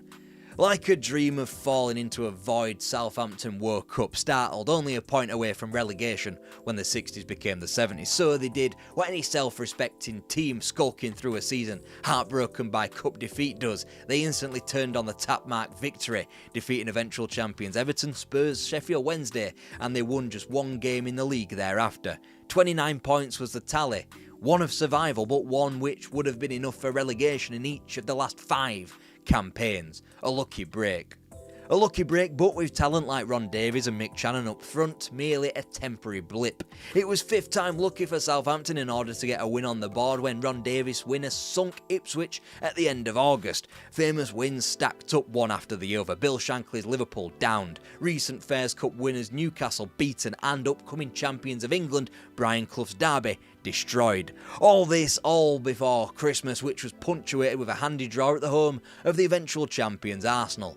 It was a result which had Southampton in 8th place. No way were they going to unsettle the dichotomy of teams like Arsenal, Leeds and Chelsea at the top, but a similar second half of the season, with famous wins such as the triumph at White Hart Lane in January, as well as the Molineux scalp and a 6-star performance at home to Crystal Palace, meant a joint record finish of 7th. Yeah, they might have been closer to the drop than the Championship again, but they'd qualified for Europe. They'd finished higher than champions either side of this season in Man United from before and Derby afterwards. Whilst their last venture out onto the continent saw wins over Rosenborg and Vitória Guimarães, Southampton claimed their biggest scalp yet, perhaps their greatest upset in the European game, when Tommy Jenkins and naturally Mick Channon combined to overturn a deficit at home to Athletic Club.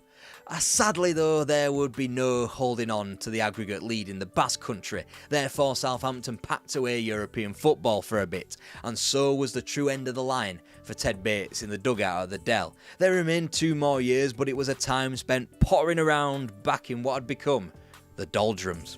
Clark out to the left, in comes Clark! Lorimer, Jones coming in, number 2! On for Clark! Stokes, no, it's not given, but here's Lorimer. And I think giving it straight to Brita Lorimer for number 5. Gray moving to the near post. Jack Charlton. Hell, Lorimer is underneath it. In comes Jones.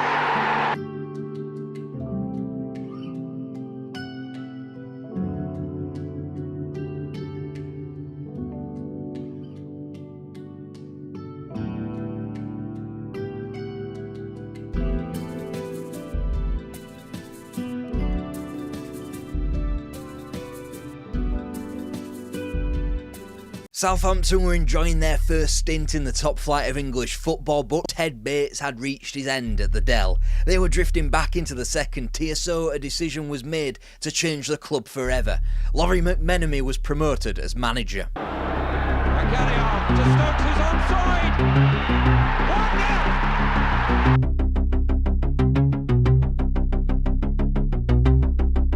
Laurie McMenemy had been at the Dell since July 1973, and already he was being airdropped into the hottest seat in the dugout at Southampton, promoted from assistant following Ted Bates' resignation in November.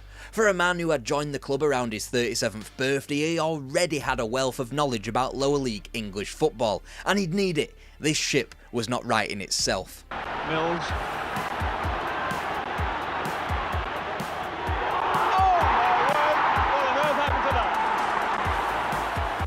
Where once Southampton had been fortunate to have been saved by the timing of English football's restructuring, now it was a curse. 36 points and 20th place in the prior season wouldn't have been anything to cheer about by any means, but at least it would have meant safety. Here, with 3 teams going down in the 1973-74 campaign, they were down alongside Manchester United and Norwich City. It meant starting again, and sometimes in football that can be a good thing. After all, it would regenerate Manchester United after their totemic manager Matt Busby retired. For Southampton, less so. Not immediately, anyway. Is he going to celebrate now with Notts County's 3rd goal? Masson against this goalkeeper. Extol the virtues of the effing Texaco Cup all you want, but Southampton's reaching the final in that tin pot competition wasn't going to mask the elimination from the FA Cup's first hurdle, or from the League Cup to lowly Colchester. Nor was it going to distract Saints fans from what had been close to their worst league performance for a generation. Whilst Manchester United swan backed up to the top flight, it took McMenemy until after Christmas to begin to turn Southampton back around. That summer, Peter Rodriguez was taken from the jaws of retirement and running a pub when he had been released by Sheffield Wednesday. Instead, he was sent down the motorway and handed the captain's armband at the Dell. Shannon, Stokes, for Holmes, And number 3, his man. But will he finish it? Yes, he does. Whilst this, the most impressive of Southampton's victories, as well as a 4-goal battering of Portsmouth, came in the most inconsistent start to the 1975-76 campaign, it had been an enjoyable beginning to what would become a landmark season for the Saints. But once November had been punctuated with a loss against Carlisle United, marking 3 league defeats in a row, Southampton found themselves in the bottom half, slumbering. In advance of 76, that would be rectified 5-1 on the spin. When the FA Cup came round at the turn of the year, Southampton were still well in contention for one of the 3 promotion places. And given their third-round opponents were the reigning League Cup winners, all-round good cup team and the recently promoted Aston Villa, the Saints would probably be cast aside and be allowed to focus solely on the league. Then Hughie Fisher ruined that idea by rescuing a replay out of the third-round tie at the Dell before Villa Park was stunned in the replay. Blackpool were next, a mid-table team beneath Southampton, but also a team that scored the odd goal in 7 when the pair met earlier on in the league. Thankfully, this one was on home soil and the Saints went marching into the 5th round, where they met another second-tier opposition in West Bromwich Albion, a team who had since leapfrogged Southampton in advance of the Valentine's Day clash at the Hawthorns. Nonetheless, the Saints still kept promotion in their eyeline in what was increasingly a condensed division. Once the Hawthorns and a sickness bug was survived, this cup run could really get going. After good work and a return pass from Bobby Stokes, Mick Channon accelerated onto the loose ball. McCallion. So. Gilchrist. Did well. 2-0. The Baggies were deflated in the replay 3 days later. A free kick sunk a 4th tier Bradford City before a similarly lower league Crystal Palace had gone down in the semi-finals, despite McMenemy having to unload on a group of players for boozing pre-game. In the final, this was not Manchester United of Sir Matt Busby globe-trotting around the gaff in the European Cup, but still, Southampton were given the incredible odds of 7-1 to win the Cup. McCallion to Stokes, who's onside. 1-0. Bobby Stokes, perhaps not the greatest Southampton player to have ever lived, but it cannot be denied that he had delivered Southampton's greatest ever moment. A man, after all, who was born in Portsmouth.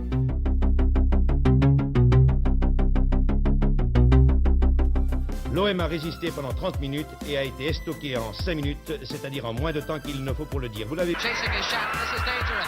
Shannon taking out. Oh my goodness me, well.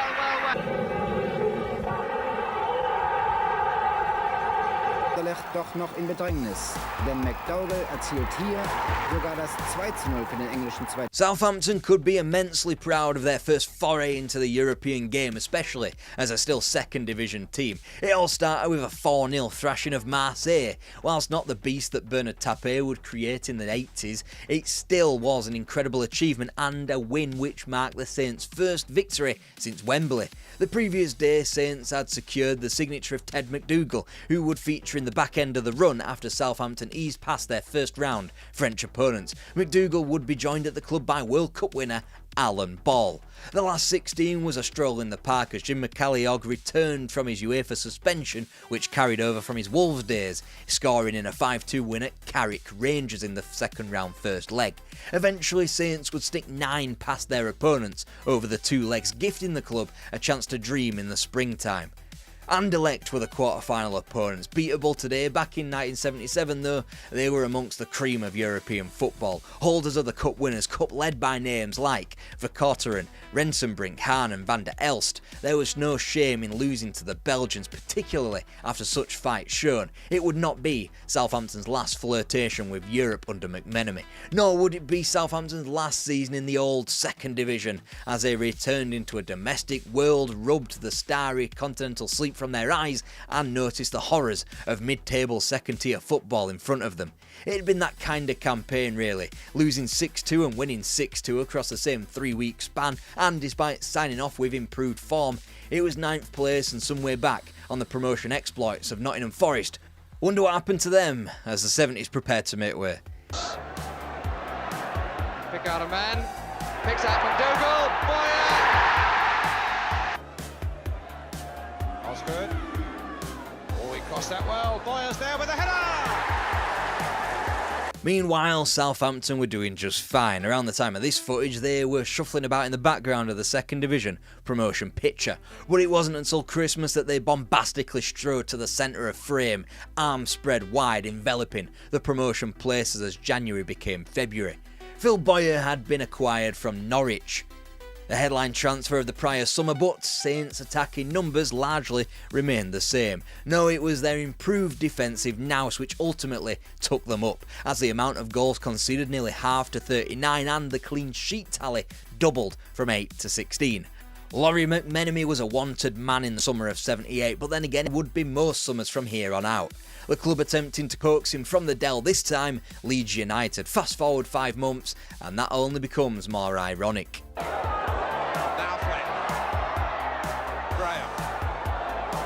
Check back. What a marvellous job. Beach coming. And that's an own goal. It had been a middling start to life back in the top flight, but it all spun on the dime of a 4-0 loss at Elland Road in November. From then on in, the Saints improved, taking 4 wins in succession against Birmingham, Man City and Coventry. Comfy in mid-table when the mistletoe was being eaten or presents were being opened after fucking dinner or whatever Southerners do on December the 25th, the season quickly became all about the League Cup. After an initial 5-star performance over Birmingham, the Saints had had a rough ride of it in the old Alan Hardacre, being drawn top-class teams in Derby and Man City who were narrowly traversed with a Reading replay sandwiched in between. Then it became a fight between Leeds and Southampton, not over McMenemy's signature but over a spot at Wembley against reigning champions of England, Brian Clough's Nottingham Forest. 2 down at Elland Road, Southampton began the fight back in the away leg's second half, goals from Nick Holmes and Steve Williams tying up the aggregate ahead of the Dell. 6 days later, it was the Saints who made the fast start, Terry Curran converting a Trevor Hebbard cross, which proved to be the only goal of the game. That's certainly one way to score your only goal of what was an otherwise unmemorable 9-month spell at the Dell. With only 1 league defeat and a couple of FA Cup progressions, Southampton entered Wembley in fine form, only 6 points back on the would-be champions of Europe and their final opponents. Right foot perhaps, no. Alan Ball. Played in there, now for Peach! And a goal! So in the second half, here's Robertson now. Can he get a shot in? Oh! And a goal there! Now Bartels! Going all the way, Bartels! Gemmell. Woodcock. And another one! Tony Woodcock. Wilson right in there. And Curran in here. Oh, and a great goal by Nick Holmes! And Alan Ball comes forward to receive the tankard from Dr. Artemio Franchi. Rank outsiders just as they had been 3 years prior, but ultimately Southampton pushed their Wembley opponents all the way, but were facing stronger opponents than they had done in 76. 4 days later, the dream of replicating that feat had been extinguished after a hectic week continued with a draw in the 5th round of the FA Cup against Arsenal before elimination after a replay at Highbury.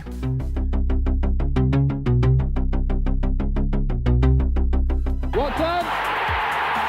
Now I think Brighton are in fact back in numbers, but Boyer's there. Chance here. Side. It's gone all the way.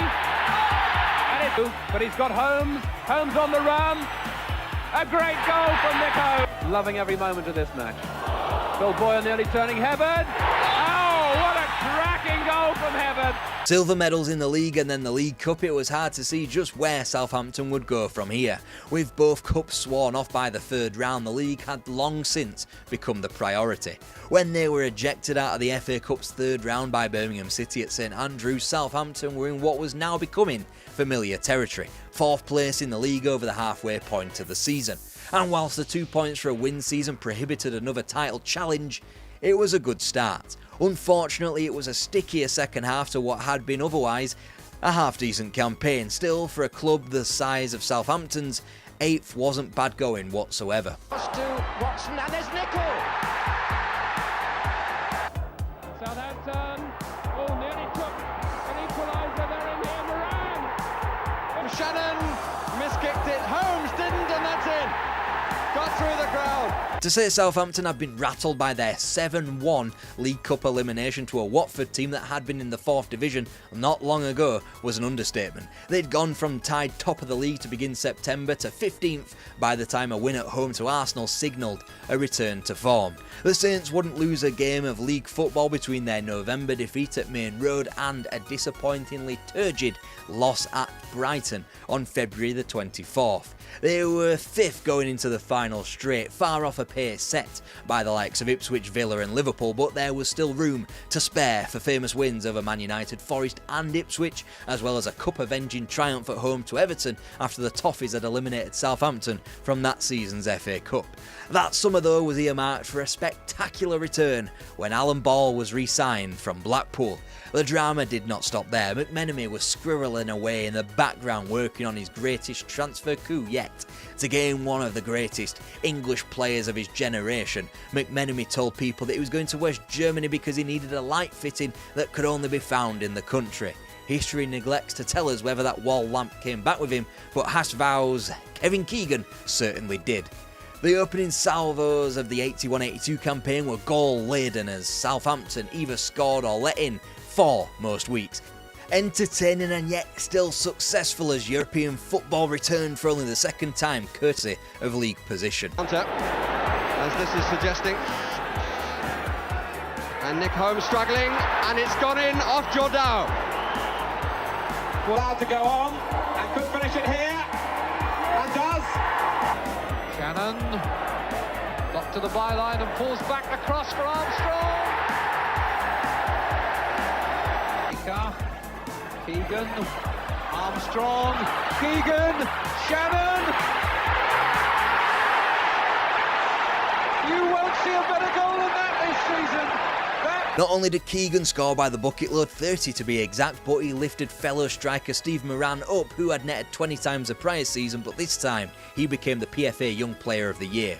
Come the end of January 82, a Kevin Keegan winner up at Ayresome Park had lifted Southampton to the top of English football for the very first time. Dreams were being created at the Dell that maybe, just maybe, Southampton might become England's football champions.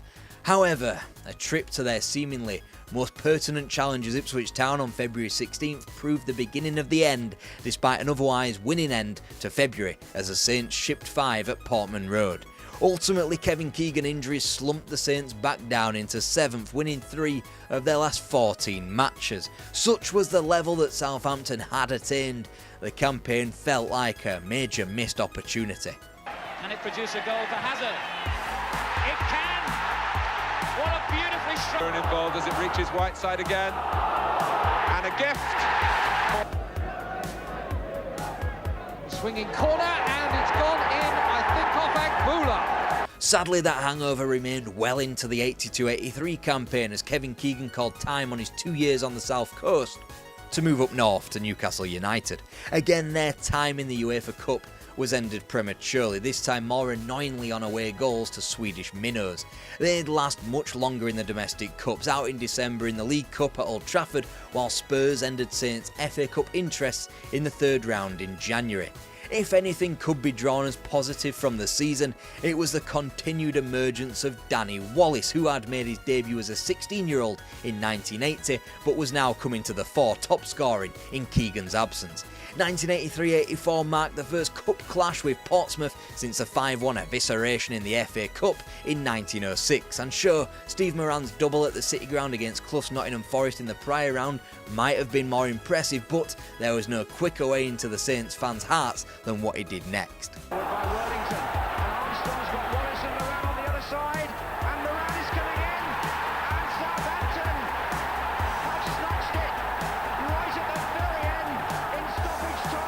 It had been a return to beating Pompey, but the 83-84 season had been a return to a kind of glory in league competition. Entering 84, Southampton were back amongst the heavy hitters, trailing Liverpool by just 6 points. And whilst losses to both Man United and Nottingham Forest took place between the first 2 rounds of the Cup, it didn't deter the Saints from a magical run on 2 fronts. And scored his 8th in their last 5 away games.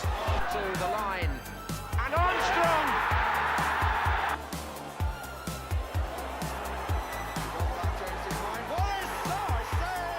In the space of 4 days, not only had Southampton taken Liverpool apart with a Danny Wallace brace, but they had returned to the FA Cup semi-final for the first time since '76, courtesy of a replay win at home to Sheffield Wednesday. 8 points off the top 2 games in hand and armed with all the momentum in the world, it wasn't unreasonable to suggest that Southampton were on for a double. Flicked on by Wicks and they're now on. It's Mountfield. And it's hit! A winless 3 weeks effectively marked the end of the season for Southampton. Defeats in the league against QPR and Everton combined with cup elimination against the latter turned a double into nothing. Whilst the Saints ended the season unbeaten to finish just 3 points behind Liverpool as runners-up for only the second ever time, the champions of England had eased off the gas to 2 wins in the same period, preferring to focus on lifting a 4th European title in the process. Ecco, Manfred Kals con una sua specialità, il gol del pareggio, invece arriva il gol di un britannico, lo scozzese McGee, che fissa il punteggio per 2-0, passa l'Hamburgo. And speaking of Europe, Southampton returned by virtue of their league position to the continent only to bow out to a team that only 15 months prior had been champions of Europe.